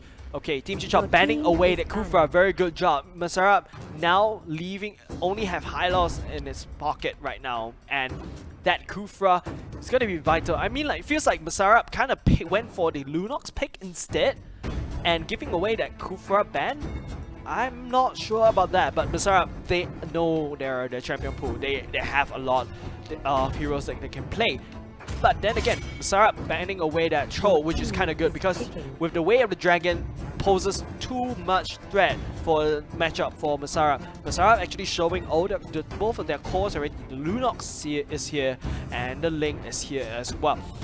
Vyathan going for a Valere, teasing a Valere pick, maybe? Yeah, that makes sense because like pushing away that Ling as he lands on top of you, and with a long range stun as well, that's gonna be super helpful for the team composition of Team Chichot as well. But going for that carry, okay, never mind. Go back to the Nana as well. Okay, that's decent amount. That's a decent support. But Masarap though, now this is the time. Going to go for the Baxia, and Baxia makes sense because of the Esmeralda with the anti-region that's going to help you in terms of the Baxia. In terms of the going up against the Esmeralda, and that he doesn't really have much lockdown, but it feels like Masarap can play without a lockdown. Okay, Masarap will be picking up that Belair instead. Now, Team Chichot, they have the Granger, which can be a potential wombo combo coming out for Granger and Atlas. But Masarap is not picking any marksman at all, so well, they know how to play up against that. But instead, the carry will be used. The Tank Buster herself will be up for this team composition. I don't know what to feel about it, but to be honest, a carry takes up a lot more gold, and you can kite a Link, but it feels like you're more vulnerable as compared to a Granger. And don't forget, the Granger Atlas wombo combo is definitely sweet and good. But ladies and gentlemen, this is just, like I said, theorycraft. Theorycrafting is fun. But don't forget, Team Chichot has nothing left to lose. If they were to allow Masarap to take this game, Masarap will be your representative for Phase 2 for Republic Polytechnic. Whereas Masarap right here, well, they can make all the mistakes they want. They have the game in the bag, I feel, and therefore they're not really. It's not that they're not playing seriously, but it feels like they're banning off core members. If you notice, their bans revolves around banning away the core members, taking the core away from Team Chichot. It feels like it's gonna do more good. I feel like they're trying to harm Team Chichot's matchup, because if you ban off the core members, it feels like they're playing that hero pool kind of game. Who has the bigger hero pool in the end of the day, and who has the mechanical skill to match up as well. Don't forget, Ling is very powerful in the hands of Masara. I'm not really sure why Team Chichot actually allowed that to slip just by. Banning off the Loi, yeah, still not that bad, still okay, but I feel like you have a potential threat of Ling going through the banning phase, and if you give Ling over to the other side of Masara, not good at all. But ladies and gentlemen, we are hopping into game number 2 with Masarap going up against Team Chichot, with Masarap on the blue team and Team Chichot on the red team this time around. And 1-3-1, same strategy, but Uranus is gonna be... Oh wait, sorry, hold on a second, it's 2-1 instead. Not putting all the eggs in one basket. That Gushen has to be able to pull off the early game aggression up against maybe a Lunox at the bottom lane, or maybe perhaps, like, you know, rotate super aggressively in order to meet out with the aggression. Ooh, look at that! Olaf going in, right, and be able to retribute away that red buff right under Team G-Shot nose. That is a win already in the early game. I would say that is better than a kill. Removing that red buff away from carry, oh, that's not really good bode well. But at the same time, it feels like Team G-Shot this time around, they feel like they know the threat of putting all their eggs into one basket. This means that it opens up to, oh my goodness, that is almost a blue buff steal as well by Lynx as well. Right here, it's just playing so aggressively. It's not Masarap's profile at all, which is kind of cool. But Olaf, oh, Banana Fights is on the case right now. They're looking at Yuzef right now. Yuzef, alright, under the turret and jumping out. He's stunned and he goes down. First blood going over to Masarap as well, jumping up onto that wall to gain that range, get that dash as well. But the Valaire's passive is the one that actually took the took the Gushan down. But at the same time, look at that, Lynx. But hold on a second though, it feels like topside is in a little bit of trouble. Wazirez is a bit of a pickle. At the same time, off the screen, we saw Esmeralda go down, but Carry and the Nana slipped away as WX is looking for that kill. But hold on a second, look at that Link. Link jumps onto the Carry, but hiding right behind that turret. Just playing so passive. Every time you try to hide, you are losing in terms of the farm. Look at that, Fatal Link is not up yet, so they're still not that bad. But Lynx is still on the case, jumping on, trying to stun as much as get that stun off, trying to get that burn off as much as possible. But it feels like Masarap is the aggressor right here in terms of the early game as compared to Team G-Shot, because of the Baxia, who is able to provide so much vision and so much annoyance. Basically the Sonic, the crazy Sonic running around the map from top to mid and to bottom, trying to set up as much ganks as possible, leaving Team G-Shot unable to farm. Speaking of unable to farm, look at that, 1000 gold behind in this early. That is not looking good for Team G-Shot right here if you want to scale out of control in the late game. But hold on a second, the Revitalize is going to go down. Olaf is going to be able to snipe down, but Baxia takes the kill, basically melting down the Atlas, while Olaf cleans up User. We deleted him right off the battlefield. And this is an open mid, but it feels like Masarap is just gonna focus on the buff instead. Yes, take away that Gushan buff while taking away the red buff. Masarap all over this game, exerting dominance and control all over the playing field right here. But hold on a second, Team G-Shot is on the case on top of WX. WX goes down with the help of Gushan assassinating, but Olaf a little bit trouble right here. Sorry, not in a little bit trouble. He doesn't really care. He jumps in without a doubt, fighting the members of Team G-Shot right under turret. It's gonna take one shot. I don't think that's something that you want to fight. Masarap having a little bit of fun, giving that kill away. Why? Doesn't make sense. Okay, Yuzei jumping in. Look at the burst damage coming out from Gushan. I think that is exactly what Team G-Shot are looking for, but landing that burst damage onto that Uranus, he's just gonna heal that up. And speaking of which, Wazirez is in position, and it feels like Banana Fights is looking to melt down and Nana goes down. At the same time, Wazirez is trying to light wheel, doing peanut damage against Banana Fight. Searing Torrent is going to be used to push away the Atlas, making sure that the Atlas is not able to land that Fatal Lynx. So Lynx protecting that Banana Fights, very good job right there. But as the game kind of progresses, both sides, the waves are not pushing up. They're just having Masarap. Feels like they're having fun right here. The turtle is up. They have the gold lead. They have the kill lead. They have the buffs of Team G-Shot as well as they spot around. And look at that, WX just spinning all around and around and around, trying to look for that ganks. Fataline's gonna be used finally, but I feel like Gushan, melting down Lunox as well. But this means that Olaf is able to actually take Gushan down at the same time. Esmeralda jumped in the midst of the battle, but there is no follow-up. I don't think that is the fight that Esmeralda can do, especially against a Baxia. But Wazirez coming out at a very odd angle. This means that Olaf is able to assassinate, and with the help of WX melting that carry down. Wazirez, no, that's not a fight that you're looking for. Your team members has already run away. It feels like they're serving kills after kills on the platter towards Masarap. This propels the gold lead for Masarap instead. That's not looking good. Team G-Shot, you have to hold that bunker down. You have to hunker down in order to fight against Team Chicha. But off the screen right here, you saw Esmeralda going down for the count once again. That's not looking good as Carrie tries to get the red buff but sees the Olaf, sees Banana Farts, and I don't think that Carrie can take that red buff away as well. Okay, the retribution, but it goes into the hands of Ling instead. But look at that Ling with the blue buff and the red buff. He can potentially do a lot of damage, jumps up into the wall, gets the Atlas kill, and potentially gets the Yuze kill as well. But Yuze actually, oh no, Yuze actually walked away with the assassination of both Ling and, an assassination on Ling as well. But oh my goodness, Wazirez running away from Banana Fuzz. That is a tank that is chasing you, dishing out damage. No, gotta run away. Banana Fuzz though, coming in again, taking the tank, fighting right under the turret. Yuze, yes, he has the burst damage, but in terms of the DPS, will he be able to match Ling that's coming out, who actually got out of the respawn? Look at that, Talk Less Do More, dishing out so much damage, forcing the Atlas to retreat, and it feels like Wasarab has the control of T-Talk right now as they are looking to take down this mid lane turret, which is looking very juicy by the way.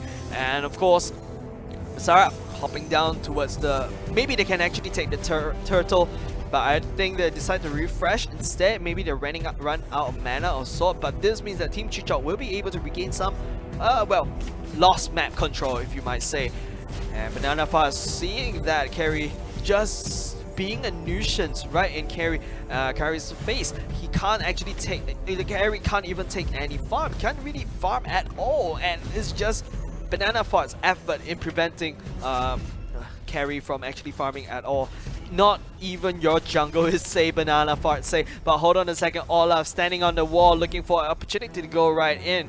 Team Chichok got the memo. They cannot take this fight. They have to retreat. Yuze trying to go in, try to go in and try to basically farm and wave clear, but his health got chunked down by almost 3/4 immediately, and that is not looking very good for Team Chichok right here, as the gold lead is kind of stabilizing right now and equalizing right now. But look at that, Olaf and Banana Farts, they are always on the tail of Wazirez, trying to catch that carry off guard. And like I said, if you take down that carry, you take down the potential, you take down the problem, you take down that damage from Team Chichok as well. Yes, the Gushan can do a bit of damage, burst down maybe the Valera, who is immobile, but what else can they do? Like really, they don't really have the map control. It feels like Masara is dictating where they want to take the fight and how they want to take the fight. Carrie is out once again, as Masara is going to pick up this turtle as well, pushing their gold lead even ahead. And with that, it's a very fat goal. Olaf, a very fat Ling with a double buff, sporting a double buff. That's potentially a lot of damage coming up from Ling as well. Don't forget, WX here is very crucial in this team fight in providing that very needed anti-regen when you're facing up against an Esmeralda. Fatally is going to go down, catches Talk Less Duma, but Talk Less Duma all he has to do is jumps into the ultimate form, but at the same time Esmeralda finding a very good flank. But hold on a second, Olaf actually manages to take down 3 members at the same time before going down. I would say that is a good trade coming out from Masarab as they're walking. Uranus is not even needed in the team fight at this point, as Uranus will be here to push down the top turret, and Masara trying to push down that mid turret at the same time. Just Nana trying to do some housekeeping right here, but no, I don't think that Team Chichok will be able to clear as much wave as possible. There's not a lot of wave clear coming out from Team Chichok, whereas Masarab, he has the Valer as well. But look at that, Banana Farts is just healing and healing and healing, jumping away, and he gets away. That is like a potential 4v1 here. He's like, Banana Farts is like, hey, I know Olaf got that 4v1 play just now, but hey, I want some action as well. And that is some action that he actually got. Okay.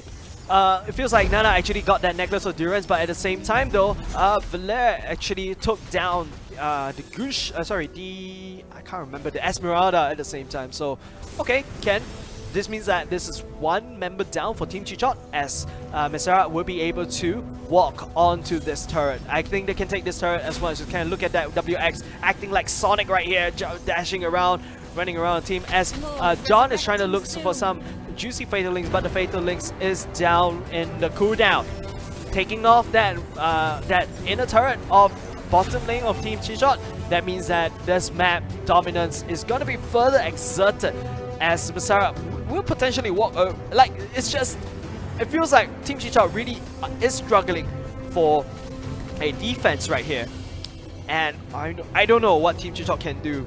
Like really, it's just so hard to bounce right back. The goal deficit is 10,000 as well, and the Lord is up. The map dominance is there. Team Chichot is just too busy defending, while Olaf will be able to take this Lord uncontested, while Team Chichot is struggling on the defense, trying to scrape up as much gold as possible. That is just not looking good. Look at that. Masara, talk less, do more here. Gushen probably potential all-in. Going in, maybe not. That was just a missed opportunity. But Lynx is in the area, so I don't think that is a fight that the Gushen can take. Okay, especially when, you know, whenever if Lunox feel like she's being threatened, all he has to do is jump into the ultimate ulti, and she is invulnerable. In the meantime, the Lord will be marching down from Masara base into Team Chichot at the bottom lane. Team Chichot is on a timer here. They have to defend. This is potentially the team fight they need. It could be the last team fight of this tournament as well. Ladies and gentlemen, as we're watching this team fight, Team Chichot getting knocked out by the Temples of Blade, but very nice Fatal Links pulling all members of Masara except for Olaf as well. Going and Revitalize, just gonna go in. But look at that, after the dust has been settled, Banana Fire still stands very healthy right here as Olaf and, well, Masara will be taking this series, and therefore they are your representative for Republic Polytechnic. And wow, that is just a very decisive game. Masara, they're just like walking over, exerting dominance, going around, and they're not even letting that carry getting a single farm at all. Yes, the Gushen tried to do something, but she's been assassinating non-core members such as the Valere, or well, because of Valere is super immobile. But other than that, Banana Farts as well, baiting out so much damage out of the side of Team Chichot as well, knocking the win out Team Chichot. Therefore, I just don't know what Team Chichot can do at the very end. That last team fight though, it just feels like a desperation coming out from Team Chichot in order to stay alive. They're trying to force the fight right under the core. Oh, sorry, take that back. Right under the turret as well. And even with the help of the turret, Banana Farts is able to walk over. Oh, sorry, no. The whole team of Masara will be able to walk over. Even the Fatal Links landing on top of 3 or 4 members of Masara as well. That is not enough, because in the end of the day, the last person standing was Banana Farts, and he's still looking very healthy with the help of perhaps the Revitalize as well. So, wow, that is just not feeling good. But with that said, ladies and gentlemen, I present you your representative for Republic Polytechnic in Phase 2 for Campus Legends 2020, and that is Masara. And then again, like I said, in Phase 2, you see strong teams already, and that is extremely exciting if you ask me. But ladies and gentlemen, I guess this is all for the Department of Mobile Legends. Later on, we'll be hopping into League of Legends. But before we hop into League of Legends, ladies and gentlemen, you do want to stay tuned, because we'll be doing a little bit of quiz for you guys to walk away with some prizes as well. And even if you miss this quiz later on, don't forget, hop onto our Instagram and Facebook, search Campus Legends 2020, where you get to find out more information on how to participate and predict the winner of Campus Legends 2020 contest, and you will get to walk away with an $848 worth of Samsung Galaxy S10 Lite. So ladies and gentlemen, my name is J07. This time around, we'll be swapping over to Najwa once the stream goes back online as well. Do stay tuned and don't go away.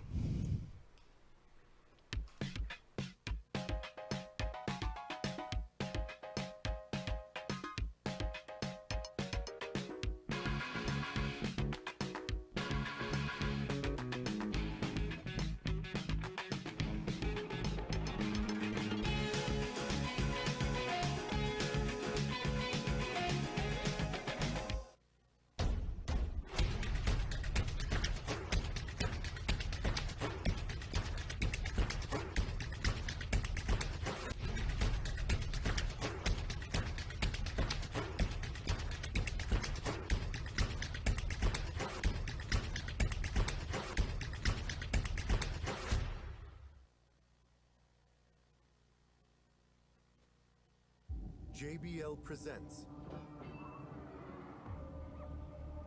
the sounds of victory.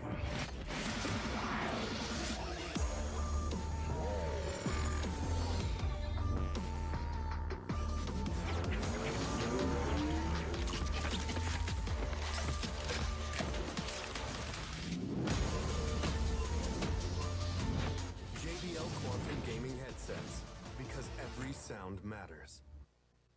You got the best of me.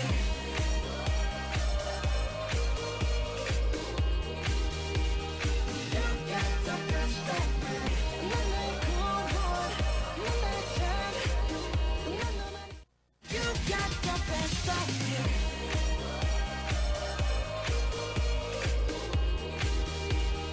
You got the best of me. 눈을 구워, 눈을 짠, 눈만.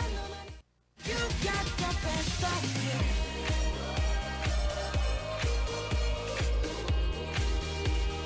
You got the best of me. 눈을 구워, 눈을 짠, 눈만. You got the best of me.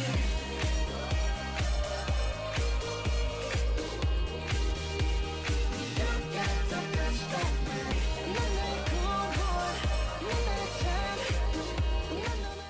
You got the best of me.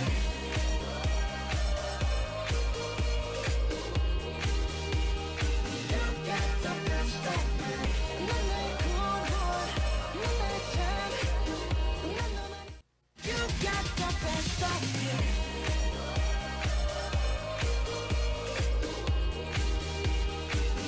got the best of me.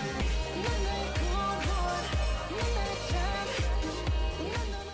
You got the best of me.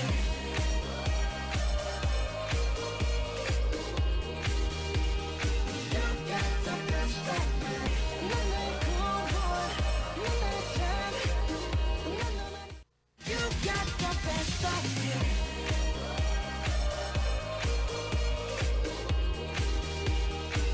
got the best of me. 눈을 구워, 눈을 짠, 눈만. You got the best of me.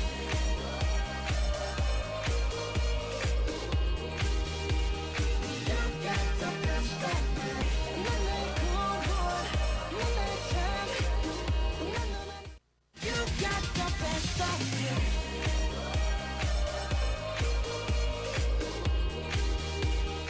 You got the best of me. 눈을 구워, 눈을 짠, 눈만. You got the best of me.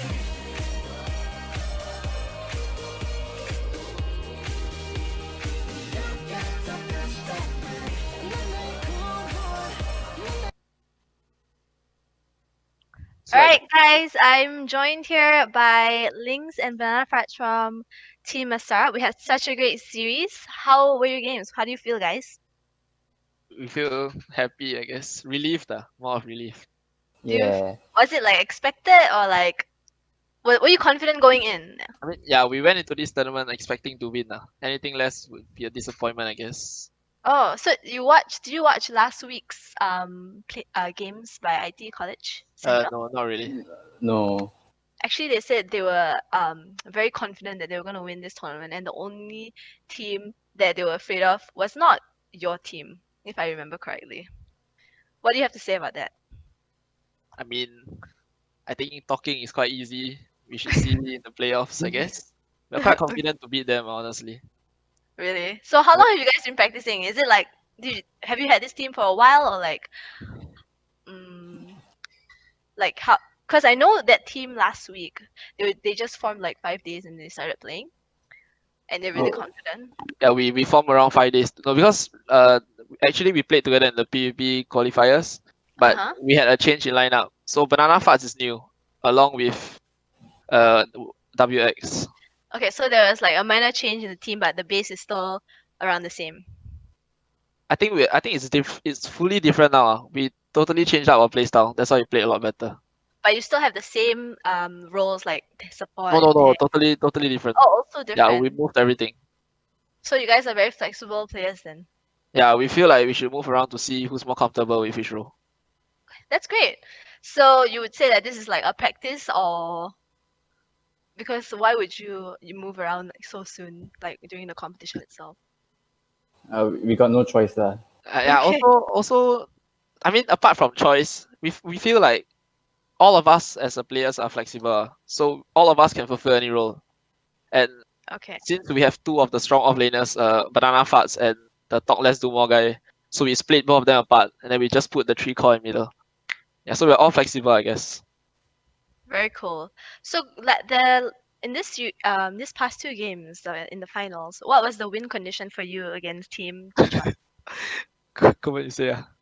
Sorry, what's win condition? What? What was your win condition in the last two games? Our draft. Oh, we actually like target ban one of Yeah, them. we targeted Ben Yeah, the we hyper. we did some studying to like about their team and Yeah, then we realized the hyper only could play 2 heroes. Like he was only comfortable in 2. So we knew if we bet the 2, we were 100% gonna win the game. 100%. Very, Yeah, very I mean, if we didn't ban it, it'll be a 90%. But since banning the 2 hyper, then it'll be 100%. I don't think he has a chance against us. Yeah. okay. It's very good to see that you guys are very confident. I look forward to you guys playing in phase 2. So congratulations on your win today. Thank you. Thanks. All the best and thank you. Thank you. All right, thank you. Bye guys. Bye-bye. Bye. All right, so now we're gonna move on to the quiz section of the mobile election.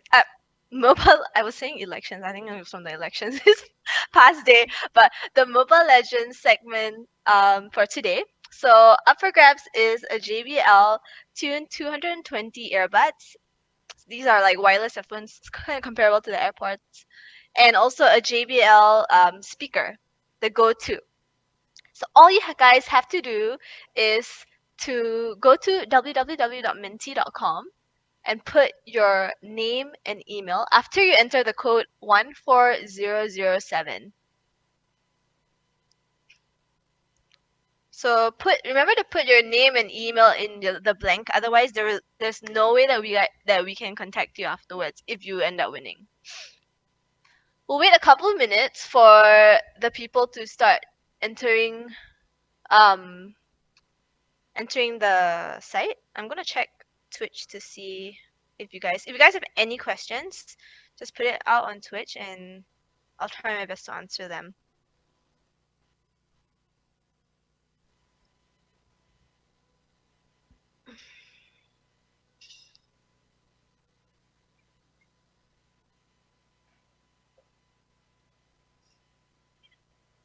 Okay, so once we get around, we'll wait around 3 minutes, 3 to 5 minutes, and once if there's anyone in chat who doesn't know how this game works, basically all you have to do, it's very, very simple. All you have to do is answer quiz questions. It's either multiple choice questions or short form, so just type in some words, and just answer questions regarding Mobile Legends. So if you're Mobile Legends players, I would say they're not very hard questions. And then there is a time element to it. So if you're really fast at answering, you have the upper hand and you're going to get more points. So it's not just like you know the right answer and you get it right and you get the full points. No, it's fastest fingers first. So yeah, that's all there is to this segment of the quiz. It's really, really simple.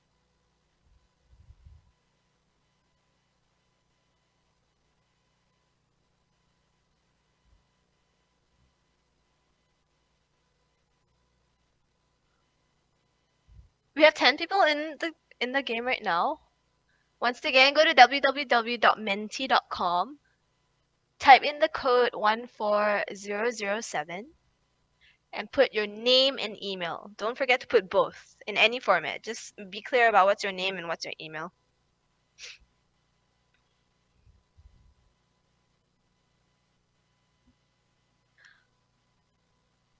For those waiting for the League of Legends segment, we will also run the games on Facebook and Twitch. On Twitch, it's going to be on Skoga's page, and for Facebook, it'll be on Play Sports One Play Esports. And at the end of all the games, there will also be a quiz segment with Menti for League of Legends players instead. So don't worry if you're not a Mobile Legends player and you probably won't be able to answer any of these. What type of name? You can put any name. You can put like your real name. You can put your IGN. It doesn't matter. It's just like a username that we can see that you can identify yourself with. Because after every round, when you answer the question, the results will show, and then your name will show if you're first or not. You can put your Twitch name. It doesn't matter. It doesn't matter. It doesn't matter what name you put. So just any name, but make sure your email is the right email. Okay, guys? But the name that you put in the first question has to be the same name as you put on the second question. Yeah. So you should have like when you enter and you type in the code, they'll ask you for a name and email. First, that's the first question, and then the second question is another name and email. So we're gonna match the names to get your email. Just make sure your name is the same for both blanks, but the email is your personal email.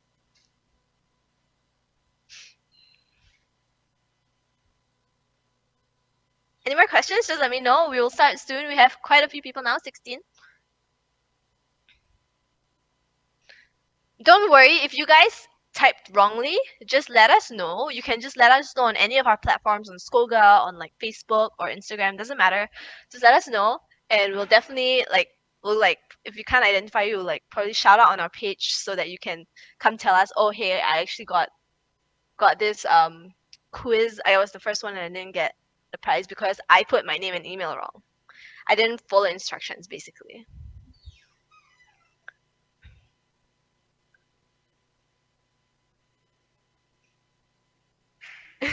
Blast Boys, okay. You just let us know after the game.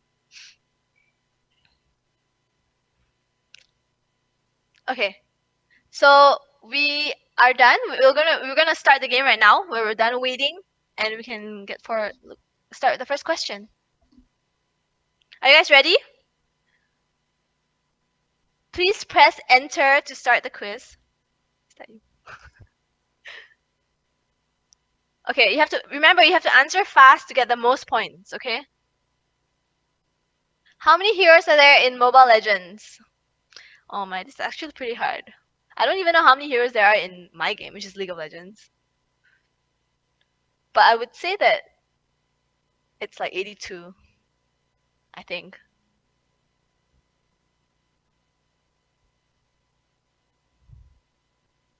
There are 95 heroes. That's actually a lot for a game that's been released not so long ago. So Leonard, you're first. And Johanna, you're second. Basically, if you don't answer correctly, you get 0 points. And Johanna answered after Leonard. So she got less points, or he got less points. Who is known as the Malefic Gunner? Your options are on the screen. I don't know if these images are meant to throw you off, or they are. Or they're actually the answer. Okay, 13 of you got it right. Good job.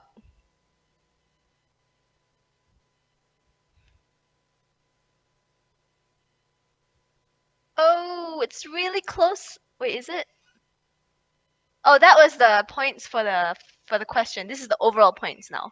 Leonard's still in first place. Aduka, you're in second. Rachel, you were the fastest one. Good job. Just keep it up. Third question. How many more do we have actually? We have 6 questions altogether, guys. What is Nana's true identity? You're halfway there. She looks like a raccoon to me, so I would probably choose raccoon spirit. You guys probably shouldn't listen to me though. I don't know the answer. Good job, 8 of you.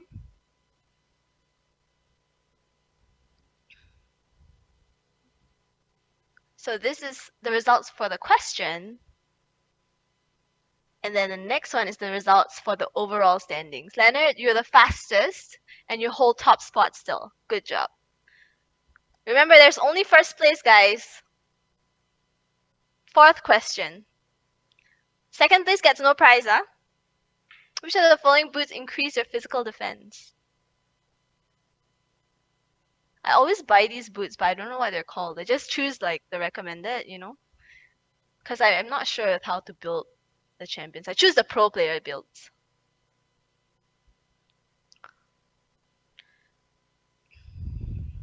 "14 of you got it right. Can someone please overtake Leonard? We'd like to see some competition here.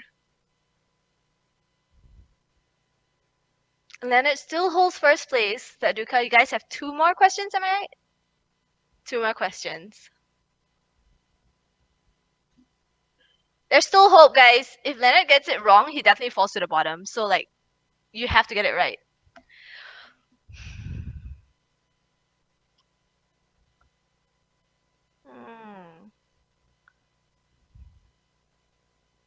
I don't know. I don't know the answer to this. I play Rafaela, so I know she's not the correct answer. I guess these pictures actually help you, so you should take note of that, guys. There's no margin for error, guys. Aduka, you're fastest. It's really close. 4,500 points to 4,200 points. First and second place. Last question. Aduka, this is your chance to beat Leonard. There's no second place. Which of the following heroes does not use a sword as a weapon?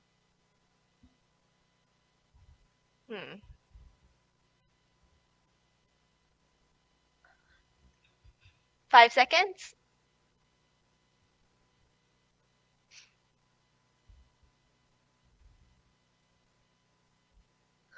All right, we're down to the final question, and let's see the final results. It was really close the last time. We're telling it now.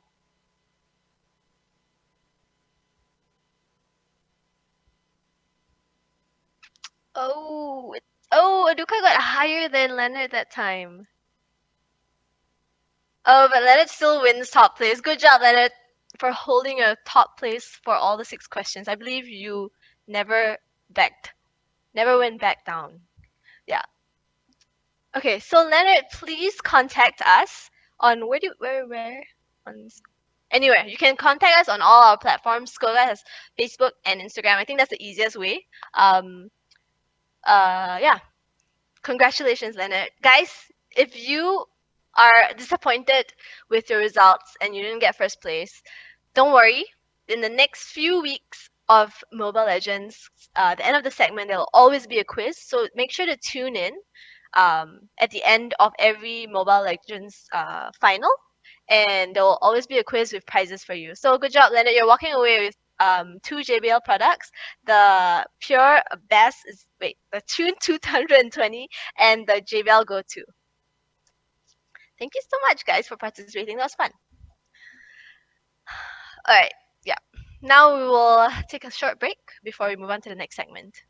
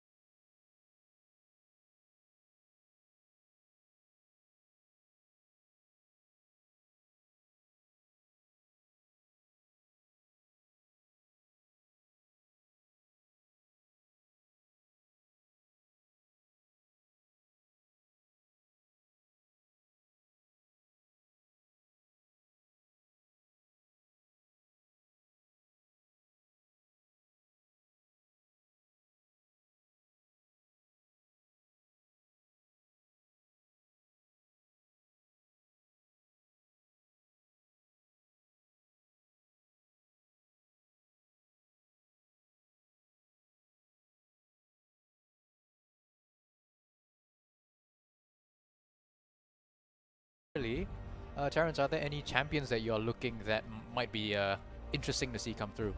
The thing is, I love the meta, but it's going to be hard to see if at this level they are going to go straight for that champions. We already see a Volibear being banned out, we see a LeBlanc being banned out on red side free RP. And when we see Mordekaiser being picked up, this is a bit of an older meta, but an interesting pick. They're not exactly following the standard that you see in some of the more prominent leagues. Right, so you can see the free RP, they're actually going for a bit more of a, I would say, comfort. I think Fiora against Mordekaiser, Fiora should win this matchup. It is a classic counter to Mordekaiser. We saw this champion actually yesterday in the VCS. Fiora should win the lane, should be able to like take over and try to do a bit of split pushing. But once you go into the mid game, if you try to 1v1 a Mordekaiser and you're even slightly behind, that can be very, very disastrous for the Fiora player. But on the other side, we do see Mordekaiser and an Elise. So what do you think of our picks so far, Terrence? So we are looking at Mordekaiser and Elise, as you mentioned.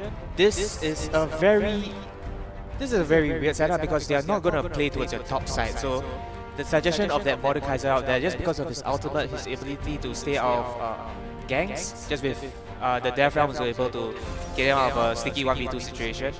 But right now we see that Elise being picked up, so I believe it's going to go to the Elise jungle pick is going to help out the other lanes more, such as bot. We see that Ashe coming in, or mid, which is still unknown. It could be a Mordekaiser mid though, but based on experience, based on most of the statistics, Mordekaiser is most likely played top. And as you mentioned, Mordekaiser, Fiora matchup, Fiora does have that advantage in there. Absolutely. So we are seeing the Ashe picked up here. Aside from an Ashe mid lane, which you do see sometimes, this is most likely an Ashe ADC. And the thing about this is that you have a lot of tier 1 AD carries that are not picked up. I believe Ashe is just slightly below that tier.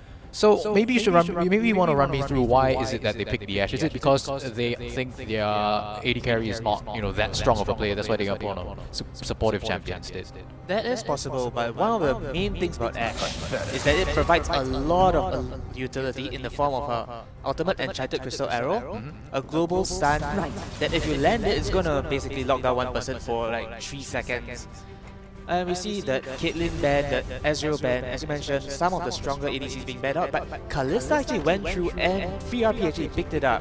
I was waiting for the 200 years because of Aphelios or maybe even a Varus, but neither of them are being picked here for the drafts. Right, definitely we are seeing Lissandra hover, could be very interesting. Is definitely a counter into Akali. Which one is going to lock it? Is actually going to lock it in. So it's a very utility CC heavy comp coming in from Team Gap.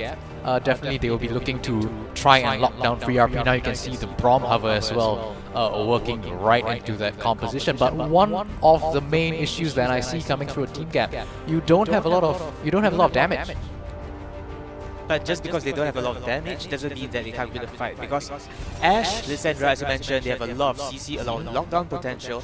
I believe what Team Gap is trying to do here is they just try to lock down one single target, get rid of either the Fiora or the Akali, or even the Kalista as well. Either one of these targets, if they are gone for a fight, it's instant 5v4, and that looks like their game plan for the game.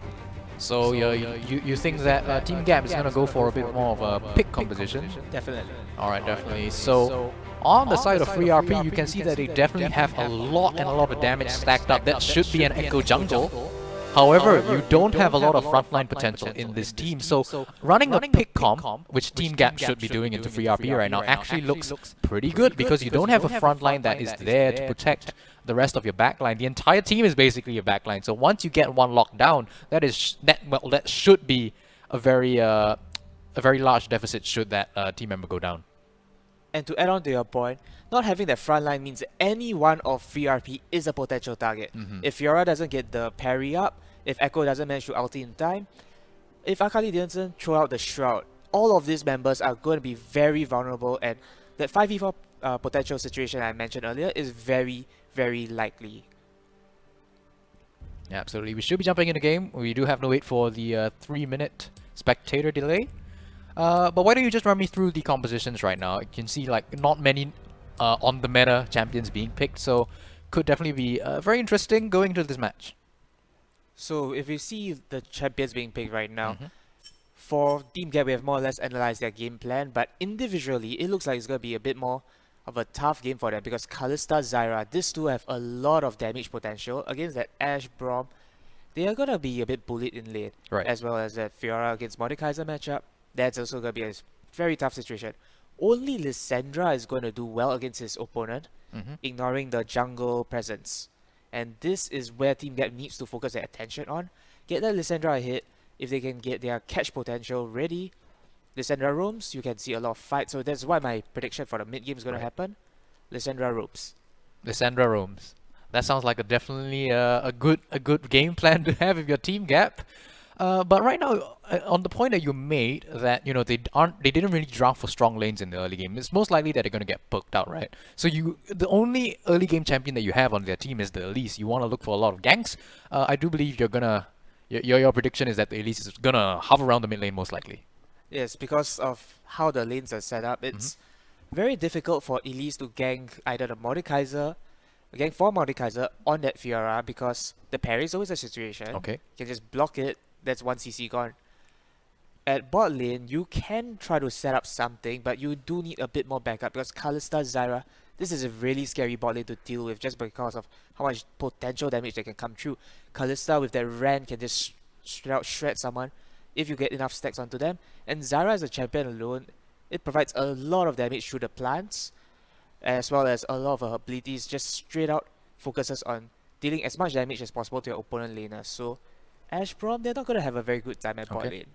So now that we've gone over Team Gap, how about you run me through the win conditions of Free RP? How are they gonna get ahead in this game, and how are they gonna close it out? The interesting thing about Free RP is that they pick Fiora, they pick Echo, they pick Akali. True. All these champions are very good at split pushing, which looks like their name of the plan. They have Zyra for disengage, so their 1-3-1 setup is very strong no matter who are the split pushers, which most likely will be Fiora and Akali.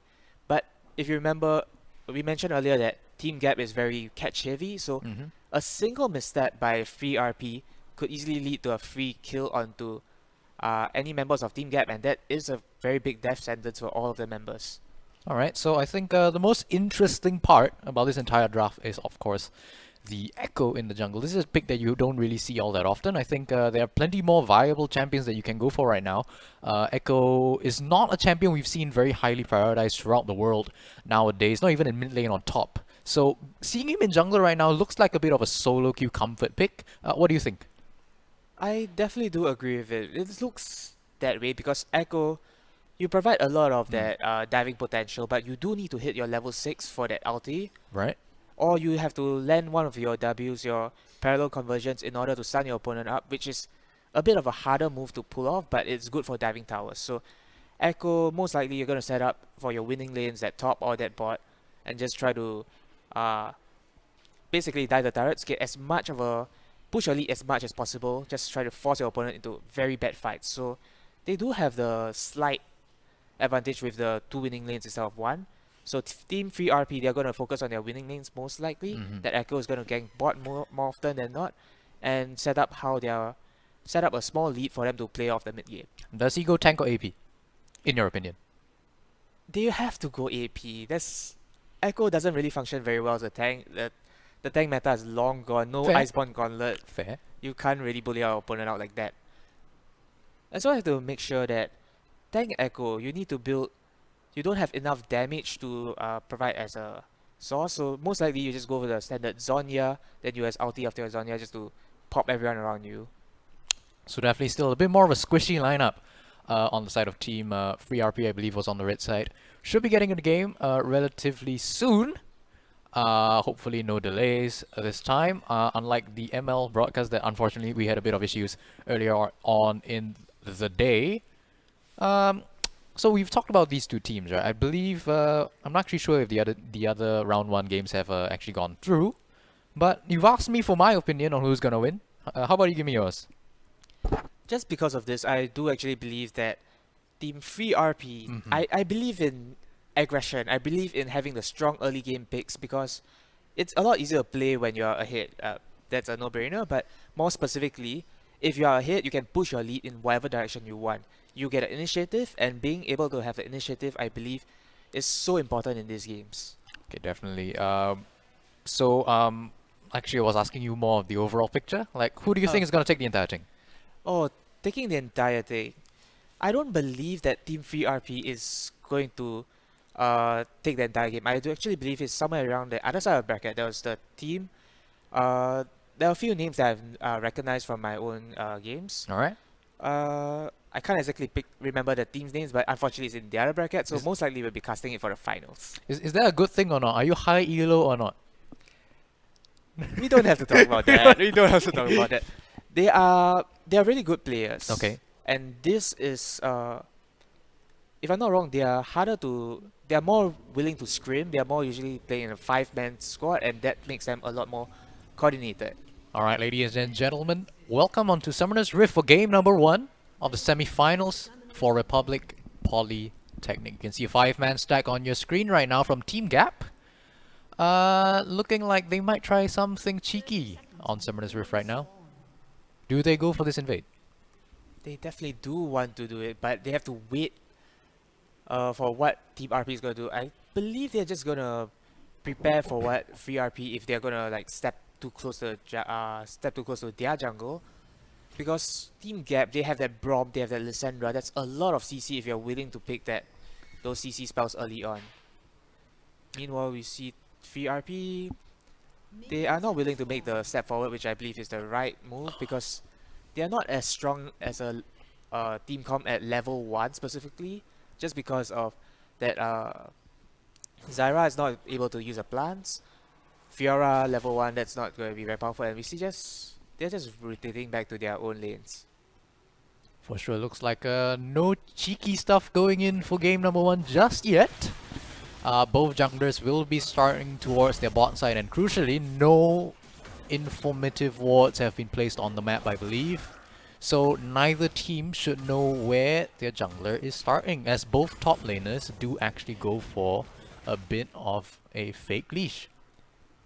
So right now, the thing is, as you mentioned, fake leash, it's gonna be a bit more dangerous for that Mordekaiser up there, because he has to be very sure that Fiora did this leash. So that early level, potential level 3 gang that's coming in, because if you look at it, Elise is already taking her blue buff, she's going buff to buff. This usually signifies a very early gank, and it looks like he's just proceeding up to top. Meanwhile, that Echo on the bot side, he's just gonna do what seems like a full clear, and it's gonna be a easier lead, a safer route. But whether the other team is able to capitalize on this remains to be seen. Absolutely right. I mean, they're both playing towards their win conditions on these champions, right? Elise is gonna be the champion that you want to gank very, very early in the lane, in the game rather. You can see her pathing towards the enemy jungle, wrapping around or going for the red buff. Might actually go for the red buff. So Echo is now towards the bot side, looking for a bit of a gank. Braum and Ashe are a little far up on the lane. Is gonna get slowed down, not gonna get the stun. Is gonna dash in though, forcing the flash from the Ashe. They should be able to walk away, and nothing else is gonna come from that gank. Elise is gonna pick up the third buff on the map. Echo is at a significant disadvantage. Definitely, the gang was a bit too hard to pull off, and He's gonna try again. He's gonna try again in mid lane. This might be slightly easier. Lysandra will have the claw. Is gonna dash into the river, but the stun does follow. Will get the slow, and Lysandra makes it out as well. So this is 2 failed ganks for the Echo. Super unfortunate. And we see that Lysandra still doesn't want to let it out. They want to bully that Echo as much as possible. You see Elise coming. Oh, Team the Gap flash! going in. Rooted up is the Echo. Now burning down. First blood goes over to the side of Lysandra. Team Gap looking very happy right now, and this Echo, he's not having a good day. That Echo has been forcing too many fights that didn't really turn out too well. We said that bot gang, it was not set up enough, because I don't believe Zyra had the snare, or maybe she missed the snare because they are unable to catch that Ashe, that Braum. That was a huge missed opportunity. And then we see that gank on Lysandra just fell flat. You know that Lysandra's around.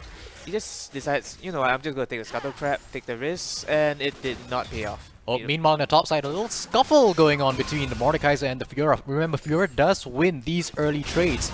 And in the bot lane, we are going to see a little bit more action go down, but nothing is traded other than a little bit of health. Right now, the lanes are going to be a more passive state for now because there isn't too much you can do. Echo is busy trying to catch it up, and Elise is... She's gonna try something. She has speed boost. They are slowed up. Zyra's gonna get stunned. They are gonna jump in. The fangs do sing, but the flash is gonna get her out to safety. The flash was unfortunately a bit late, meaning he lost a lot of health. Zyra is gonna have to play with that amount of health or have to back, and that gives a lot of pressure to that blue side. That Elise is just having a field day, just farming up the entire Echo jungle. He's just so close, but he has so much teamwork from his so much support from his team, more exact. Respect given over. Echo understanding that he could not contest for that Gromp. And Elise right now having free reign, but in the top lane, I'm not sure what happened, but Fiora does pick up the solo kill against the Mordekaiser. Somehow. I don't believe that you should have died there. You shouldn't have fought because Mordekaiser is not going to be able to take down that Fiora, especially in the... Not even in the early game, because Fiora is just... A Juggernaut is not able to beat a duelist, and Fiora is the best duelist around. Alright, Echo was spotted on the River Ward, but is not going to be seen as once more into the breach. Parallel convergence is true this time, stuns up too. But Elise is here for the counter gang, and they are trying to disengage. Ignite is going to run down, but Rappel is there, and the Fangs sing as they try to continue going in. 2-for-1 trade so far. Echo might actually be able to get out of here. And it's, once again, another failed gank. You only pick up the support in exchange for your entire bot lane. And it's just so sad. Unfortunately for Echo, Elise has his number. He's already prepared for that gank out there just because being able to retaliate within that about 5 seconds is a huge sign of that Echo being, unfortunately, that Elise being the right place at the right time, be able to counter that gank, getting a huge lead, and now Dragon as well. Yeah, and that's the thing, right? You saw Elise in your bot side. You should have at least a suspicion that she's gonna be around for the counter gank. And when you're this far behind as Echo, I'm not sure why you go for that, especially when the previous few ganks have already failed on your side. You have to try something, to be fair, but he's forcing way too many ganks out here. I'm just wondering if that's going to affect his mental state coming in, because that is total of, what, 3 ganks? One that backfired massively in his face, and this is going to be huge because that Kalista Zyra lane is supposed to win so hard, and it's... Oh, meanwhile the mid lane, Akali going in, but she's stunned up, and the Ignite will be able to take her down. Not sure what the idea was there, but only aim turret. 2-0 and 0 on this Lissandra in the mid lane. Things are just falling apart for Team 3RP right now because they're just... Every member across the board, they want something. They want to force everything. Fiora has succeeded in getting a kill, but we look at the CS, it's 50-37 in Mordekaiser's favor. That Akali, that Echo, both of them are trying to force their lead as well. They know their early team comp. Their early game is better than the opponent, and that's what they're trying to force. But unfortunately, this is not good enough because Elise is just making his... Oh no, she's going for a gank! But she's actually gonna make it over. There's no wards here. They don't know, and Zyra is not gonna dodge the stun. Is gonna be taken out by the bot lane here. The kill given over to Ashe. Whew. This bot lane's not looking very, very good for Team 3RP. I have to agree with that. All of those missteps, not enough wards. That Elise just having a field day in your own jungle. You need to do something about this, 3RP. You have to make sure you have to catch that Elise when he comes into your jungle, and looks like... Oh, there's gonna be a skirmish here for sure, as Elise will try to get on. The Echo does not currently have the ultimate. The claw will be true, and only aim turret does pick up that kill. Is now on a killing spree. Akali stunned up, has to flash over the wall. The rappel is not gonna follow, as team gap definitely showing that there might be a gap between these two teams. They do disengage. I have to say, yeah, they do have a gap within the jungle and mid in particular, because that Elise has that Echo's numbers everywhere at once. Echo is there, nope, Elise is there as well. So those gangs did not ever go inside Team VRP's favor. As well as that mid lane, he's picking up 3 kills already on that Lissandra. A very, very dangerous thing, because as soon as he gets that Luden's Echo, or even just the Lost Chapter enough, is good enough for that gang. In the Death Realm. Mordekaiser might actually die in the Death Realm again. As Fiora ready to walk back into turret, they are gonna die from the tower shot. That was questionable. he definitely could have gotten out. That one extra turret hit made all that difference. He believed that that healing from his ultimate, the Grand Challenge, is able to keep him alive. But that was a very, very miscalculated. It just threw the game back. Now even Fiora is getting far behind compared to Mordekaiser with that 20 CS deficit in exchange for 1 kill. And Elise is just going to take more objectives across the map that Rift Herald is up. Yeah, there's not much that Team 3RP really can do right now. I mean, your Echo is this far behind. You're not able to push up your vision line. Take a look at the river. You have basically no wards to give you information on the side of 3RP. So this Rift Herald, once again, like you said, it's gonna be extremely, extremely free for the side of Team Gap. And now the question does become, where are they gonna utilize this Herald, since basically all three of your lanes are winning? I have to wonder whether they're actually winning. Thought they have a CS lead, but Fiora does have the pressure.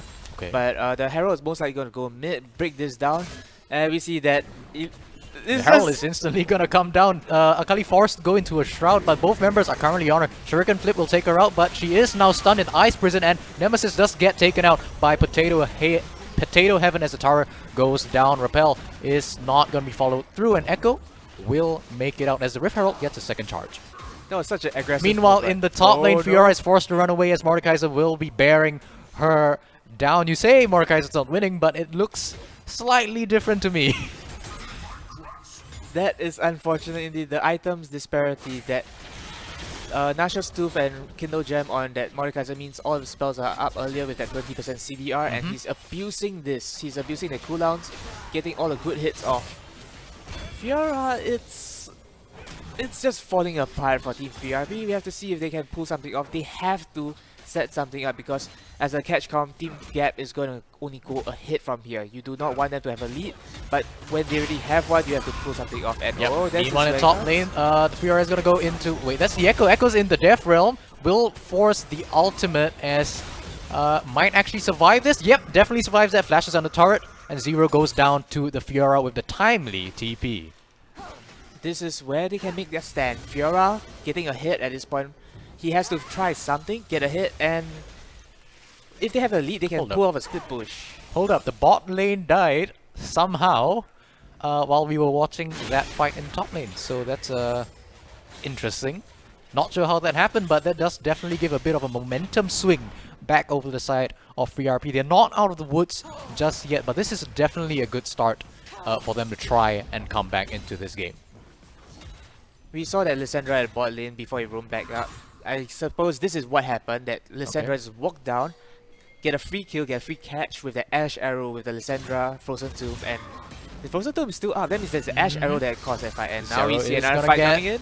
Zero is gonna get caught out as both solo laners are here to try to take him out. He is gonna flash under the turret. The Ignite should not be able to take him out, as we are seeing a cross-map player right now. Lissandra taking out Echo. Echo's not having a good day, as Elise also picks up the Infernal Dragon.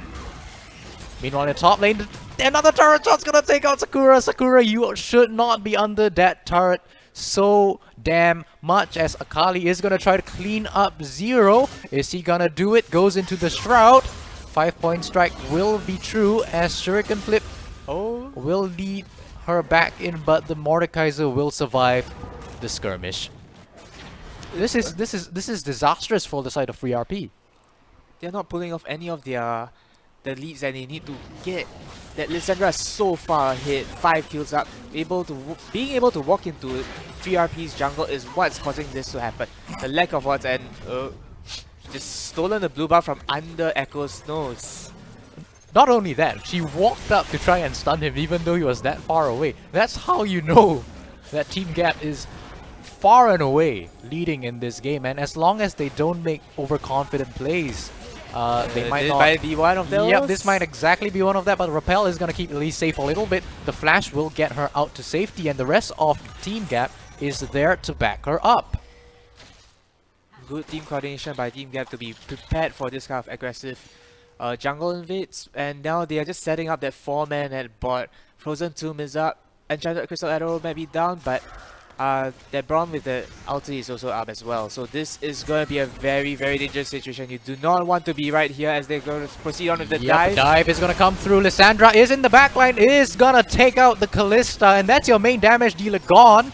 Will Lissandra die in return? No, he's actually gonna pick up the double kill as well as Akali is Might be a forced to run solo. away. But where are you gonna run when the entirety of Team Gap is here? Well, you're gonna pick up one kill against the King, but Elise is gonna sink in the fangs. They're gonna take up the next kill, and they are gonna take away this bot lane turret. This fight, unfortunately, you should have seen the signs coming in. Those Lissandra and Elise invading in particular, those going in so deep. But the Kalista and Zyra just, you know what, we're just going to farm. They're not going to die, that's the way they actually did. And that is turret. They wanted to defend it so hard and it did not work out for them. Yeah, but in the top side, we are going to see another skirmish. Trade of health bars from both these teams. And you thought Fiora was not having a good day earlier in the game. Right now, Mordekaiser picking up a Stinger as well as some more AP. Well, Fiora's going to start losing this lane pretty handily right now. He still has a chance if he builds a Hex Trigger specifically to counter Mordekaiser, but we don't... Oh, the Braum is chasing down the jungler. Oh my word, this is so sad from the Echo. He's basically been impactless this entire game, and the Braum is chasing away two members of Free RP right now. They have to make something happen, but it's so difficult, and we see Zyra getting caught out. Yep, And he's not the now- only one caught out as the Echo does go down, not even allowed to use his ultimate as Elise is gonna go for the dive. The repel is gonna take her to Callista, and Callista die? goes down. A shutdown kill goes over to the side of Free RP as Elise goes a little overzealous in the mid lane scuffle, but overall this is a team fight win across the map for Team Gap. That's a 9.5k goal lead coming in at 16 minutes. It's just so difficult for them to come back at this point. Free RP, they need a miracle for this, or they have to just find a way, reset their mental state and go for the next game, because this game looks like it's already gone. Yeah, with all the fights that we've seen, you would have thought that, you know, it wouldn't have been 16 minutes, but like not able to make that point as another fight goes through. Parallel Convergence will stun up two members, but Echo is forced to use the ultimate and get out. He has no damage. He cannot have an impact in these fights as another turret might be going the way of Team Gap. Free RP don't have the members ready. Kalista is at mid lane trying to farm up a bit, but at this point you can't farm anymore. You want to, but you have to pull something off. There's another Herald going down, and we might be seeing a Herald dancing in their Nexus soon enough. This is going to be disastrous. Free RP has to pull a miracle play sooner or later, or they have to say goodbye to this game. Yeah, but one of the things that we actually missed was amazing macro play from the side of Team Gap, where they rotated their bot lane over towards the top side. Not only did they pick up two turrets off the back of that rotation, but they also gave themselves huge priority over the Rift Herald, and they do manage to take it down. So we are seeing cohesive team play from Team Gap as well as strong micro play, and this team definitely showcasing that they are a force to be reckoned with, at least in these qualifiers.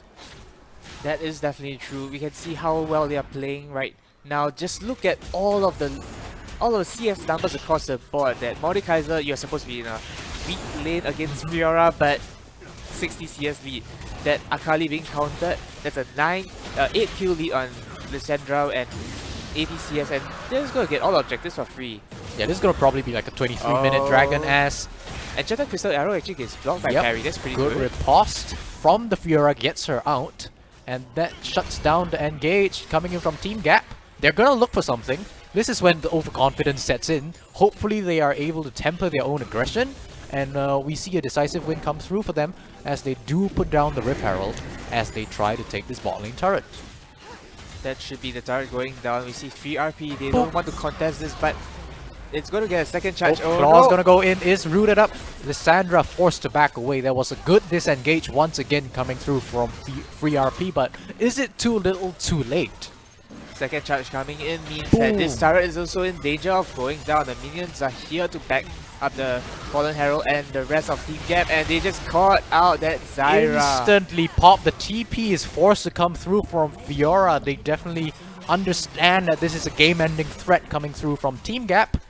But Team Gap, after expending that teleport, after, you know, alleviating the pressure from the top side of the map, they say, okay, this is all we want. We're gonna back away. We're not gonna give you even the slightest chance to come back.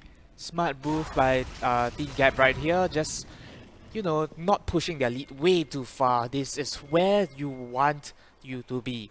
Just get a comfortable lead. This 10k goal, 13k goal lead is pretty comfortable to them. And just play the map, wait for Baron. It's gonna spawn in 15 seconds, and that is gonna be a huge push. Can Team 3RP do something about this? Yeah, absolutely. Spike steal. It's gonna be super difficult for FreeRP to do anything. And once again, thank you observers for showing just how much gold is in the hands of this Lissandra. 9-0 and 3 right now, a phenomenal showing.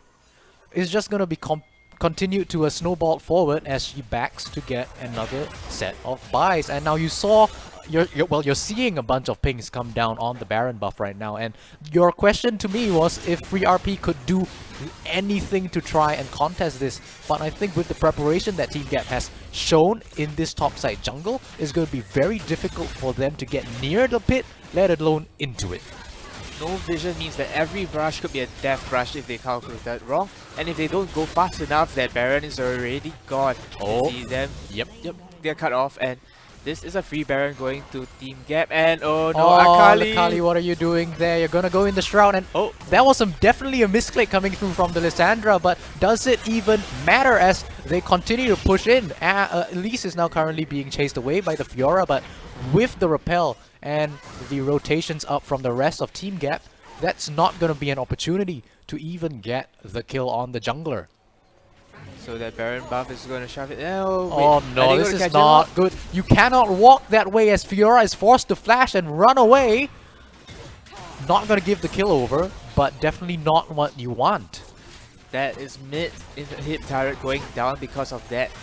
They don't have the numbers to back this up, and Mordekaiser is also knocking a top door. You have to do something, but oh boy, they're gonna pray, get some small damage out with that Zyra plant, but that's not enough. You have to do looks like a game-ending fight is about to begin as they do assault the inhibitor. You say they're knocking on the door. It looks more like they're knocking down the door right now as Team Gap begins to force the final push. All three inhibitors are down, and Team FreeRP, they are definitely not looking very healthy right now. They have to go for a final fight. They're gonna force it. Team Gap's gonna go in. The ultimate from Lissandra will catch himself, keeps him healthy for a little bit more as double kill does come through from Lissandra. Once again, a phenomenal showing as Team Gap, they do pick up the first win in this best of 3 against FreeRP. Congratulations. That was a really good play by Team Gap throughout the game. They just played very strong to their micros. Getting a huge CS lead in all 3 lanes is a very important thing in this kind of situations. You want to make sure you're always ahead. Team FreeRP, unfortunately, even though they had 2 winning lanes, they're unable to pull it off as they just get shut down repeatedly. Those failed ganks from Echo feels so bad. And once Team Gap has the lead, you lost the tempo advantage. They're just going to run you down. You can see some of the stats coming in here. Oh. Look at that Lissandra damage. Yeah, and I think the name right next to Lissandra's damage on the friends is Holy Moly. That's how you want to describe this. This Lissandra having a wonderful showing once again in this first match. We were saying that hey, Team Gap they may not have the best early game. We expected them to really do something in the mid game, but no, they really hit the ground running and they absolutely hammered their point through. And honestly, we just need to see more of the same, and they're through to the finals. That is definitely true. They're just one game away from winning this series. If they can pull off something similar, if they can try their best, but I do believe that Team FreeRP, they're going to have a few strategies up their sleeves. At the very least, banning up that Elise, banning up that Lissandra. These are things that we want to see going through, just to make sure your opponent don't have those tools, those incredible counter engages and catch potentials that they have used to such great effect in this game. Yeah, for sure. So we are so your advice to Team FreeRP is to ban the Elise and the Lissandra.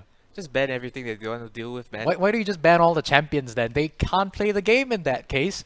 So we are looking towards a very explosive game 2. I'm not sure actually if we're going to have a break or not, but it would be very interesting to see.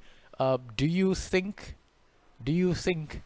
Team Free RP are gonna come back in this series? Unfortunately, no. I may have predicted them to win game 1, but looking at that massacre by Team Gap, I have to give it to Team Gap now. They have strong micro, strong macro, and they understand the game fundamentally better than Team Free RP, and this is a very clear showing.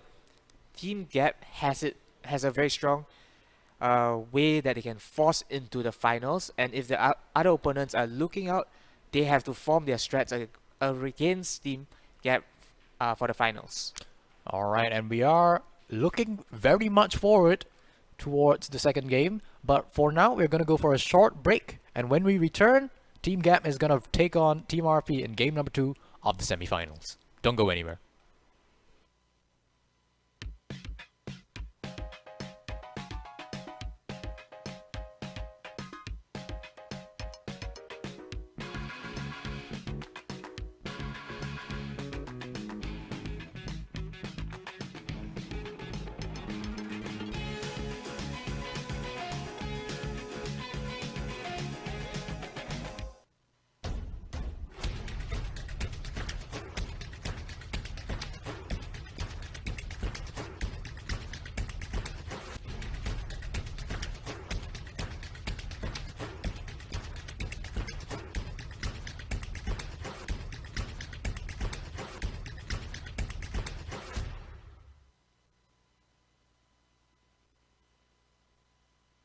JBL presents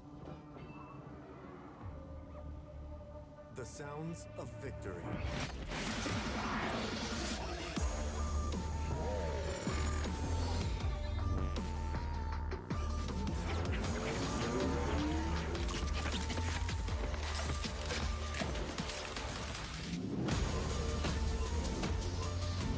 JBL Quantum Gaming headsets, because every sound matters. You got the best of me.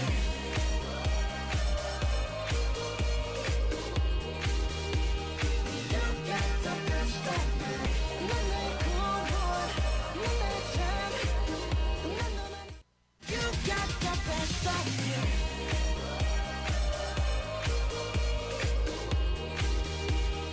You got the best of me. 너의 쿨한, 너의 참, You got the best of me.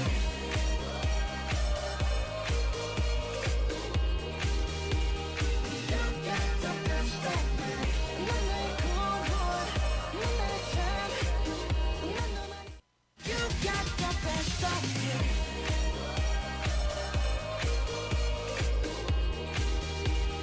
You got the best of me. 너의 쿨한, 너의 참, You got the best of me. And welcome back, ladies and gentlemen. We are just about to head into game number 2 of our semifinals today. But first of all, let's do a little bit of recap on the previous game. Obviously, I think we can both agree there was a bit of a stomp. Do you think that that game was a one-off? Or do you think that, Team Free RP has something further up their sleeve that they can show us? While I love to bet on the underdogs, Okay. I have to give it to Team Gap because they really showcase. It's not just their micro play that's incredible. Their macro play, understanding the map, getting all the objectives. This was huge. Okay. And I don't believe that even if you improve your micro play in that short break that we had, I don't believe that it's good enough to pull off something special here. So we have to see how Team Free RP has to get around it.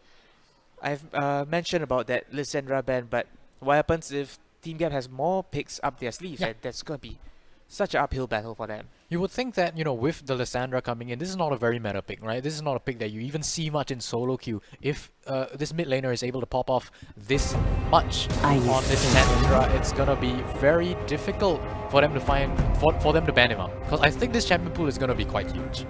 This champion pool being quite huge is indeed the case because all of the edge bans, if you ban Lysandra, there's still a lot of similar picks that you can go for. That Vega, it's a bit of more control mage option, but yeah, you can't just ban out everything, even though you want to, and we see the picks and ban already going through.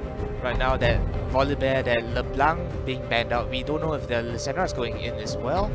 So this is a very dangerous situation for VRP because both Elise and Lysandra has played a huge part in the previous game. And we see the Lysandra ban. Okay, so Lysandra is going to be banned out along with the LeBlanc. Definitely a very devastating mid laner in and of herself. On the side of Team Gap, you are seeing the Riven as well as the Pantheon taken out, so definitely giving a little bit more respect towards the top lane. I'm not sure why they would pick these specific champions unless they've seen perhaps the other team's match history. Most likely that's the case. Just as quick research, if your opponent has a champion puddle, you can use that to your advantage. Just ban out all the important things, and we see noted ban from them. They just skipped it. Okay, looking spicy. Do you think that they missed the ban, or is this a little bit of BM coming through from Team Gap? Most likely they have missed the ban because I don't believe you, even in this kind of situations, you want to make use of every lead you have. So missing a ban is huge, and we see a Vega coming in, Nemesis. Alright, well, definitely you do recall the actual Nemesis over in the LEC is definitely a Vega player himself. Definitely does have quite the repertoire on this champion. Definitely can be a devastating champion when played correctly. So definitely will be looking towards whether or not this iteration of Nemesis will be able to do the same. And if you remember last game, his opponent was that Akali there, and Vega's also a good counter to Akali. So it's a bit of a preemptive strike. You're saying, I don't want you to play Akali. If you play Akali, I'm just gonna win it straight out. And meanwhile, we see instead of that VR pick, we see a Renekton coming in. A Renekton coming in for Team Gap. A lot more aggressive than Mordekaiser, and it's gonna be a bit more difficult for them to pull off something. Ooh, a Nocturne along with the Renekton. This is an AD solo laner and an AD jungler, so you're definitely gonna have to look towards an AP mid laner here, showing a bit of your hand right now is Team Gap as they lock in both these champions. Meanwhile, on the other side, it's gonna be a Talon and a Kayn. So, this roster right now looking a little different from how I thought it would pan out. I'm not sure what the Talon's gonna do, especially when you have the Vega locked in. Do you think there's a possibility of a Vega support here? Well, you don't actually have to go Vega support, you can go Vega bot lane, replacing the ADC, but I do believe this is actually the case because you look at how heavy on the physical damage Team 3RP is right now.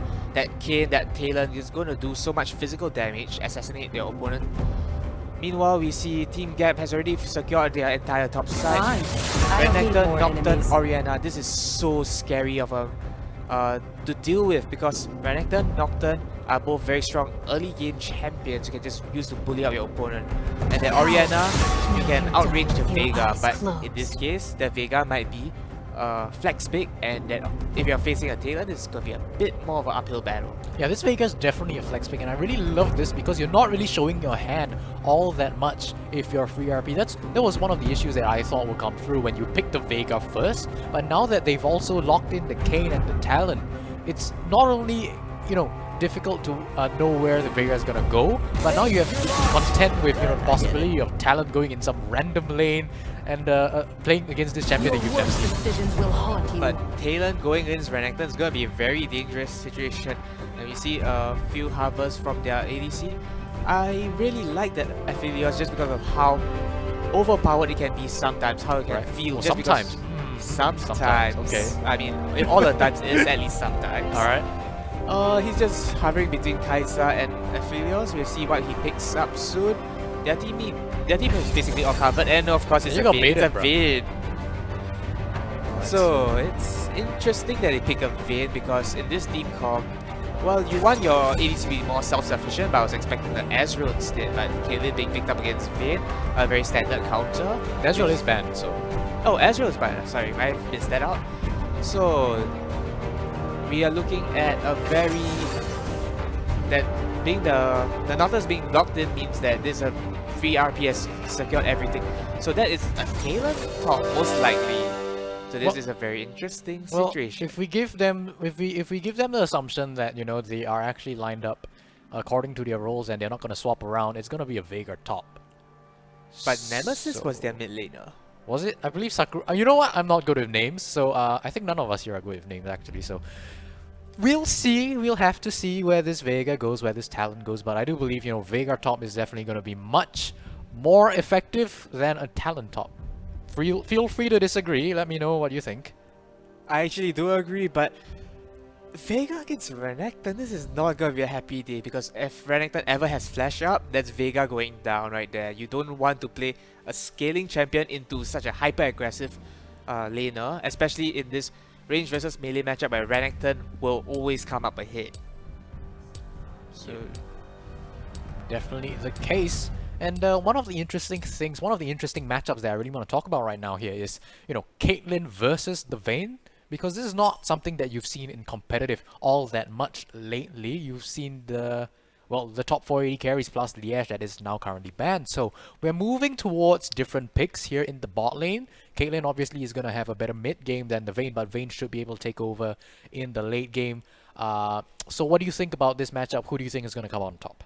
Caitlyn will definitely reach the mid game in a better state than Vayne. Okay. But the question is he able to hold up against the entire front line of Team Gap? Because Nocturne is just gonna delete someone off, and if there's a Caitlyn, that is very, very...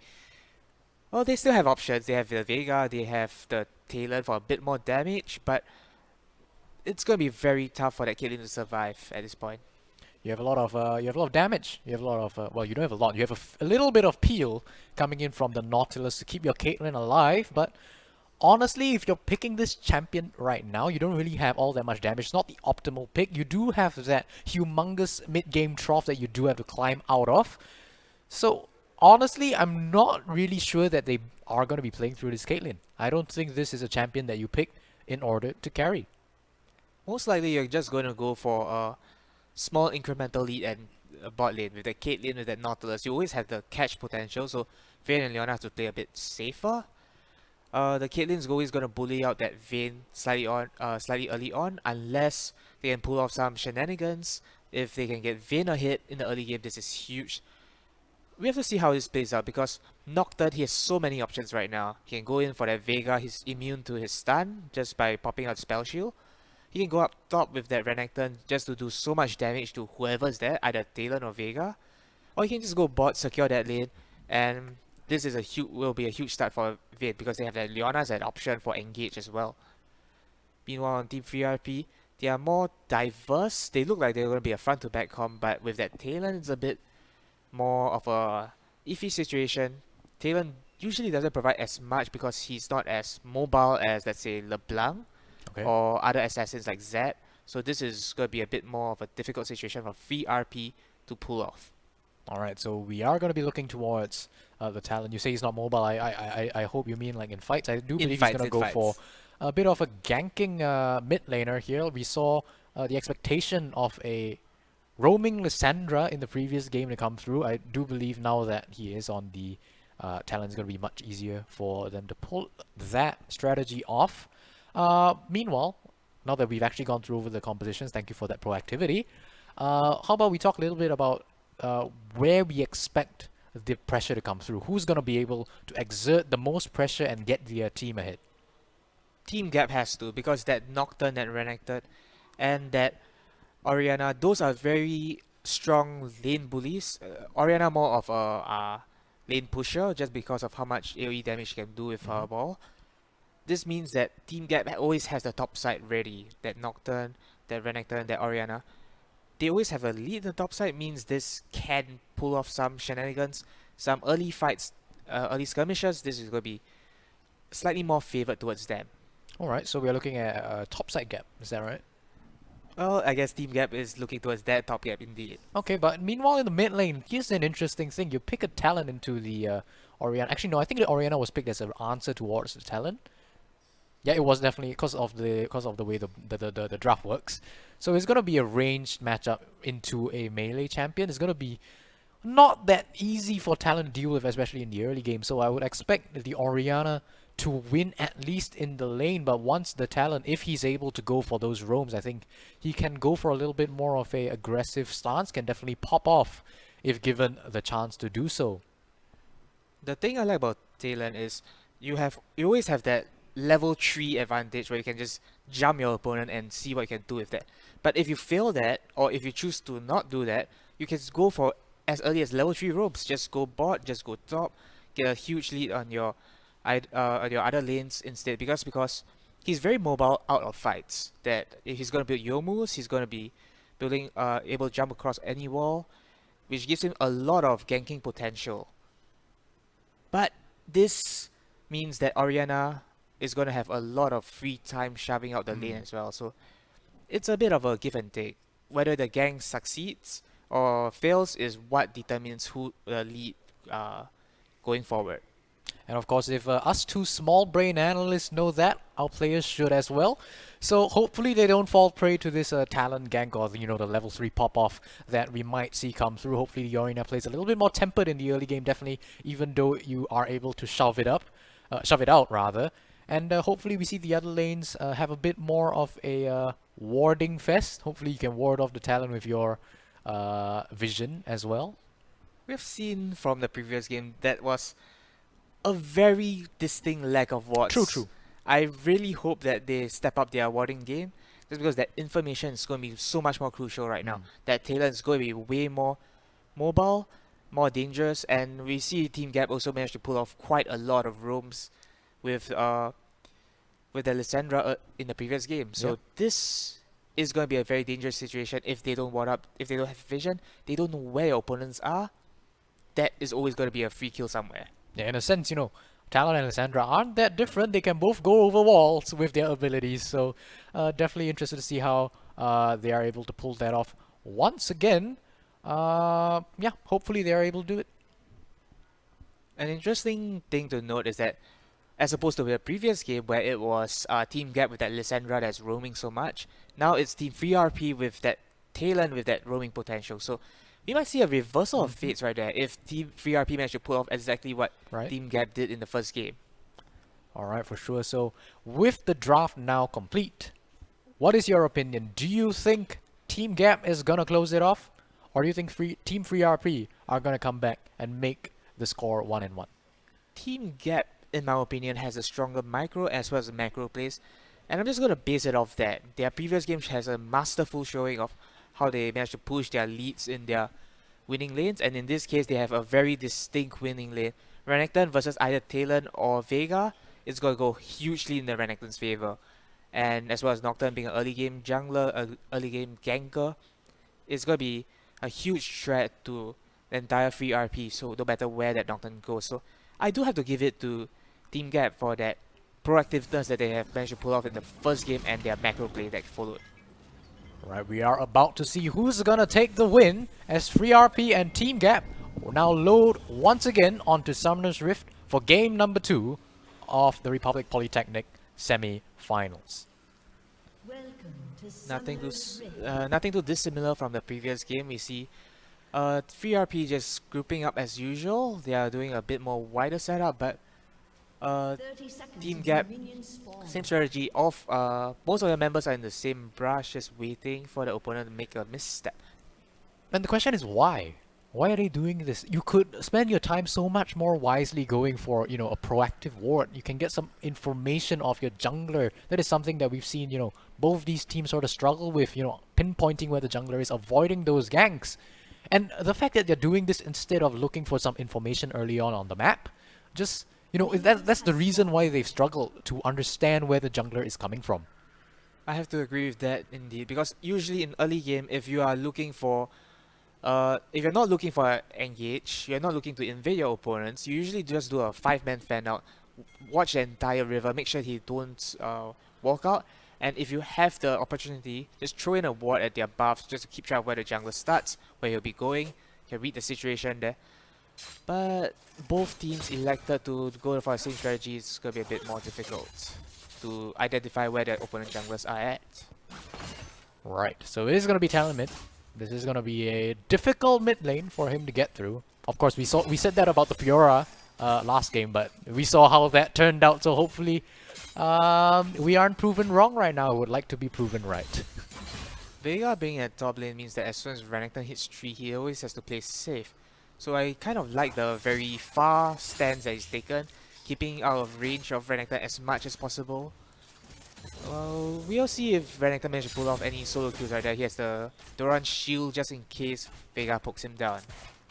Yep, we can see both junglers actually going for a bit more of a slow, full clear right now. No Elise, so no early ganks coming through from either of them.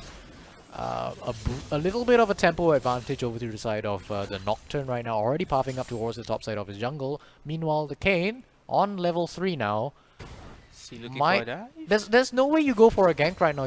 You're way too pushed up on the side of free RP. Meanwhile, in the mid lane, Orianna's losing a little bit of health, even though you do have the range advantage with your auto attacks. Talon can just continue putting down the poke with those blades of his. Okay, Kayn just shows his face mid lane, nothing much, but Talon making use of the advantage, just poking out the Orianna. We see a bit of a return trade, so not the greatest situation for Talon, especially since it means that cannon minion. Yeah, that rake is proving pretty difficult for this Orianna to get over. Even though she does put down, like you said, a little bit of damage in return. Now let's take a look over at this Kayn, right? Because he is going for the Conqueror build, so this does say to me that he's going for Red Kayn. I'd like your thoughts on whether or not Red Kayn is good in this composition. Red Kayn is definitely better than Blue Kayn in this situation because you have that Talon to fulfill that role. And speaking of Talon, it's just the HP traits are going in the favor of Talon right now, but Orianna has a corrupting potion. She's able to deal with it a little. It's just backing off. Nope. Yep. Nocturne's at the top side though. I'm very interested to see whether he goes for a gang, but he just backs off. A bit of a missed opportunity. Look at how far Vega is pushed up ahead. Yeah, well played right now from the Talon though. He's executing a little bit of a freeze here in the mid lane, where you did see that Orianna had to cancel the back and come back and attempt to alleviate that freeze. If not, she would have lost a fair few number of CS, and this just is super unfortunate for her because she does not want to be in this lane this early on with this little health, and it's very, very difficult for her to do anything else. Kayn's looping around again. Absolutely, and this is absolutely the game plan that free RP might want to do, but unfortunately for them, Talon does push up the lane a little too fast, and the minions force the Orianna back under tower where she's safe. So far, this game is a lot more peaceful than the other one where we saw a very early echo gang in the previous game. Now both junglers, they're flexing a little, but they are not making any very proactive steps right now. You see, everyone's health bars are relatively healthy with the exception of mid lane, who are basically trading as much health as they can. Yeah, definitely. We've seen a fair few number of potions come through from the mid lane. Luckily for Orianna, she does have the biscuits. She's trying to back. She is trying her bloody best to back. There it goes. But speaking The of blood, ignite. hers is going to be spilled as the ignite does tick down and Talon picks up first blood in the mid lane. That is way too greedy. You just have to watch a single Talon montage to respect that amount of potential burst coming in.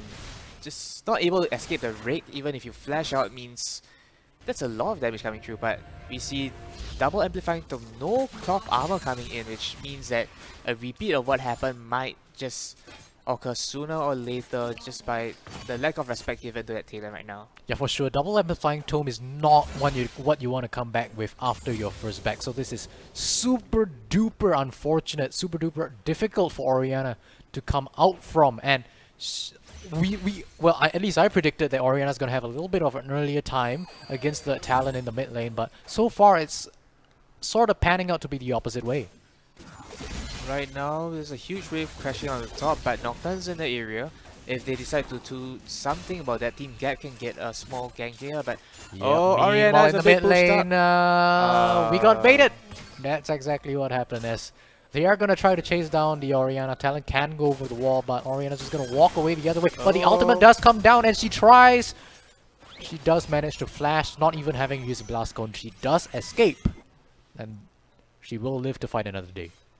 Interesting miscom coming there from free RP. We see that we usually don't expect this kind of things happen where the jungler just walks in, walks back out, then Yeah, suddenly a what was mid laner that just fiesta? jumps in. Oh, but we see a little return trade. Orianna burning that shockwave right there, but it's not enough to pull that Talon off. Talon's just gonna reset a little. Yeah, she didn't have the mana to go for that sort of trade. I think it was a little bit more of a revenge. I think that's when you get a little bit of tilt and say, hey, you did damage to me, I need to return it back to you. So she does expend the shockwave. There's going to be a cooldown she's not going to have for a little bit longer, and all this does is force the Talent back and pick up a Tiamat. Tiamat means he has a lot more farming potential. He's able to shower his wave easier without burning as much mana. And also, as one of my friends have always shown me, Talon with that Tiamat, it just means that you can just steal all the raptors. Okay, steal all the raptors. That was not where I was expecting that to go, but alright. Meanwhile, across the map, we are seeing, like you said, a little bit of a fight. Zenith Blade will land on the 80 carry, but is there going to be a sufficient follow-up from the Vayne? She's definitely going to try. Third stack, she's going to flash away, forced to use the flash. Vayne is here. Forced to Nocturne use is heal as here. well. The Nocturne is here for a bit of a fun. Zenith Blade is going to land once again, and the kill goes over to Team Gap. That actually looked a little dangerous. Then Nautilus being overconfident. Oh, Talon. Talon's yeah. gonna try He for got seen something. though. Is gonna go over the wall, but that is straight into 3 members. Shadow Assault is gonna catch out Pulls it Chua. off. Vayne goes down. Nocturne forced to flash away, and so is the Leona. The Ignite's not gonna be enough, but that's gonna be 1 kill over to the Talon. But in the top lane, we're gonna see another fight. Not sure how that started, but Primordial both Burst these is already champions are burnt. super low. Renekton, is this Crocodile gonna get out alive? Looks like he will. I believe there was a situation that Renekton could actually pull off a kill right there if he just flash across the wall just to Talon stun. once again? Oh, Nah, he's He's just gonna just back on back the in turret. There's no lane. way you go for this. Assassin Beans though, they always have the kill instinct that they want to pull off some massive shenanigans, try to get a lot of you thought that it won't happen, but just now we saw the first blood coming in, that Talon just basically Hey, stop trying to prove me wrong. That's illegal. Alright, now this Talon with a 2-0 and 0 is gonna back away. What's he gonna buy? Oh, he's gonna buy. Oh, he's gonna buy a roaming boots. What an absolute Chad! He's gonna go try and accelerate the rest of his team's gold lead as well. Sort of giving up his own lane a little bit for this Orianna to farm up.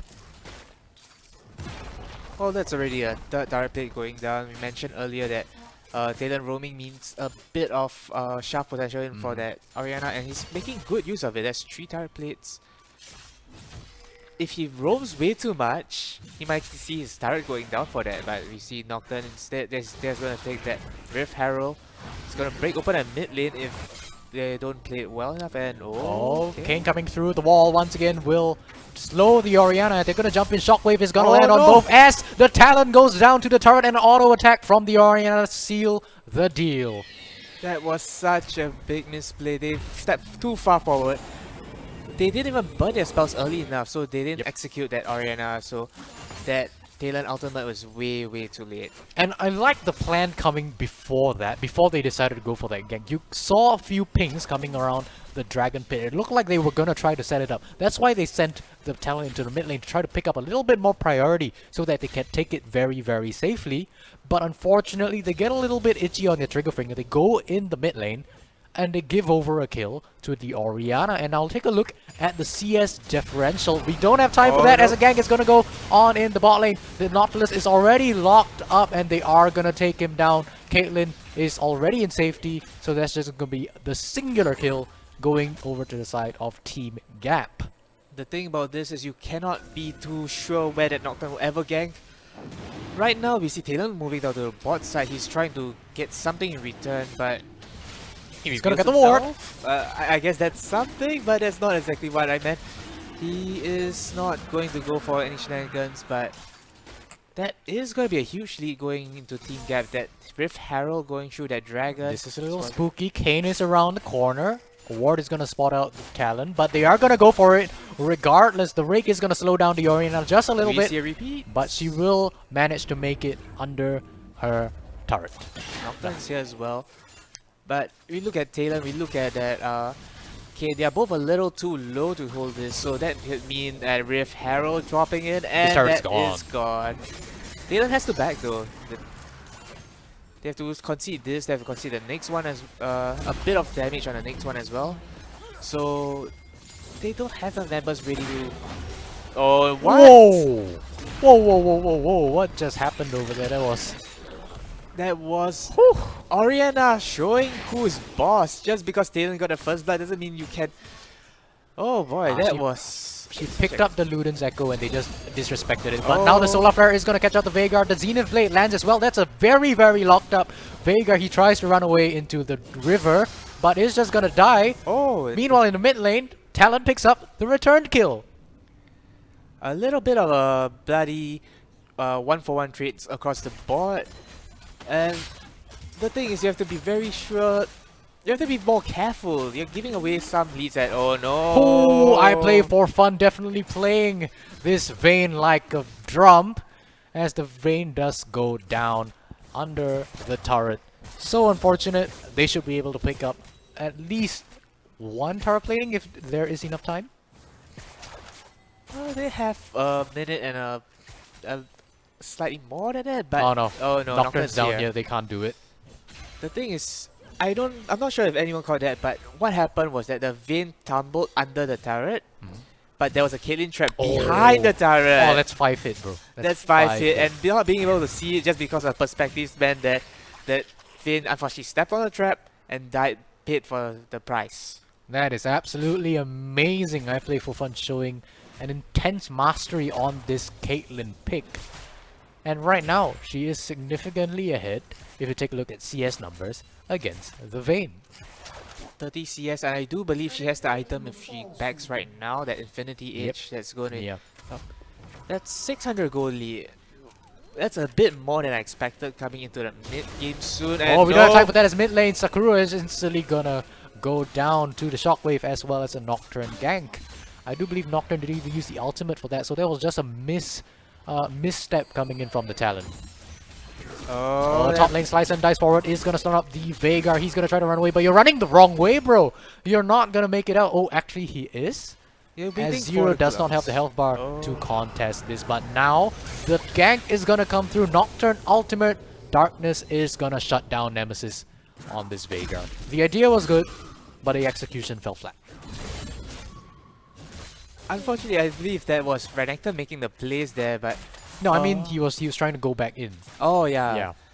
A little bit too aggressive. The Primordial Burst was always up, but Renekton has a bit of magic resist coming in already. The Hex Drinker, that, as well as that Mercury Threats, is enough to just bait out that Veigar. He thought he had a kill, but nope, it's a little... Oh, okay. Speaking about having a kill, Sakura now in the top lane.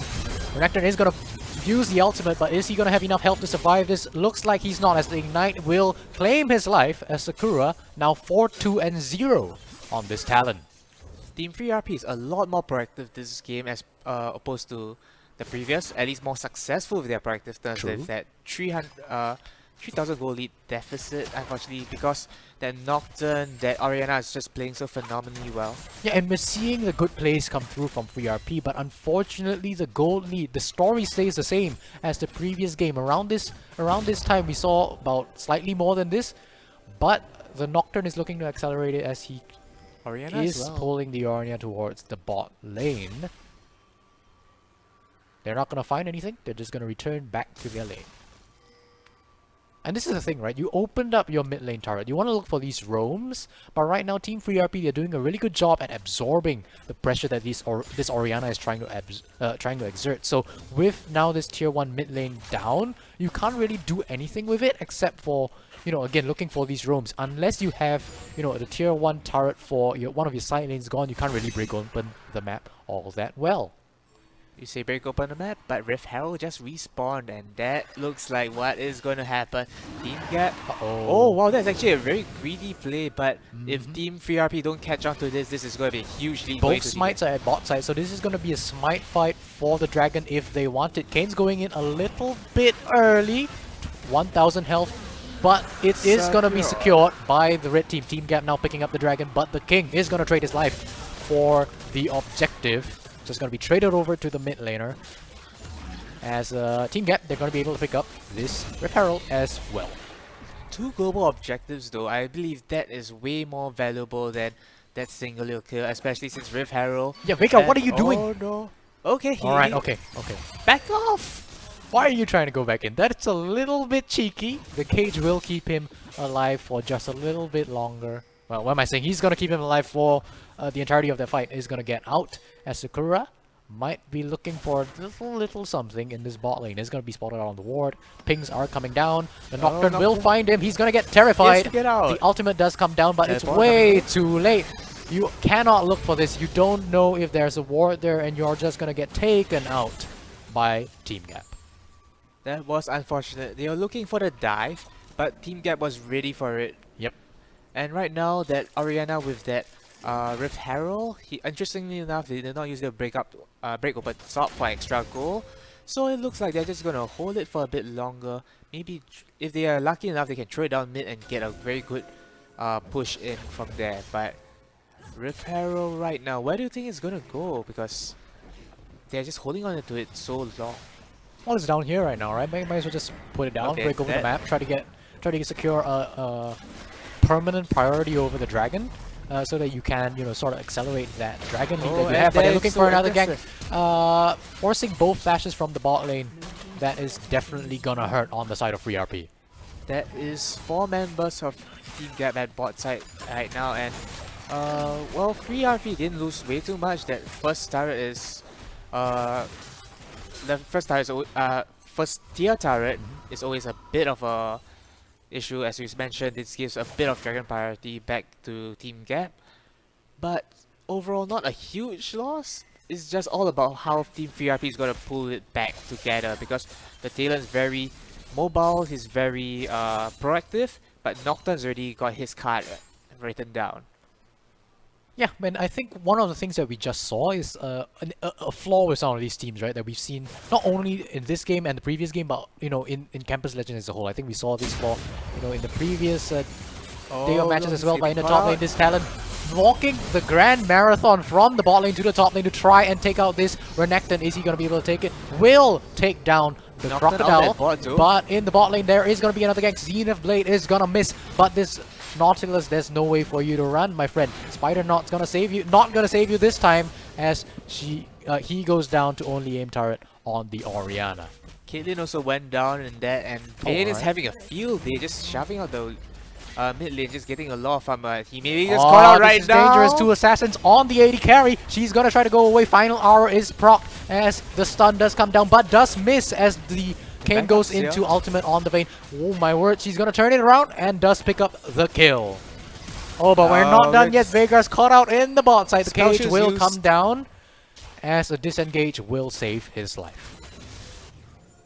Overall, a little bit of a risky play there by Team Gap, but they managed to pull it back together. Leona was ready to support his Vayne, and this is just going to be the lead is just going to go back to Team Gap. They are showing very good macro play right now, just getting all the objectives one by one. One by one indeed. They're not going to secure this objective though, as this Orianna is just going to get run down the lane. The shockwave is true, as the Shadow Assault will be used by the Talon, but a nice flash to get out of the cage from the Orianna will save her life. Right now we got a little bit of time to take stock. Do we though? Okay, we do. I thought they were going to go for a fight. Carry on. They are just trying to get a bit of vision control throughout the map, because Team 3RP is just seeding areas left and right. Right. And I believe Baron is up. That's always a potential risk when you have someone like that Vayne, who already has that Rune King, and I believe he's going to build towards that Guinsoo soon enough. It's going to be a tough fight if they... because 3RP has to know that Baron is always an option for Team Gap. If they leave it alone too long, you can see the entire top side is completely dark. Whether Team Gap pulls it off is another thing though. Yeah, absolutely. The wards situation in this well, in this series as a whole has been a little disappointing coming out from both these teams. As Team Gap, they're actually looking a little bit proactive. They're going to try to secure a little bit of vision around this Mountain Drake. Now, if they take this Drake, this moves them on to Soul Point.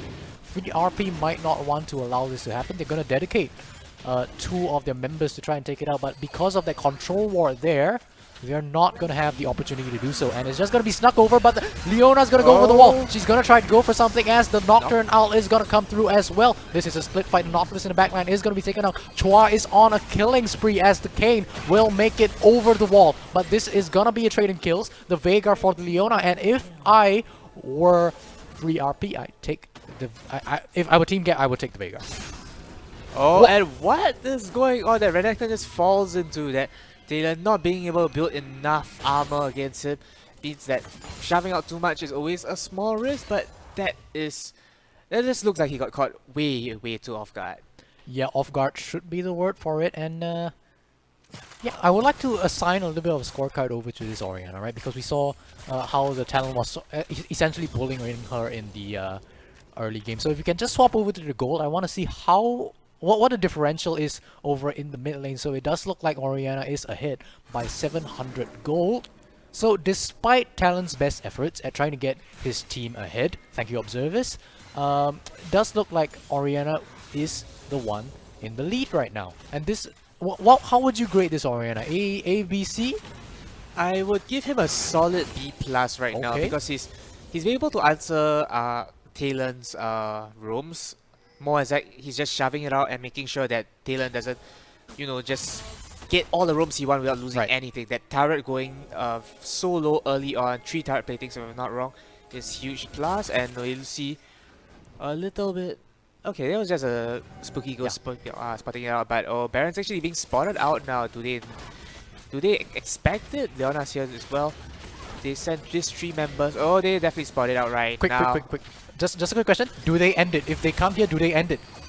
Well, it looks like they're peeling off already anyway. The teleport is going to come down into the root from the Caitlyn You have to trap. get out though. Yeah, your health bars are just being chunked down by the Baron. And right now, Team Free RP, they might go for the kill. The King is going to fall to the Caitlyn as right now they're just going to be run down the Talon on the flank in the backside. Shadow Assault will take down the Nocturne as they are not done. This looks like a clean sweep coming through from VRP. The Cage will lock down the Renekton as Vayne, is she going to turn it around? Looks like she is not going to be able to. It's a 5-for-1 and looks like Free RP, they are the ones who are going to take down the Baron.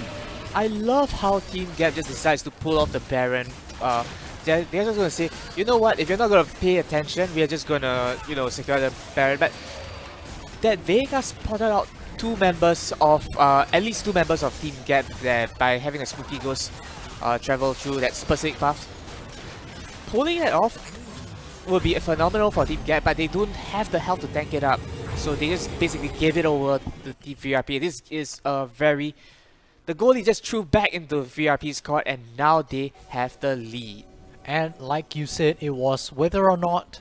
Well, the gauntlet was thrown down, whether or not Team Gap was paying attention. And unfortunately for Free RP, they were. Wait, am I getting the teams mixed up? I think I'm getting the teams mixed up. Team VRP did accept the challenge and they pulled it off. They have the Baron right now. You'll see what they can do with it. And you'd have gotten the teams right. And oh no! Damn! This Talon not having a good day. This is the second time he's been caught out in this bush. Into 3 members of Team Gap is just instantly gonna go down. You do not want to donate your Baron buffs just like that. Oh, and we see they might have bitten up into more than Yep, true. not sure what's happening here. The ultimate is gonna come down from the Kane. Will try to jump in, but that is again 3 members. You're not gonna win that fight. Instantly does get popped, but in the top lane rather, the Crocodile is gonna once again get run down by the Veigar. The ultimate is gonna be absorbed thanks to the shield. The ultimate, the Dominus, is gonna get him out just for a second, and he's gonna try to turn it around, but this Veigar has not gotten the opportunity. Will he take it? Oh, this is gonna be super close. The final auto attack will pick up the kill against the Crocodile. A valiant effort to try and get out, but in the end surrenders his life over to Free RP. The Renekton's playing way too passive in all of this. Well, Shockwave no, will never find mind, we 2 don't have the right time now for it. as they're not gonna capitalize on it. It's just a disengage. Baron buff means that the entire wave is so difficult for the Orianna to clear. They're not going to push it too much, but there's a bit of turret damage going down. But as I was saying earlier, the Renekton... Oh, never mind. What They is don't going have on time up for here it. as the Veigar is gonna go up against the Leona. A valiant effort to defend the turret. Luckily for her, Veigar's does not trade over the life, but the turret does go down. Veigar is right now, so he has to back and this can mean a little bit of time for Team Gap, but they're not gonna give away this dragon. Team 3RP says, as they just look at it, wall off the entire side, and they got dragon already. Yes, preventing Dragon Soul at least for now. Yep, Team 3RP breathing a hefty sigh of relief as with that, turnaround at Baron, does manage to turn around the entire game as well. And now they do pick up the dragon, forces Team Gap to try and, answer that. He's not going to give over the soul just yet as they try to... No, I thought they were going to try something at mid lane, but it looks like they're just going to disengage from the entire map entirely. The interesting thing to note is that you don't expect Renekton to get bullied around by Vega. The Glacial Augment provides him a bit more space to work with, but the interesting thing is Renekton is so passive in this, he's giving up all the traits. Vega is having a field day just because Renekton's not engaging on you. Okay, just hit him until he dies. I love how you say that, just hit him until he dies. Definitely good advice. Now the Renekton is in a little bit of a sticky situation with the Kayn on the backside behind him. Is actually just going to take the Blast Cone out. So Renekton will live just for now. I don't believe Renekton spotted out rest yet. He's true.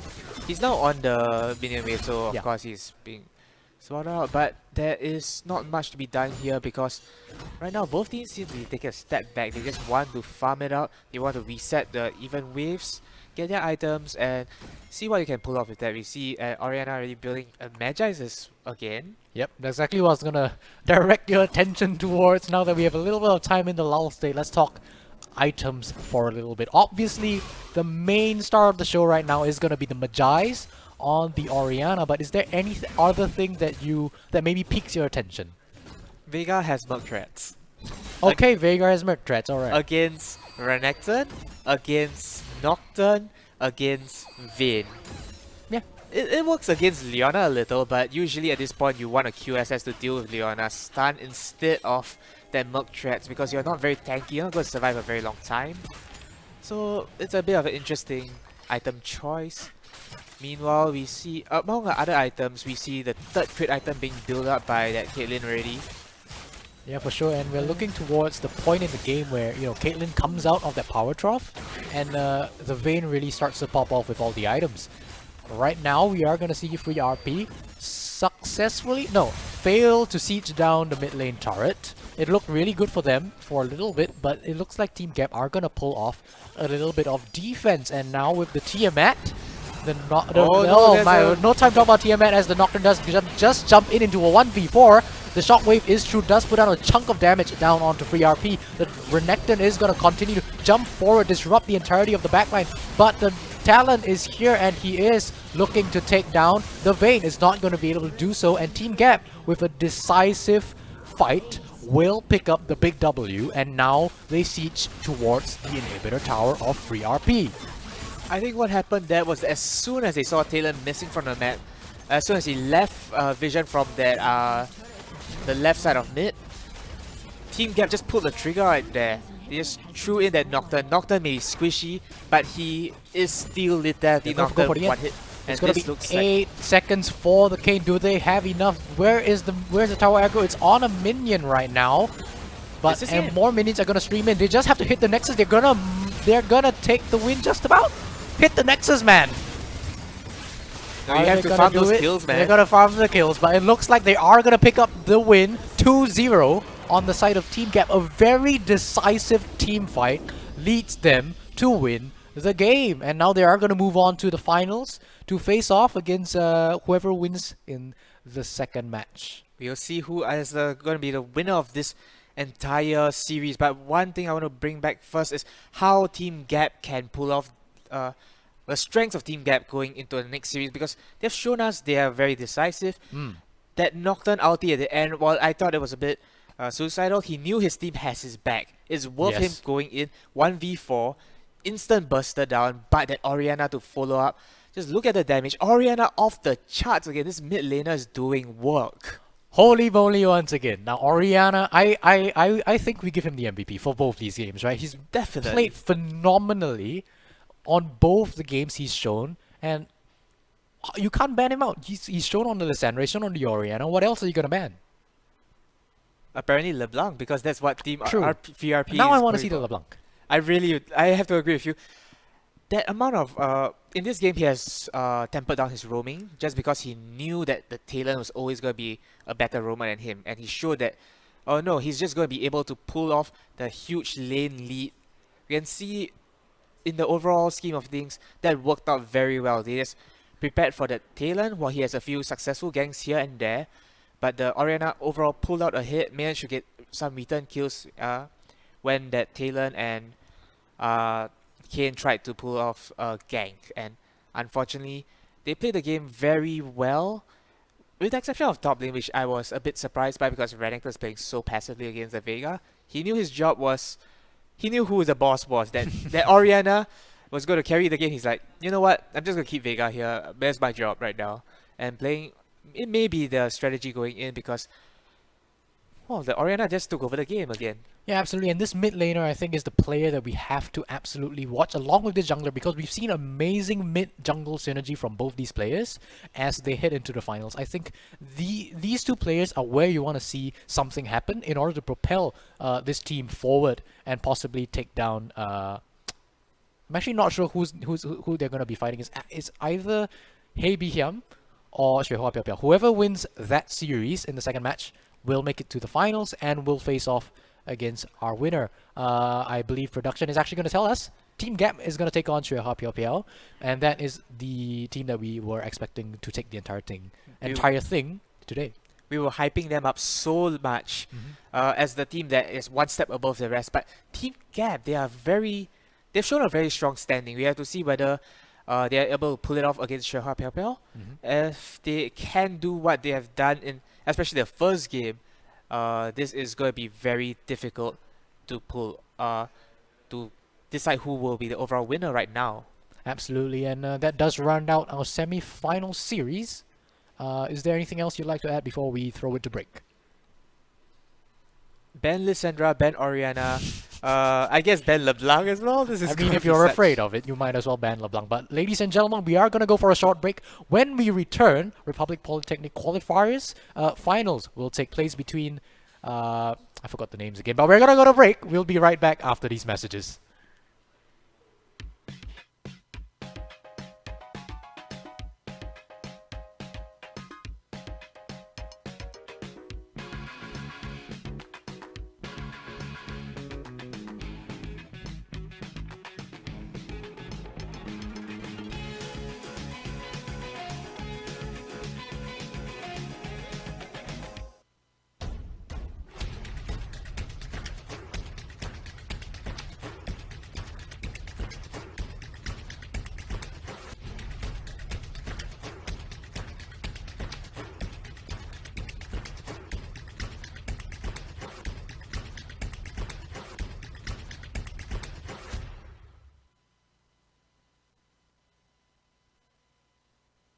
JBL presents the sounds of victory.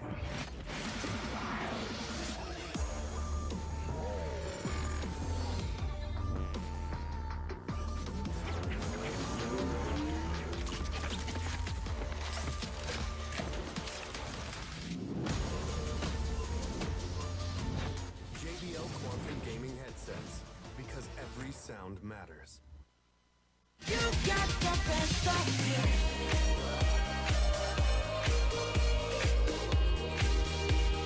You got the best of me. 넌 나의 comfort, 넌 나의 charm, 넌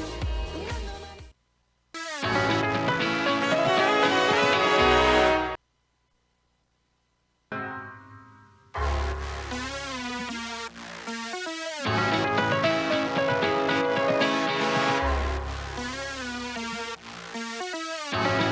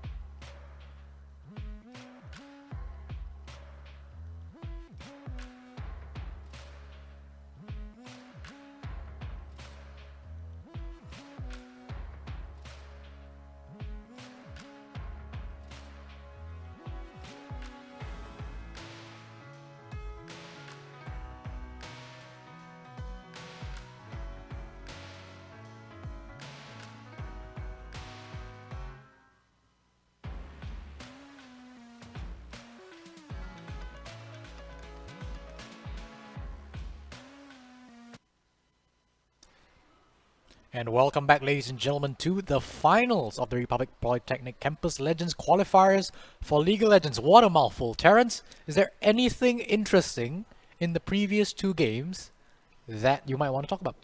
We have been looking at Team Gap. We have been following their journey in the semi-finals.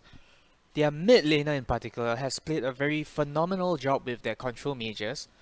We have seen his Lysandra, his Orianna, and he has been basically a very strong focal point for his team. And well, we have to see if this is going to be a Team Gap coming in with the mid lane, because we already mentioned before, Xuehua Piao is one of the... They have a stronger, at least, side in the micro play with their slightly higher ranks. You mentioned that you don't believe ranks matter as much. No, I believe someone else here doesn't. Well, okay. So we are in agreement that this might not be the case, because the Team Gap, they have shown a phenomenal step against their opponents, but in this case, they might be the underdogs coming in just because of, if we look at the rank advantage, it actually goes to Xuehua Piao. They have a few of a higher tier members, a few masters, a lot more diamonds, and this... Do you think this will make a core difference in the gameplay? Honestly, no. One of the things is that we have to note that I don't think we were actually given a proper brief on Team Gap's individual ranks. I don't think that was one of the teams that we actually got. So we actually don't know what the ranks of Team Gap is going through here, but we do know that Xuehua Piao does have a lot of strong individuals on their team. So I don't know if there is going to be much of that gap, and I don't think that if that gap is there, it's going to be all that influential just based on rank. It's going to come down to how they play based on that rank. How they play plays on that rank. So we have managed to see a lot of action in the previous few games where they are a very proactive team. They have made quite a few of the early moves, especially with their mid laner, as we mentioned before. But right now, if preemptive guess, who do you think will take home the prize and represent RP in the Campus Legends? So from what we've seen from Team Gap, I think their play is exceptionally clean, wonderfully micro-intense, but I'm not sure if they might... No, actually, I believe Xuehua Piao is going to come into this cold, so it's going to be sort of uphill battle as they try to warm up as they get into the game. But I do believe we do have a draft ready for you guys, so let's get into Champion Select. Straight out, we see that Lysandra, that Volibear, and that Ashback, some of the picks that Team Gap has shown, especially that Lysandra and that Ashe. So these are very core champions that we have seen. Lysandra in particular with that mid laner roam, as well as that Ashe with a potential engage tool right there. Meanwhile, we see that I believe that is Aphelios, Camille, sorry, I almost missed out that name, as well as the TF. So that is... Right. That's not really... Okay, Camille is not really meta, but TF and Aphelios, especially these two, depending on which league you look at, those two are very strong picks. So it looks like maybe Xuehua Piao is a bit more of a meta team. They have picked up the Lulu as well in the process. So what are your thoughts going in so far? My thoughts are that, you know, Lulu is definitely a champion that would most likely go into support, even though we've seen her in the mid lane a couple times. I don't agree with that play, but, you know, still, you know, people like to do that.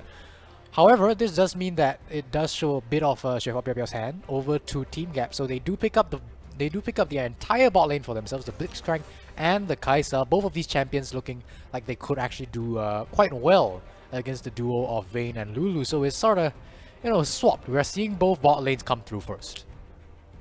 Having both bot lanes coming through this early means that you know what is the situation going to go down. You can prepare for that bot lane depending on whether you want to focus on it or you want to go leave it cold turkey. And it looks like right now that Vayne, and to answer that Kai'Sa, it's slightly better than 1v1s, means that it might look like Xuehua Piao is going for a more flexible comp where, you know, he can just leave Vayne alone, he can deal with Kai'Sa, he can be more safer ADC for himself. Yeah, and right now we are going to wait for the first pick, the final pick rather, of the first round. And it is going to be the Graves now. It's going to be the jungler coming through from Team Gap. Now, I'm interested as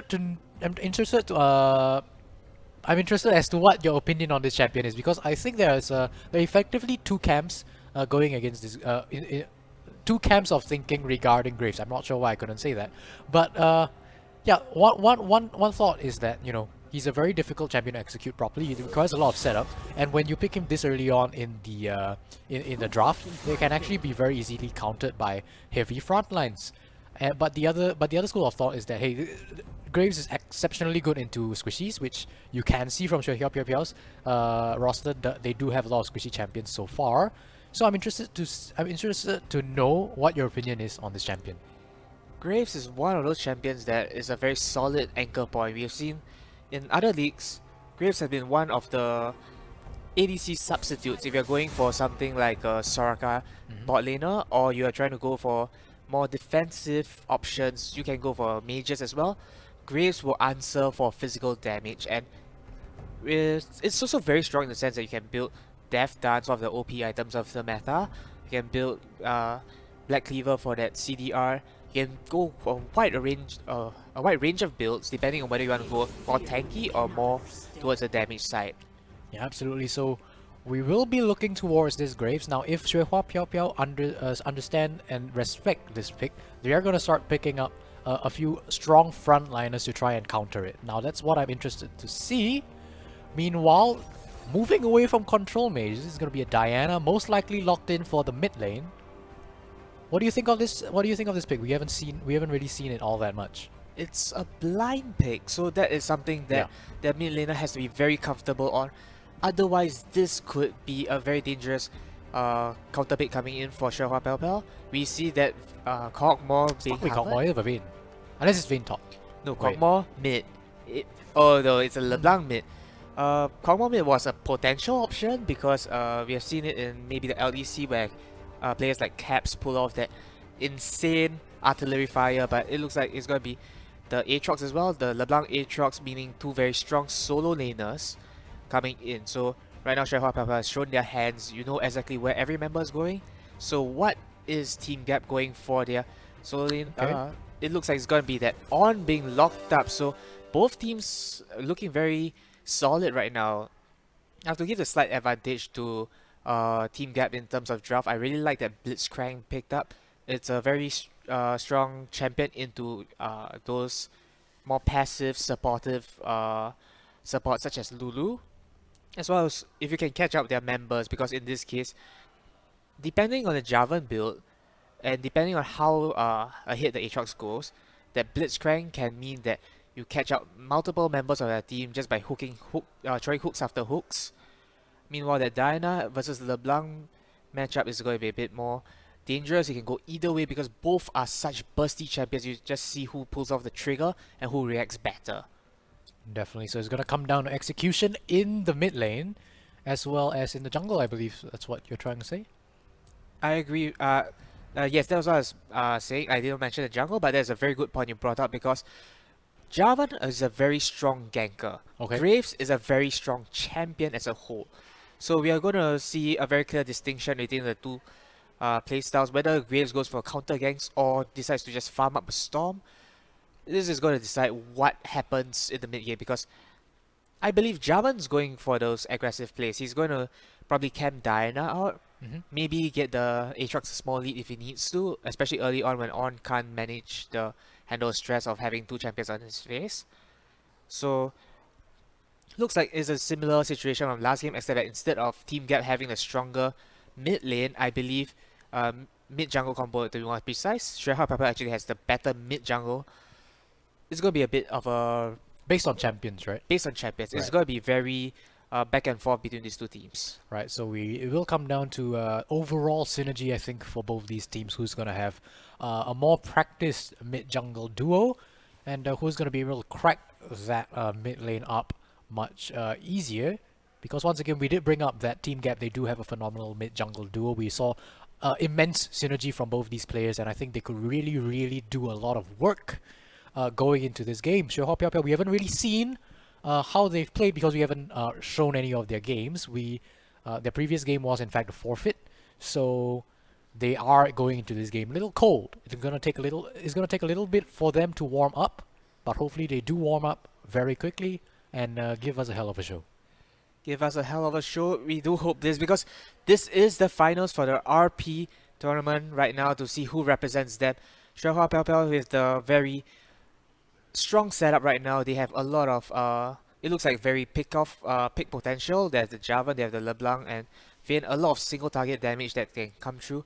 Meanwhile, Team Gap is a more huddled up team with their On, Graves, Diana, Kai'Sa. All of them are actually very short range, as well as the Blitz trying to hook someone into that cluster, that death ball that can happen. So based on the compositions that we've seen so far, given that they, are gonna execute them flawlessly, we'll just give them the benefit of the doubt. Who is gonna win on the day, just based on champions alone?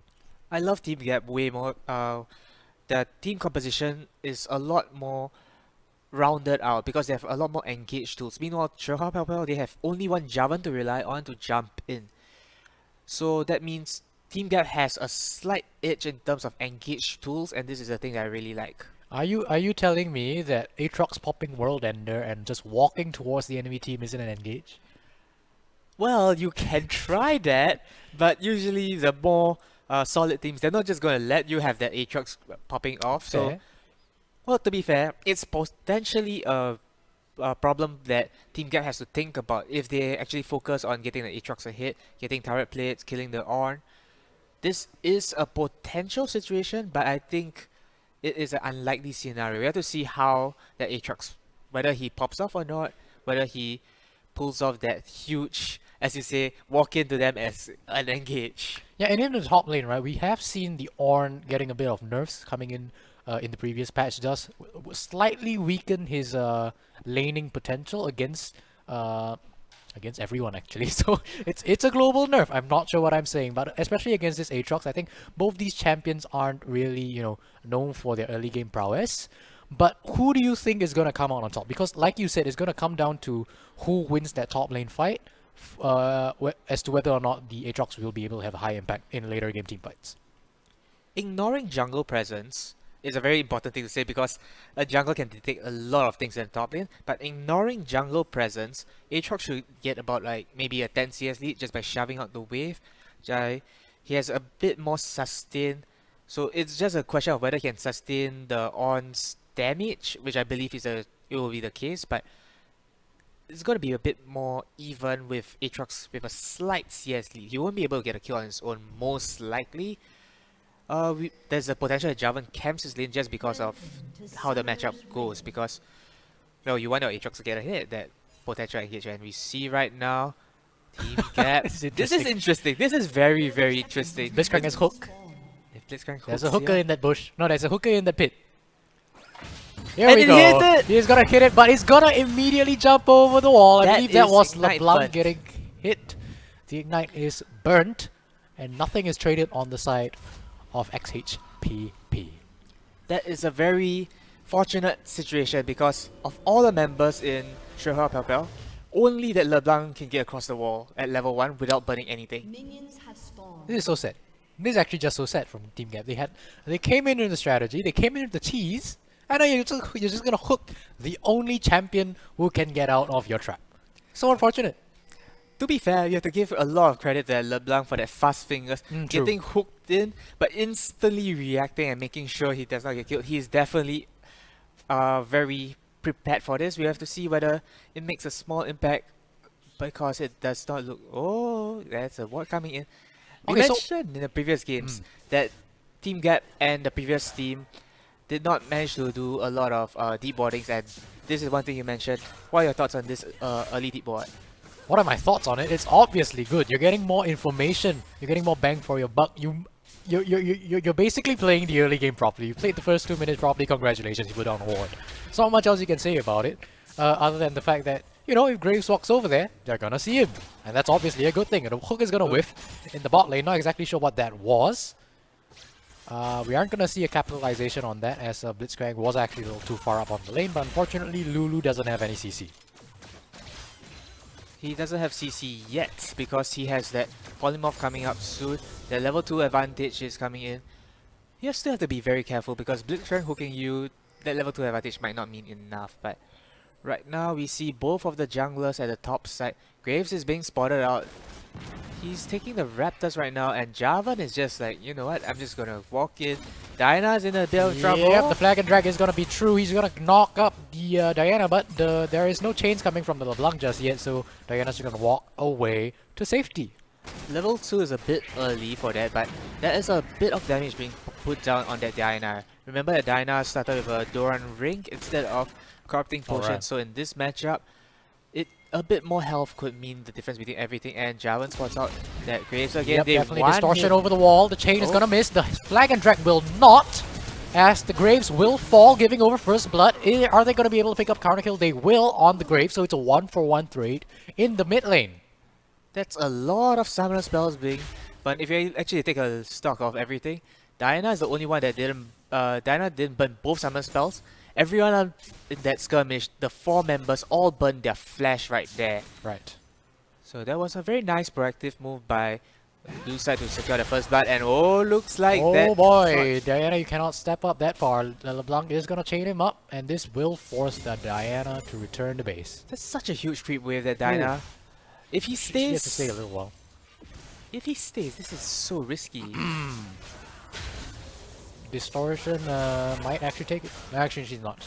Okay, Graves is here to provide a little bit of backup, making sure that Diana can catch the wave. Yep, but Jarvan is Jarvan here is- as well, and the Diana is super low. The flag and drag They will want the buff keep back. him close. Will get the buff back, like you said. The Jarvan will pick up that kill, and it's just a little bit greedy coming in from the side of Team Gap.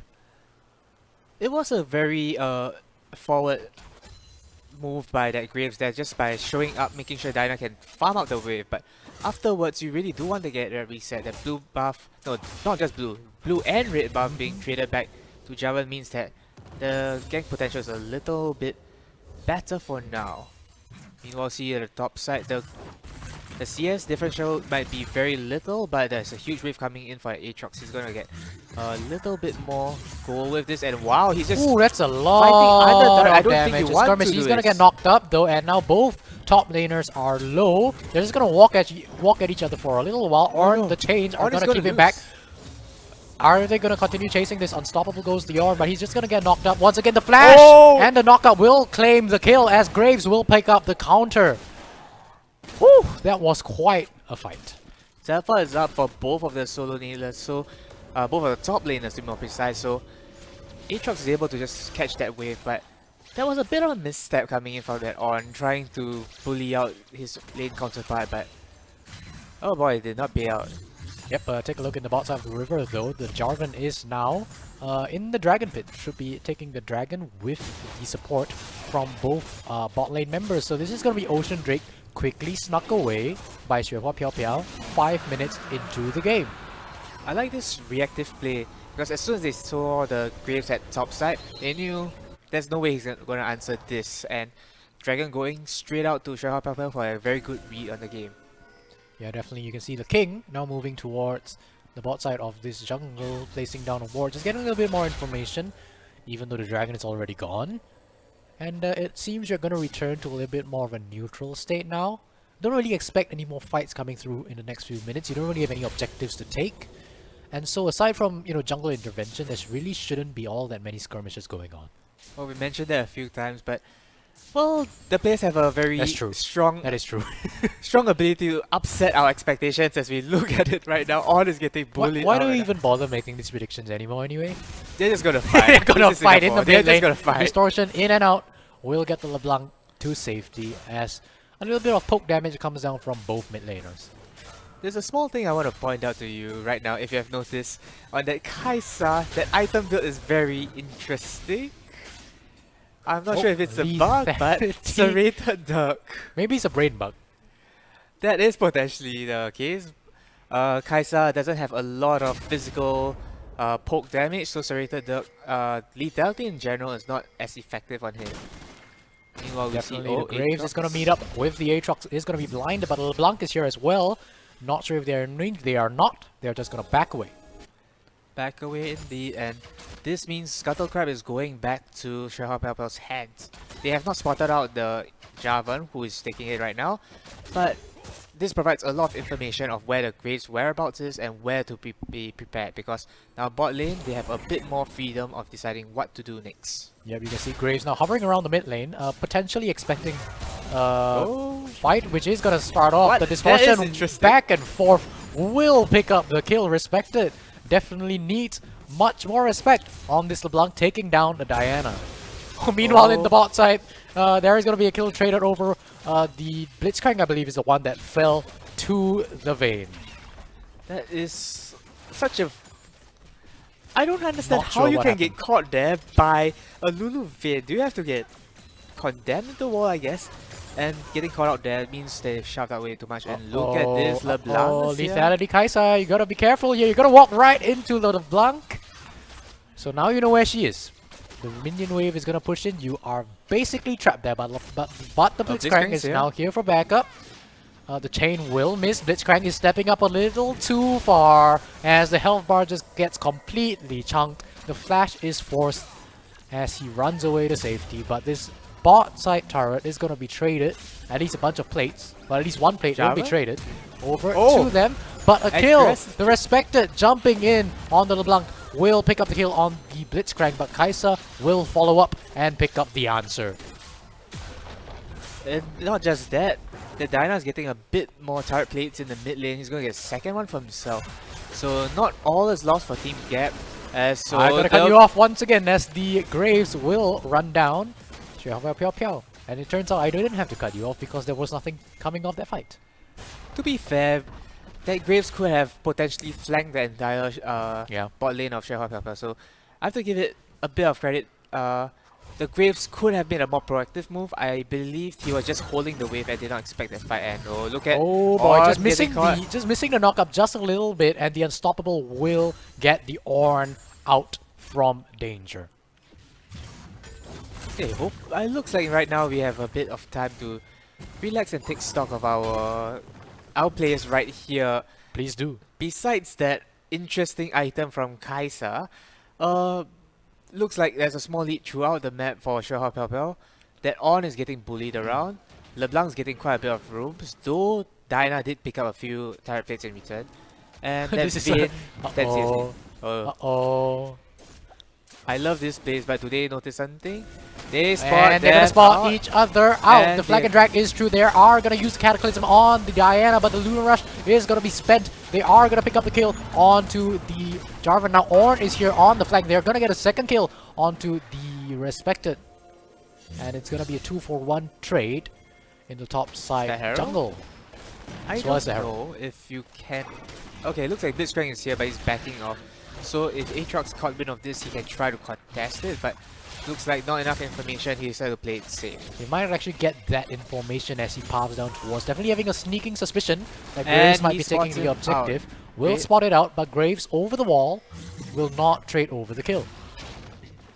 He's catching the Rift Herald, so they might actually want it for themselves as Jarvan is here to pick it up. Oh no, Graves just conceding it totally.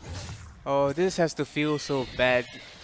And right now we Yep, look at... not sure what this is. Oh, the The, hook. oh, the hook's gonna land onto not- the Vayne, but there is no tower aggression as the Hugify is gonna keep the Vayne alive just for a little bit more as the Diana. He'll use the Lunar Rush, will go on to the Lulu, and will just about pick up the kill under the turret. That looked a little sketchy, but it turned out it worked in the end. But now LeBlanc is looking for a little bit of a answer. The Mimic Distortion will come through and will pick up the kill with the change.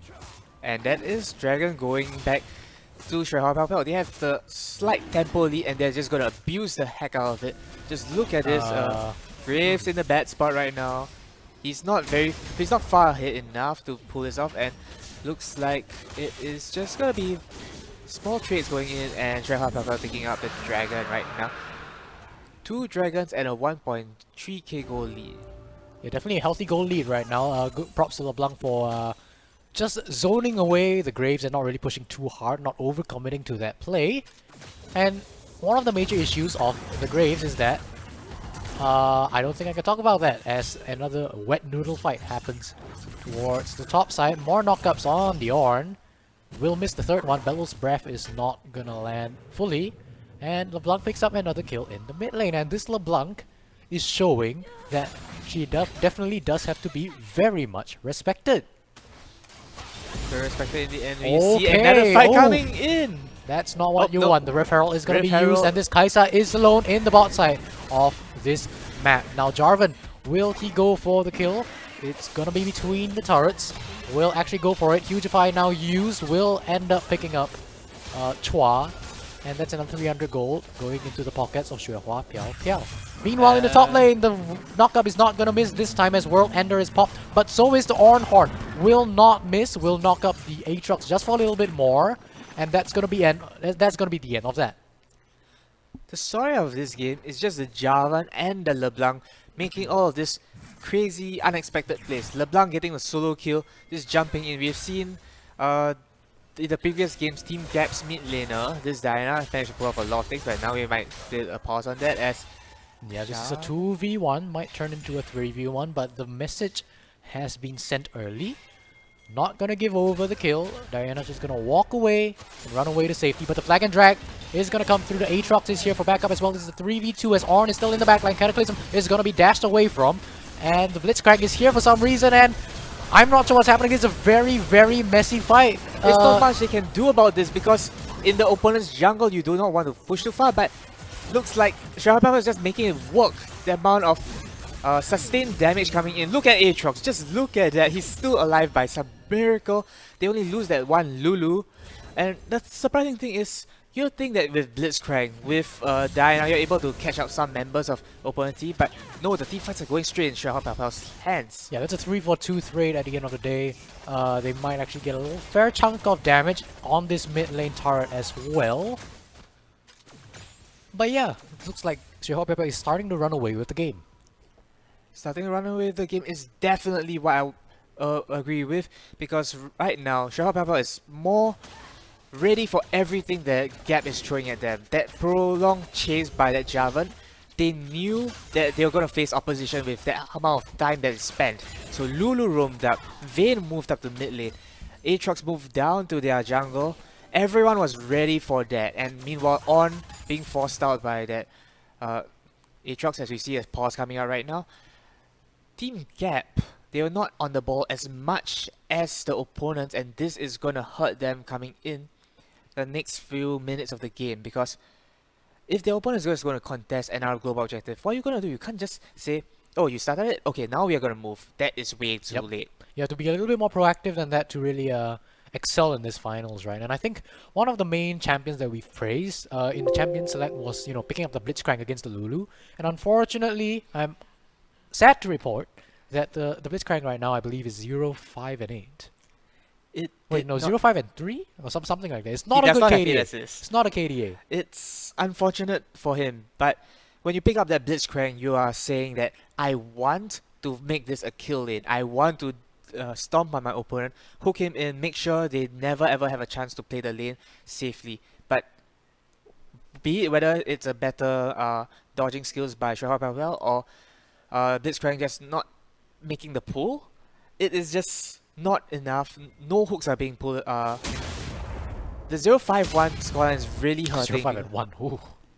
That's worse than I expected, man. I guess you could say that he definitely did make it a kill lane. It's just in the other way around because he keeps dying. But anyway, we are going to see a little bit of setup by Xuehua around this dragon pit right now. Not sure when the dragon is actually spawning. We don't have the timer on the screen. But they are looking for a little bit of a setup. They're putting down vision in the river, anticipating the spawn of that objective in the next few minutes. The wards is not invasive enough though. They only know when the opponent are moving over their opponent's side, but Dragon itself, I don't believe it's warded. It's being cleared out, but there's no wards to clear. Yeah, meanwhile in the mid lane, the Distortion is just gonna juke the Diana, and now he's in a very bad spot. He's just gonna get taken out by the combined mid-jungle duo of Xuehua. The LeBlanc with the fancy footwork dodged out that Diana's ultimate. It's just a one-way show. He's unfortunate for that Diana. He has been doing such a good job previous game, but oh, he's gonna stop the dash over the wall now. Okami is in a very, very bad position. Now the top and the jungle are both here. World Ender is not gonna save you there, buddy, as he goes down to Gap. Ornn's getting a bit of those items. He's able to tank out everything Aatrox throws at him, and at this point, Aatrox, you still have the lead, but you don't want to push it way too far because Ornn is able to catch it right now. Yeah, for sure. Now Ornn is going to get a substantial chunk of damage down on this top side turret. Meanwhile, in the mid lane, this guy's just going to get run down a little bit by this empowered Jarvan 4. When he's got Lulu behind him, he actually runs pretty fast. It's very, very scary to see him coming towards you. Not just that, being able to be sped up means that you can. Oh, never mind. Oh, we see you're a gonna small get caught fight. out there. It's gonna be another Fnatic Death Bush and a Cataclysm to clean up 2 kills. Actually, might just be 1. No, it's gonna be both. As both the mid lane and the jungler are gonna go down. And the KDA of this Blitzcrank, I don't think you pick this champion up again in the second game. Blitzcrank is such. I don't know how to describe it, but you're not, Not doing your good. job well. Not good. That's how you describe it. Yes, that, I would definitely agree. It's definitely not good. He can make some miracle hooks later, but as we take stock of what's happening right now, it's a 5k goal lead as Ooh, LeBlanc decides LeBlanc's to going not. super deep, but the distortion will keep her alive. Just gonna get out after putting down a little bit of damage onto the Graves. Now there's gonna be a fight. The Ornn with the Bellows Breath is gonna go forward, but there's not gonna be any follow-up. Both teams just disengaging. Javan going with the full tank build, I believe is making him so hard to deal with. He's just that CC block and being able to take out everything. He's doing his job very well, as you can see his scoreline, his 6 assists, 4 kills. 10 out of 18 is not amazing, but it's pretty good at this point where you are getting so many solo kills by that LeBlanc right there. I'm not gonna lie, I've never actually seen Graves pop off in any of the matches that I've actually worked on. And I think at this point, it's pretty much a trap. I'm